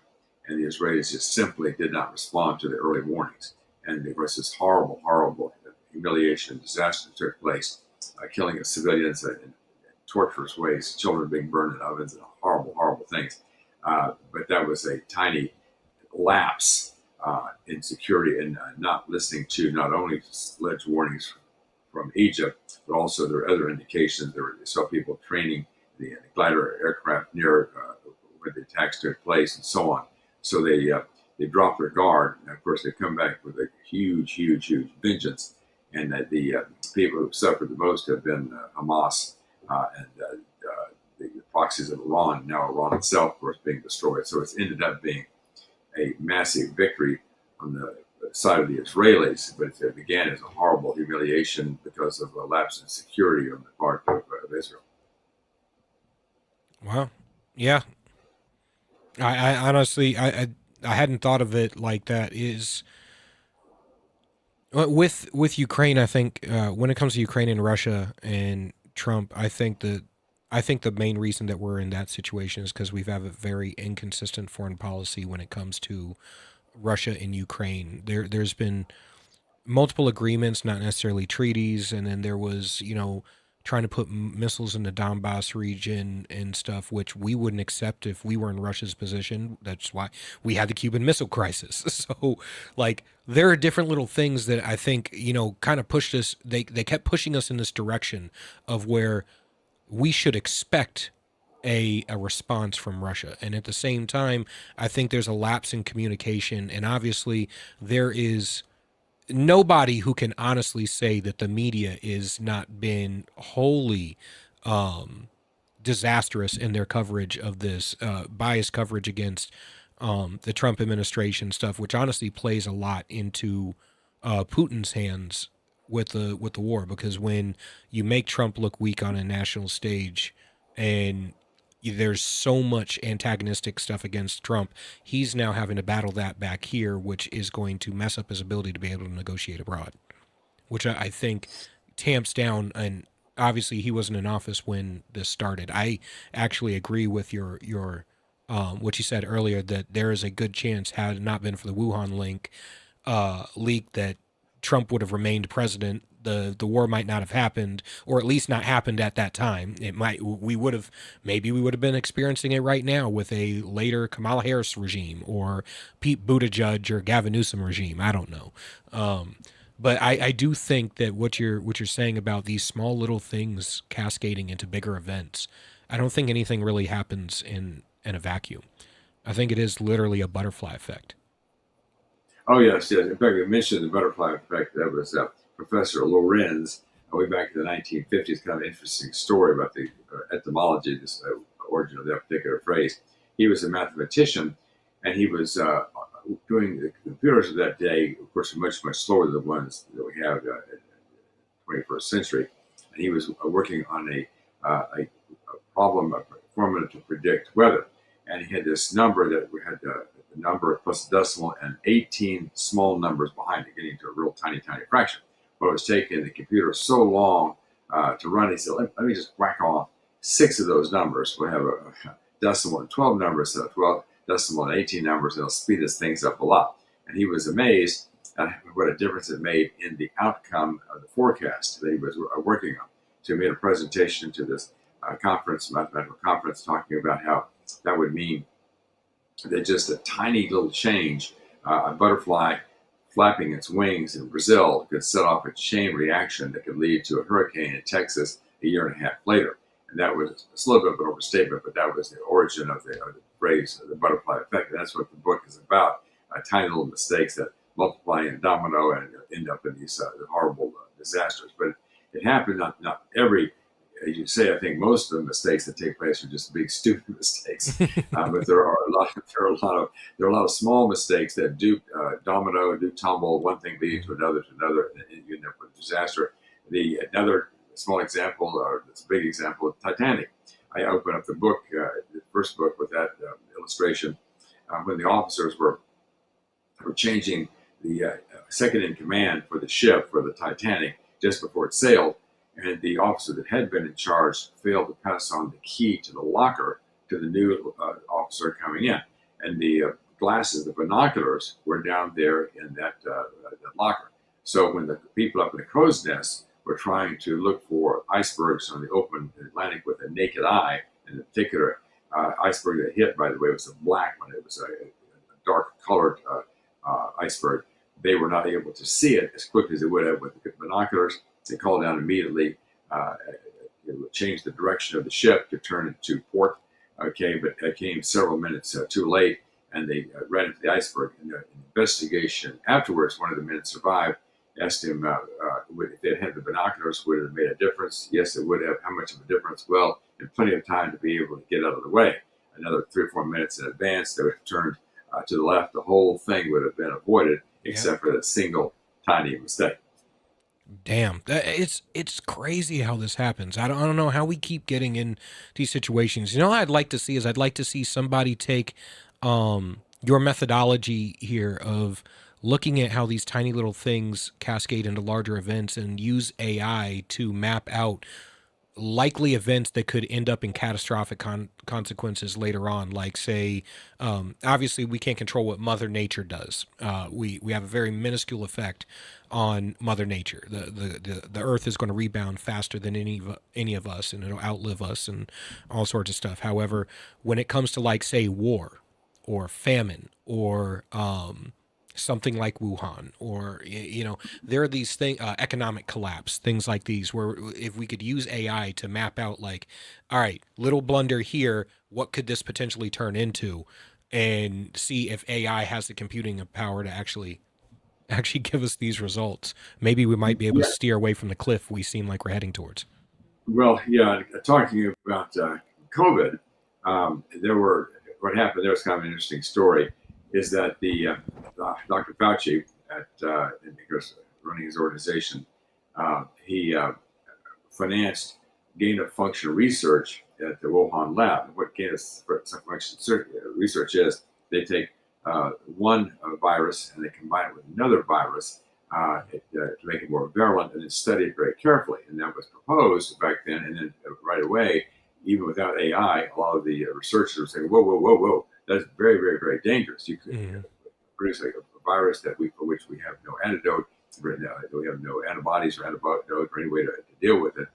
They don't cross over that bridge and go into that dangerous area. Dr. Fauci said, no, not a problem. And he funded, spending millions of dollars sent to the Wuhan lab to fund that kind of very dangerous research. Don't worry about it. We got it under control.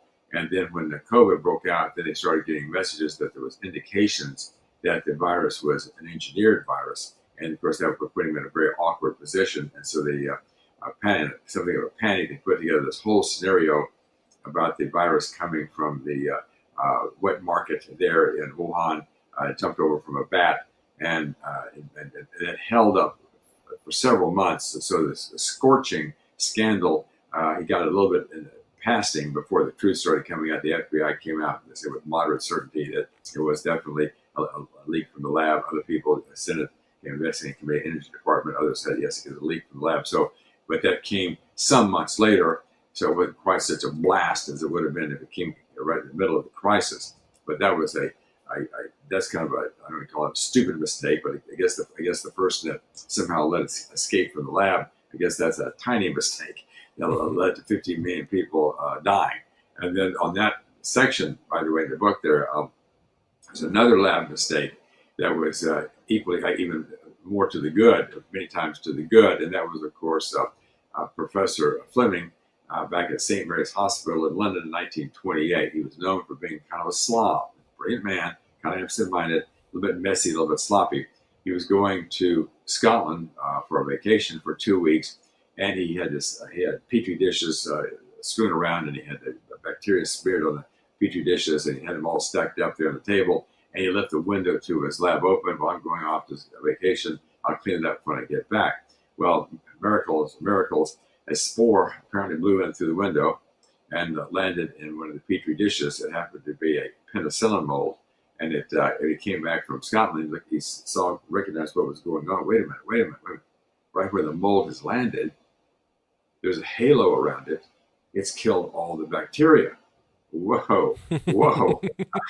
We have something here. We have something from the penicillin mold that kills bacteria. That was the first opening. And from that, step after step after step, led to the discovery and effective use of penicillin, which has saved hundreds of millions of lives, maybe as many as a billion lives, since 1942, when it was finally available in large quantities. So that's a tiny mistake in the lab that saved hundreds of millions of lives. We had the other mistake that has cost us 15 million and counting. So it can go either way, just depending on whether the Lord has a sense of humor or not. You know what, guys? What little blunder I would like to see? What's up? I would like to win Mega Millions tonight. That would be a little blunder. A little blunder that would have a great effect. Shit. So Yeah. Hey, Jared, we're coming to a close. Actually, we're a little bit over, but I just wanted to see if in 30 seconds or less, you can tell me the story about the soldier that kicked his helmet down the, what was it, helmet off the top of the wall, and it caused the whole empire to collapse. What was that Yes, all yes. about? I'll give you kind of a condensed version there. It has to do with Cyrus the Great, who was mentioned in the Bible very favorably. He's the one who gave the children of Israel their freedom. But anyway, he was the founder of the Persian Empire, and he was moving in the direction of having a big conflict with the leader of Lydia, who was Croesus. And the Croesus had gone to the Oracle of Delphi, and they said they had splashed a lot of money around, so on and so forth, trying to get a favorable prediction regarding the war. They said a big battle will be fought, a great victory will be won. Anyway, coming down to the bottom line there, they had the big battle, and it fought basically to a draw. And Cyrus the Great withdrew, then he came back. But anyway, laying siege to the fortress, up on top of the fortress, winter was coming. They may be able to, Cyrus may have been in big trouble, and not enough supplies to support his troops. Anyway, the soldier kicked the helmet off the top of the wall, goes all the way down to the bottom. Soldier gets off the wall, walks down kind of a secret passageway down the wall, gets his helmet, and walks all the way back up. He's seen by one of Cyrus the Great's men. Whoa, whoa, whoa, whoa, whoa, whoa. Look, there's a secret passageway up the side of the wall. So the next night they sent a raiding party up that passageway, goes over the top of the wall, goes over to the gates, forces the gates open. Cyrus's army's waiting there. The gates come pouring in, and Cyrus the Great defeats Croesus, an emperor of Lydia, for a major victory in the ancient world. Wow. That is So be amazing. careful with your feet. Be careful with your feet. Tell everybody where they can find your book, sir. Yes, go to tinyblundersbigdisasters.com. tinyblundersbigdisasters.com. We have a fun website there. We have 2 free chapters. We have 3 trailers, Instagram trailers. A lot of them. We have John Wayne trailer. We also have a Elon Musk trailer. Have a portrait gallery, so it's a fun place to visit. And we have a special this week on the book. All right. Thank you, sir. I thoroughly enjoyed this interview. This has been fantastic. I hope we can have you on in the near future because I am just absolutely fascinated. I'm definitely going to have to buy a copy of the book. All right. So that's the end of this segment. Up next, after the short break, we're going to have a guest on, Eric Ware, entrepreneur, author, investor, advisor, to discuss Trump's tariffs and how they affect American citizens. Stay tuned. Make sure to follow RAMTV Live on all platforms. See you in a moment.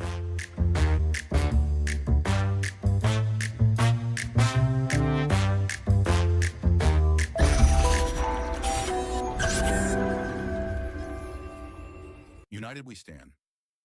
A Marine's Fight, written by Marine Corps veteran Julian Eschyard. This book examines the deepening fractures in our nation, political division, government overreach, and a fading sense of shared responsibility, and offers a battle-tested path forward. A Marine's Fight is a bold and urgent call to action for every American who believes in the founding ideals of our republic. United We Stand. A Marine's Fight can be purchased on Amazon. New Hampshire Republican Governor Kelly Ayotte has been making a lot of noise about how she's funding education. The Republican budget she just signed provides more money for education than ever before. She even bragged the other day that New Hampshire is top 10 in the country when it comes to funding our children's education, as if giving money to school systems has anything to do with learning. If you look at the math, and if you got schooled in New Hampshire, the odds are good it's not your best subject. It's the exact opposite. The more money we throw at schools, the less kids learn. We're committed to wasting money on an experiment that failed, unless wasting money to drive parents to homeschool their kids was the goal. We prefer to pick on Democrats, lower hanging fruit and all that, but our rhetorical woodshed doesn't discriminate. If that sounds refreshing, you need to check us out. This is Steve McDonald for Granite Rock, and we'll keep shining the light on them for you. The Spirit of a True Patriot. The inspiring story of retired Captain Douglas J. Ernest. Douglas Ernest dives into the thrilling and transformative journey of a man who defied the odds to forge his path as a soldier and a businessman. This book is more than an autobiography. It's a call to action. Experience the remarkable story of a man who never takes no for an answer. You can find The Spirit of a True Patriot, the inspiring story of retired Captain Douglas J. Ernest, on Amazon. This could be the moment we've been waiting for, the chance to feel alive. Sometimes we forget we live in one of the most beautiful states in the country. This summer, vacation right here and discover your new. This is where it all begins.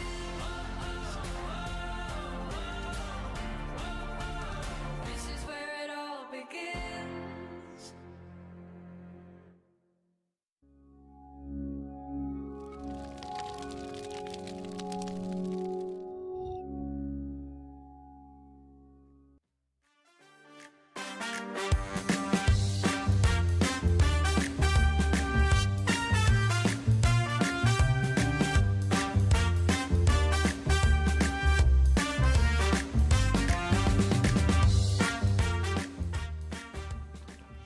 Okay, Julian, I'm really, really excited about the next one. Yep, we got Eric Ware. He is an entrepreneur, author, investor, advisor, and speaker whose story reflects resilience and achievement. He's on here. He is the principal of Taverick Capital, LLC, a premier wealth advisory firm, and he is here to talk about Trump's tariffs and how they affect American citizens, because guess what, people? It's your wallet. Hopefully, you take what he says very, very seriously, because it's going to have consequences. And I'm going to leave you with him, but remind him to ask him how I can be rich. I know he can tell me how I can become rich. That's the important thing about today's show, okay? I went to Mega Millions, and Eric's going to tell me how I can be rich. Hey, I'd be happy with just winning the Lucky for Life, $1,000 a day for life. That would be, I'm lowballing. I'm very, very cheap. I'm a cheap girlfriend. Hey, we just won the lottery. Here's Eric. How you doing today, sir? Thank you for coming on the show. Uh-oh. It looks like we're losing. We don't have audio, sir.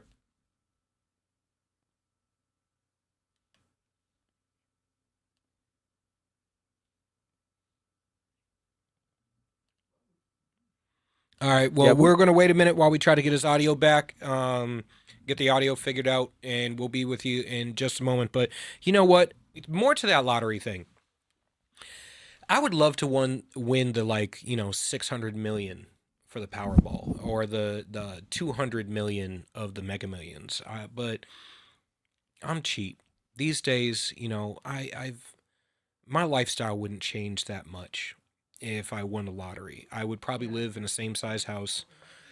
I would take more vacations with my kids and my family. I'd probably do a few things, but I probably, have the car I want or whatever, but nothing really extravagant. What I would love is the $1,000 a day for life, because that's around about 365 grand a year on top of what I already make and what I already do, to be around 490, 470 something a year.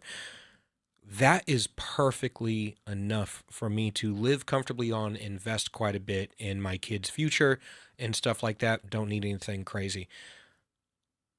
But, there are financial tricks out there. We had a guest on Grant State Live last week who was lining out a whole bunch of financial tricks that you can use to build out your portfolio and so on. So I want you to go back and I want you to watch that episode and look at a lot of what he says, because I did a lot of research after the show and it was fantastic.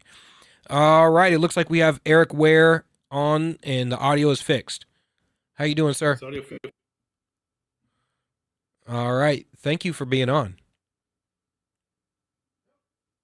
Uh-oh. I think we just lost him again. Maybe it's me. Maybe I have bad luck. Maybe that's why I don't win the lottery. I think that's what it is, brother. I'm like, damn, I need better luck, man. I swear, sometimes you have those years where everything works out like fantastic, and you have those years where the hits just keep on coming. I'm having one of those years right now where the hits just keep on coming. Yeah, but it's not going to happen anymore. Why? Because I gave you something today. Yeah, we got little Jesus. I got little Jesus. Yeah, where's little Jesus? You got to have little Jesus. Where is he? You got to show him. I gotta show Everybody you guys. needs a little Jesus. I got little Jesus right here. A little Jesus in your life. A little Jesus in my life. He's going to sit right here, right next to my coffee, and be here to support me through this very, very, this really, really tough year. There you go. I think we got him finally. Now we're here. All right. We're good to go, sir. How are you doing Oh, great. today? Well, thanks for having me on. I appreciate it. I'm doing great. Thank you. Doing great. All right. So, what do you think about Trump's tariffs so far? What is the average person missing? How is this going to affect everyone's wallets? I think let me take a step back. I think what we're missing is what tariffs were before Trump came to office. The United States automakers were paying 15 to 25% tariffs in China for our cars, while Chinese cars were paying 3%. U.S. agricultural goods were paying 10 to 15%. We're just charging China basically 3% on just about everything. So when he goes to retrade, you have the largest trading partner in the world who is charging other countries low tariffs. Other countries are charging us a relatively high tariff, so it makes our goods less desirable in the world forum. So the idea of massively changing tariffs, even temporarily, to adjust better deals on U.S. goods has two massive things. It helps U.S. jobs grow. It helps U.S. exports to be more desirable in foreign countries because now they're paying less for them. And at the same time, it makes foreign countries say, hey, instead of paying 5 or 10 or 8, maybe 15% tariffs, I'm going to put my plant in America, which creates more jobs, more opportunities, and ultimately more tax revenue.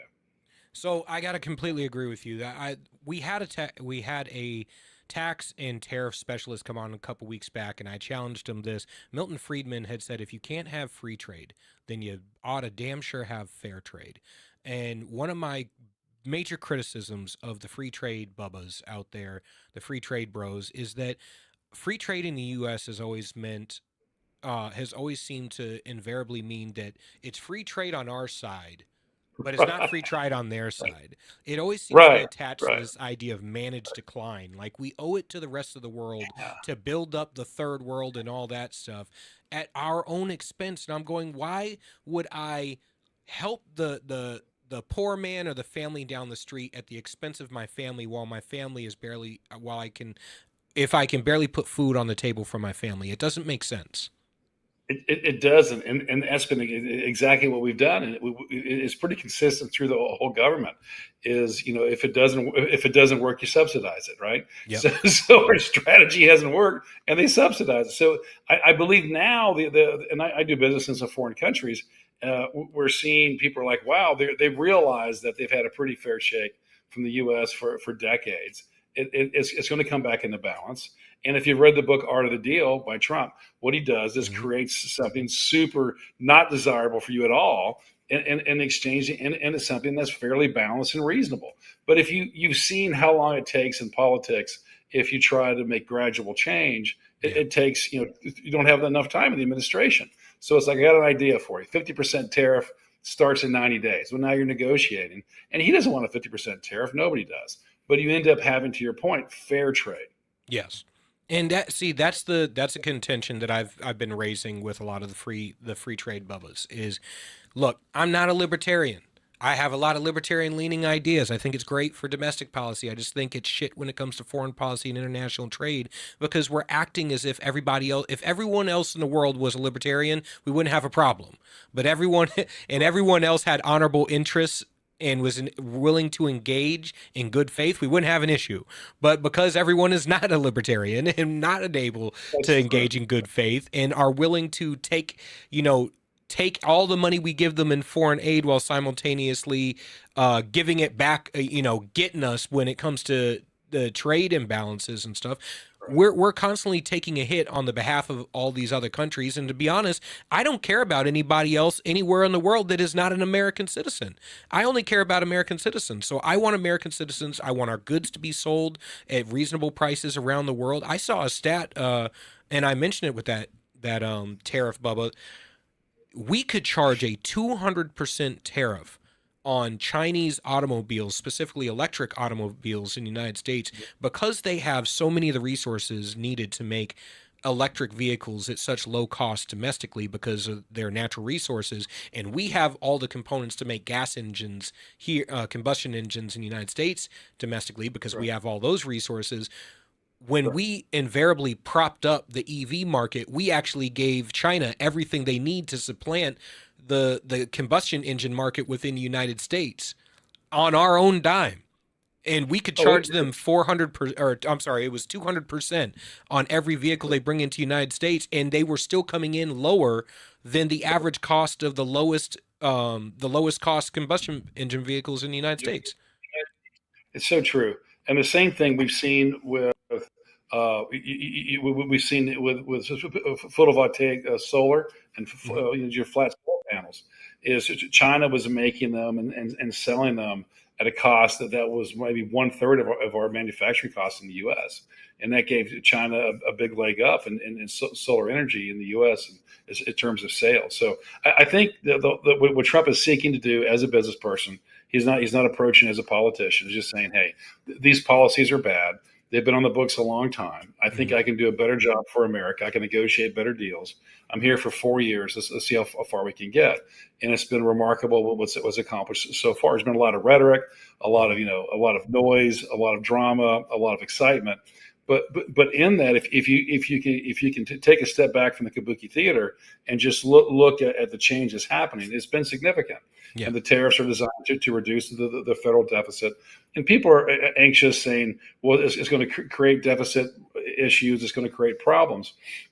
But when you create jobs, I mean, instead of paying 5, 10, 8% tax, if I add 10,000 people to a town in North Carolina and they pay a 7%, maybe North Carolina's an example, but some states have 6, 7% state tax, or if then I'm paying federal tax, I have a car tax, property tax, any other kind of taxes, you grow the tax base.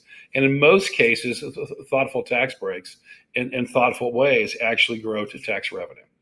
So Trump is taking the methodology, once again, very few Republicans, even on our own side of the aisle, this is something that I critique my own side of the aisle for a very, very lot. Quite a bit with, is the lack of growth mindset.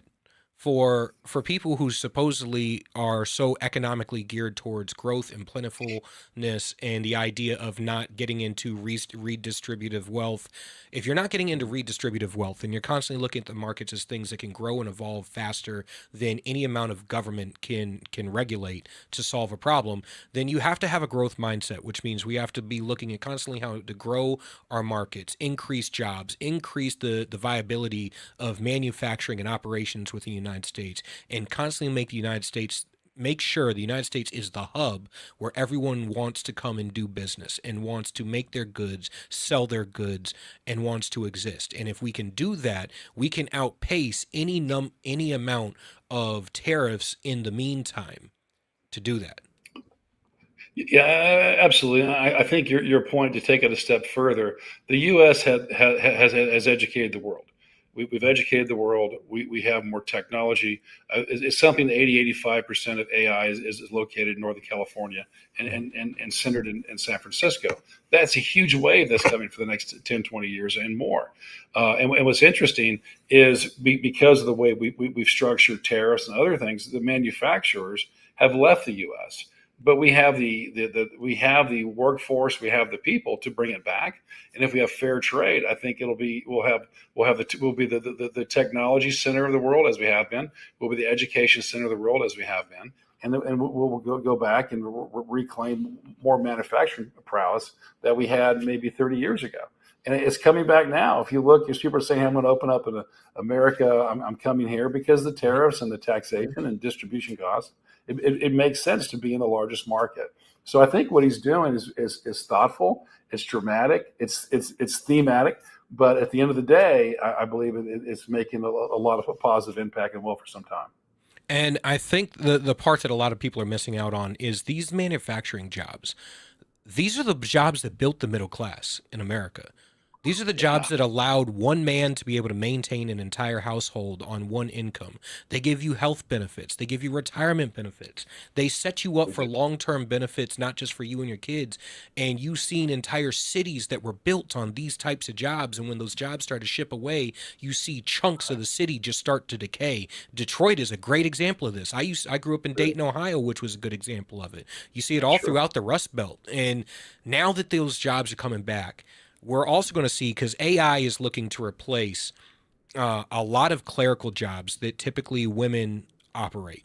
Low-level clerical jobs are about to be completely wiped out by AI over the next 10 years. I think under the Obama administration, we had the whole everybody better learn to code, and then AI comes, and the top list of everything that AI is going to wipe out are all the jobs that 10 years ago under the Obama administration we were telling everybody to go into.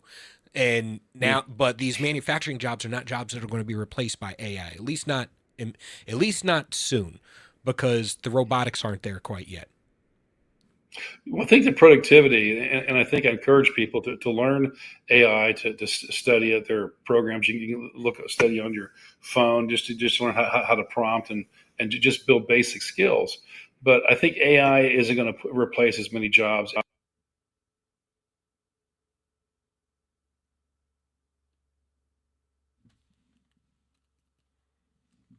I lost audio for a brief moment. Uh-oh. They'll be more competitive in I the got you back now. marketplace. So so I think people who adapt and anticipate and learn how to use AI will be more desirable in the marketplace and will have a much more job security than those who act like it's not coming and this isn't a change that I need to even take seriously. And it was one I saw something very, very interesting. It was a cast from the Today Show in the middle '90s, and they were talking about the internet. What is the internet, and what's .com? What does .com mean? And it was interesting to see. And so much has changed in that period of time. And the pace of change appears to be running at a much greater pace than that change was. And if you remember, the cell phone started, it wasn't a smartphone. Then it was a smartphone, then became social media, then became a way to shop and spend. And AI will accelerate what we saw in 30 years in less than 10. So I think for people who are listening, you do what you can to learn. Don't be intimidated by it. It'll be here. And if you can learn it, I think your employability and your ability to earn a wage will only increase. Yeah, I use AI to do research. I use it quite a bit. So what I'll do is I have my special ability is to take the 1,000,000-foot view of everything. And I have ADD. So my mind works like a Google search. Every time you say one word, I get 10 different branches off to different thought patterns, and I'm typically able to take each and every thought pattern, deviation and thought pattern, and bring it back down into this easy to understand breakdown that the average person who may not be an expert in a field or on a particular topic can understand a very complex issue. When I take AI, I'll use AI to help research, so I'm digesting the equivalent of like a bachelor's degree in a week, because I just constantly, I'm addicted to information. I read studies for fun, and that makes me kind of a dork, but but it helps me with my ability. So I'm constantly going, wow, AI is this fantastic tool that if you use it correctly, you can become indispensable. Yeah, and I've heard a few well-known tech people talk about there'll be a person in this decade who starts a business by himself and creates a $1 billion valuation, just mastering and using AI. So it's remarkable. You can build a website more quickly. You can edit more quickly. You can take your own thoughts and create and grow. So it's helpful. It's helpful. It's not too different than if I want to go from town A to town B. I could walk. I could take a bicycle. I could take a motor, or I could drive a car. And AI is the car. Hey Eric, I got a couple of questions for you, if you don't mind. First one, it has to do with the tariffs, and I just want to either dispel the myth or whatever, just get the information correct. Exactly who is paying for the tariffs? Is it the country and the manufacturer out there, or is it the American people? Yes.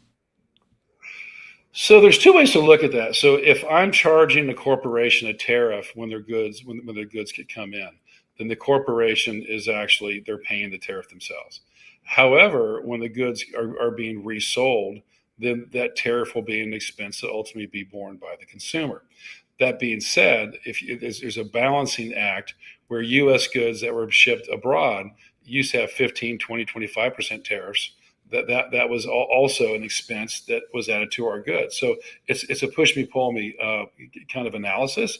But when you look at the job creation that'll happen by having tariffs and companies relocating, when you look at what that'll do to real estate prices, what it'll do to wages, what it'll do to our tax base, it's very hard to argue that it's not positive. And I think the goal on the tariffs is not to have an onerous 50, 100, 150% tariff, though that may be a punitive state that could go on for a week or 2 weeks or 3 weeks. I think the desire is to have something that's fair, and that is a tariff would be kind of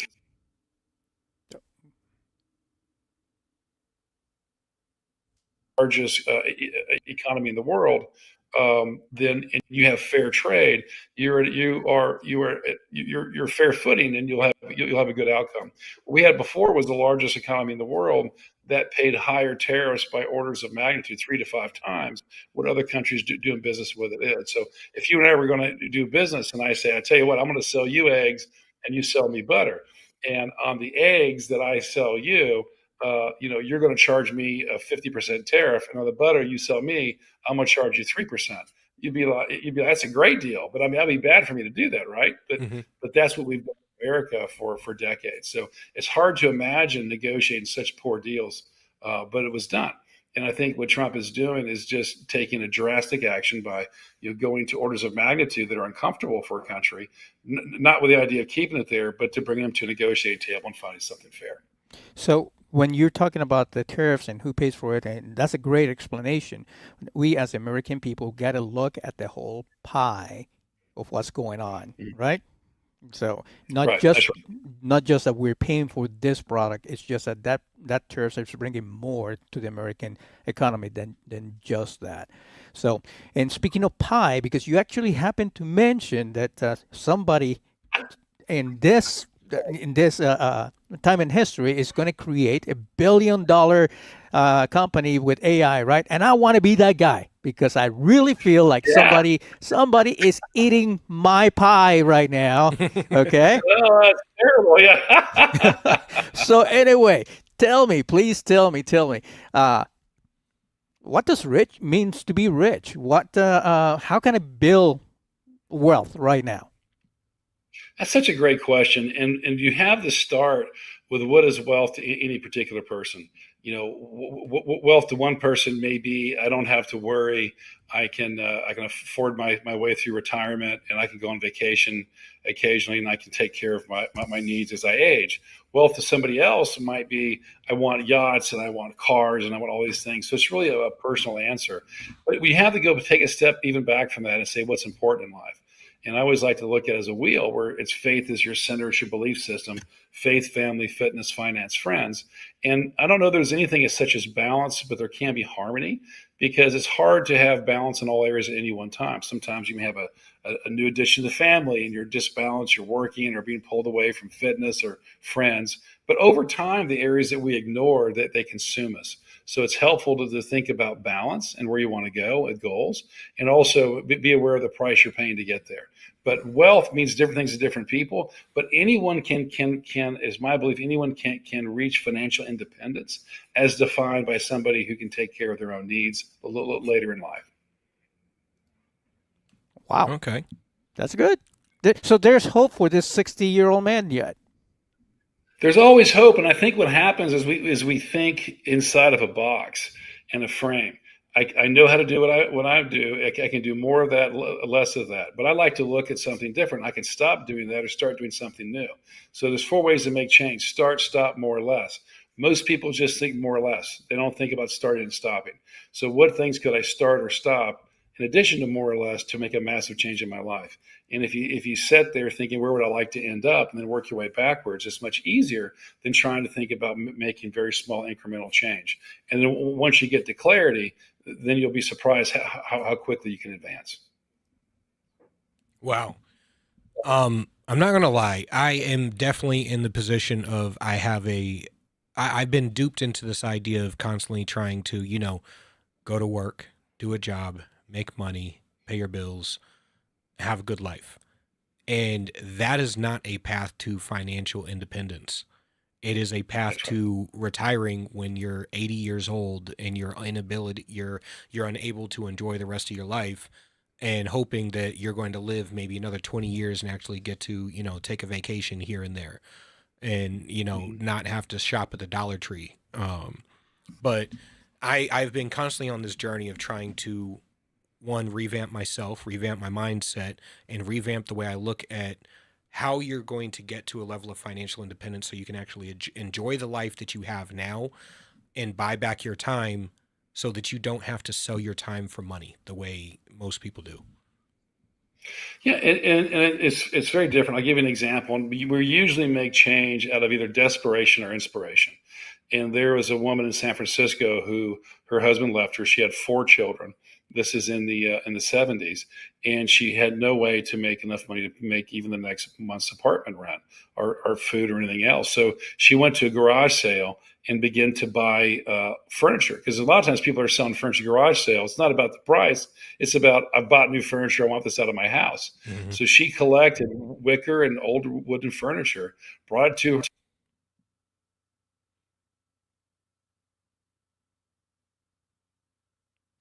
Uh-oh. We lost you again. Can you hear Brought me? it to front. All right, there we go. Yeah, I'm back now. Yeah, so she went into garage sales and then bought furniture, then brought it back to her apartment. Her and her children would paint them white, and then she had them beat them with chains and sandpaper, and she called the company Shabby Chic. And within 15 years, she sold that company for hundreds of millions of dollars. But that came out of necessity. So, like I was saying, it's always start or stop. But usually in all of us, there's an idea, there's something there that we maybe haven't taken time to develop, and there's something that we can do outside of our normal 9 to 5 that could be it could be a supplement, and at some point could even be your primary source of income. Yeah, there's actually because my family, we own a commercial cleaning company, and we started out 23 years ago. I was my father's first employee. There you Now, go. yeah, now we operate all over New Hampshire and Massachusetts. And we're one of the best cleaning companies in all of New England.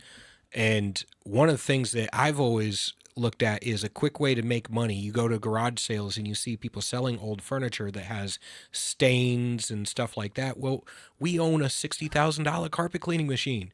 Let's go ahead and There you take go. this carpet or this crate and barrel sofa from the wealthy side of town, where for them getting rid of a $1,500 sofa is not that big of a deal, but to the people on the other side of town, it's a crate and barrel sofa. It's a $2,000 sofa. So like, we'll get it from them for a couple $100, go ahead and clean it up, get everything back in order, looking brand new, sandpaper it down, restain a few things, post it online. All of a sudden we're flipping 400% of what we bought it for at a garage sale. Right. Yeah, and I think that's it. And sometimes the people with investing, I get that all the time. I can save $50 a month, $100 a month. How do I ever save enough to get there? Well, there are 2 schools of thought. One is, if you have enough time, you can get by with $50 or $100 a month. But if you don't, you can do what you said and just find something along those lines. You can just take a moment, take a weekend, reimagine things that can be done. And oftentimes, investing in yourself is the best thing. Whether it's buying a book and reading it, understanding a process or a business or Facebook Marketplace.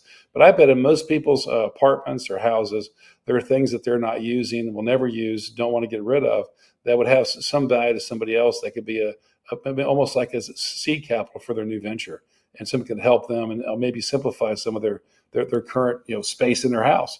I've invested in self-storage properties for many years. And I'm always amazed when people don't pay, and you go in with the lock, you look and see what they have inside. You're like, I don't think this is worth $150 a month for 5 years, but they didn't want to go through the time to get rid of it. They'd rather pay $150 a month for 5 years than deal with it. So there's so many simple and repeatable things you can do to make massive change over time that really just about anybody can have a much better life. Actually, one of the things I know we're coming up on the end of the segment and everything. One of the things I actually looked at was using AI to identify prime stocks within AI and cyber tech for me to invest in, and identifying AI day trading platforms so I can use the AI day trading platforms to buy and sell these stocks and let it do its work do all the work for me, so I don't have to memorize the market or anything like that. Very interesting. Very interesting. It has many applications. That's true. All right. I want to thank you for coming on. Where can people buy your book, sir? So if you go to Amazon, Amazon.com, you can just put in Who's Eating Your Pie or Eric Weir. You can follow me on Instagram at Eric Weir, ERIKWEIR. Go to my website, ericweir.com. All right. Thank you, sir. It was wonderful having you on. I can't wait to talk to you in the near future. Up next, we have another guest on, and it is going to be a fantastic conversation after the break. We're going to have to. Probably not. I just got a call from him and stuck at work, and we won't be able to have him today, so we have to reschedule for a later date. All right. Well, it doesn't matter because we'll still give you some more fire content in the next segment after this break. We'll be right back.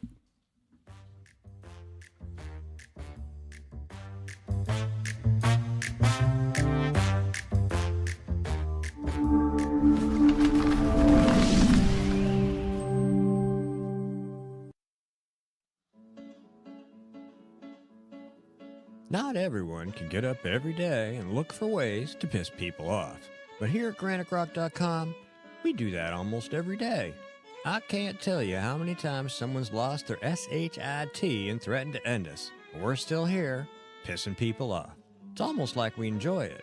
And we've been doing it since 2006. That's almost 2 decades of news, politics, and opinion, and now podcasts, and we're just getting started. We believe in principles before parties and politicians. We defend free markets and individual liberty, and if that makes you mad, it makes us smile.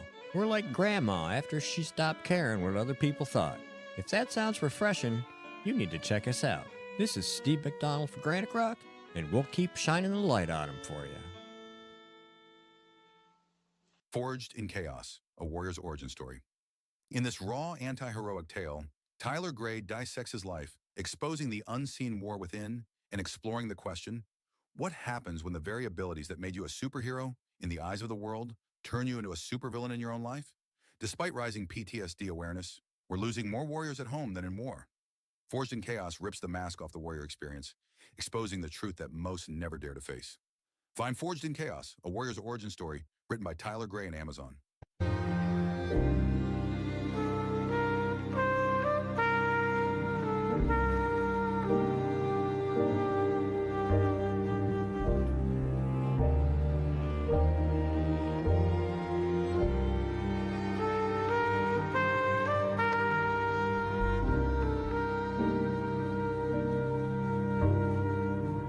United We Stand, A Marine's Fight, written by Julian Aciard.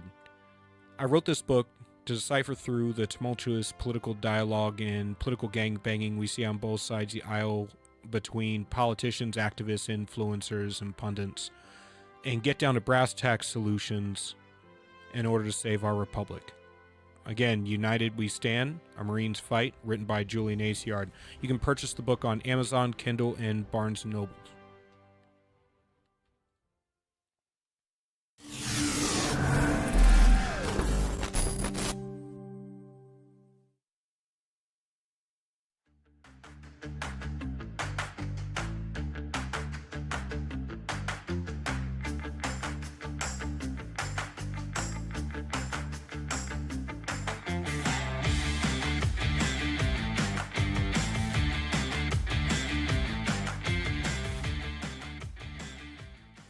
All right. Welcome back to Granite State Live. Again, make sure to follow RAMTV.LIVE. That's Right America Media. You need to go and you need to subscribe and you need to like and you need to share with all of your friends, all of the content, watch all the shows. We've had a great couple episodes. My podcast earlier today, Granite State Live, Shadow Band is on late.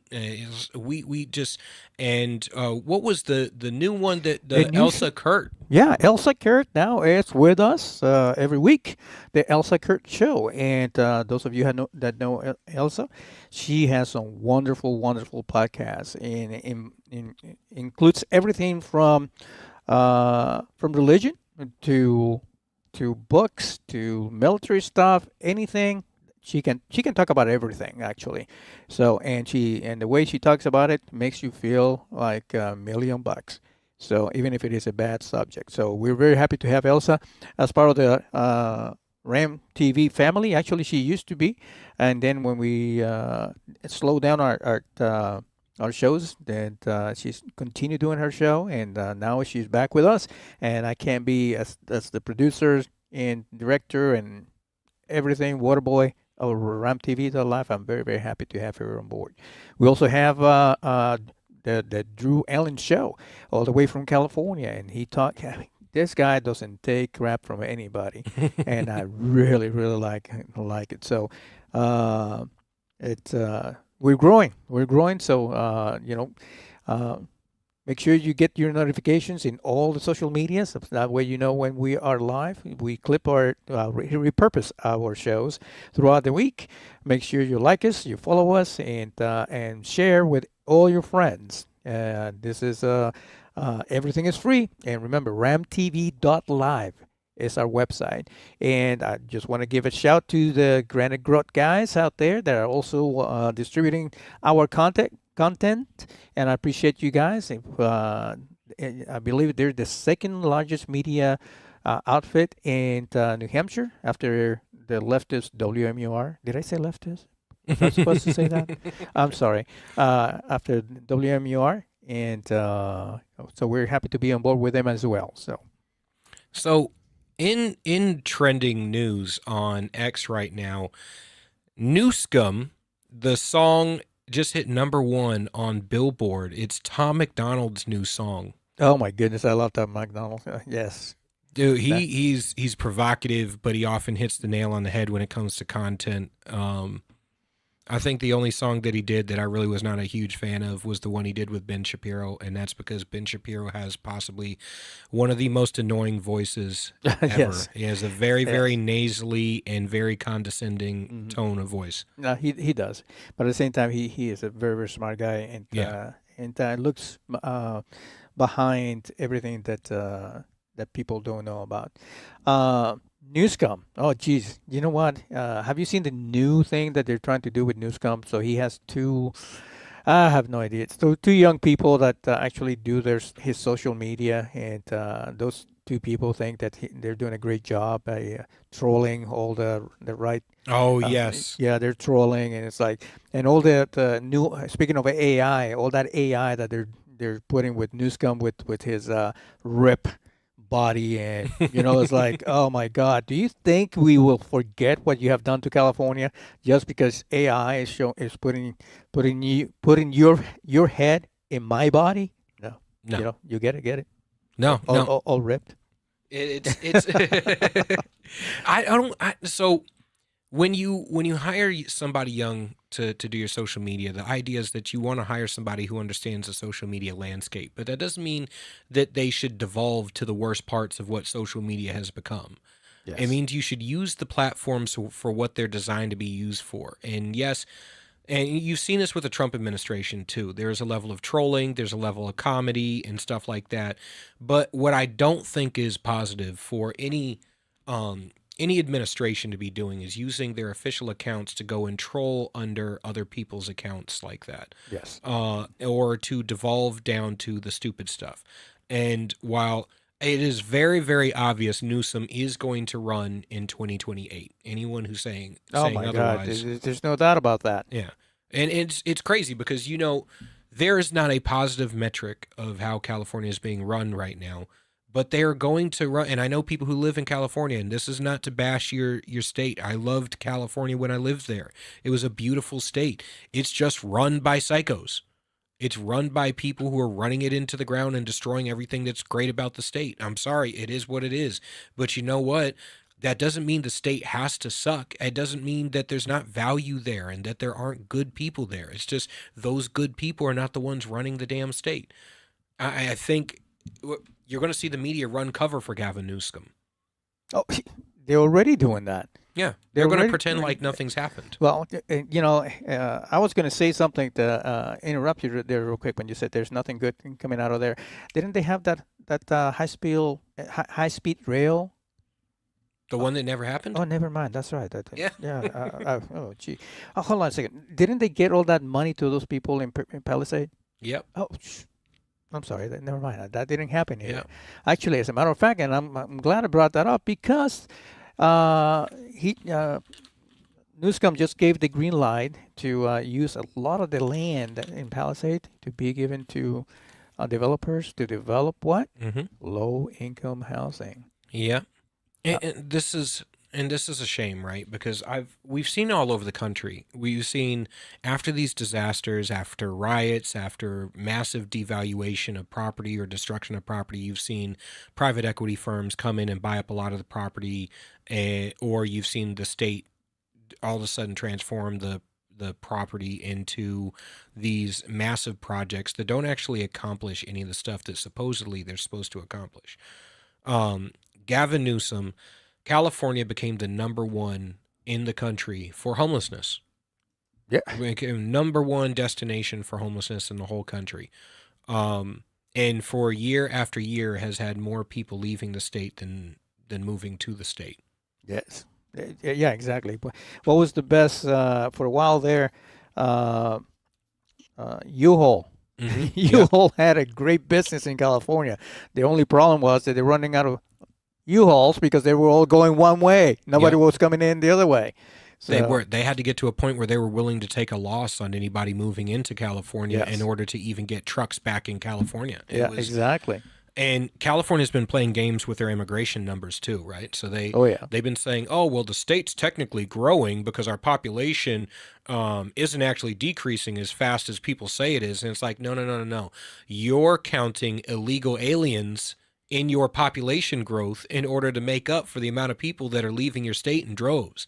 Not to mention, you're driving industry out of your state. You're driving people who pay the tax dollars to keep your state running, and then you're taxing the people who remain there at even higher rates to make up for the people who left. Because I'm sorry, the vast majority of people in society do not want to consistently be told that, one, they're evil for having worked their entire lives to get into a position where they no longer have to work, and then be told that they also have to pay for services for people who don't work.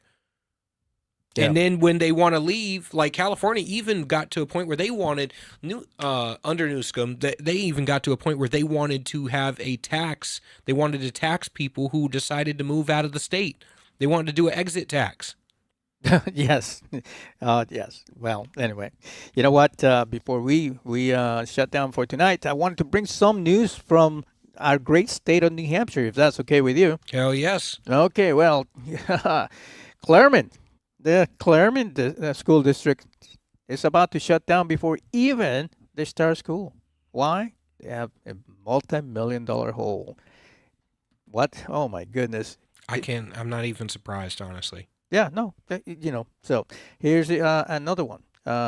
Remember Lily? Yep. Lily Tang, when she came to us, and she actually she broke the news about this one.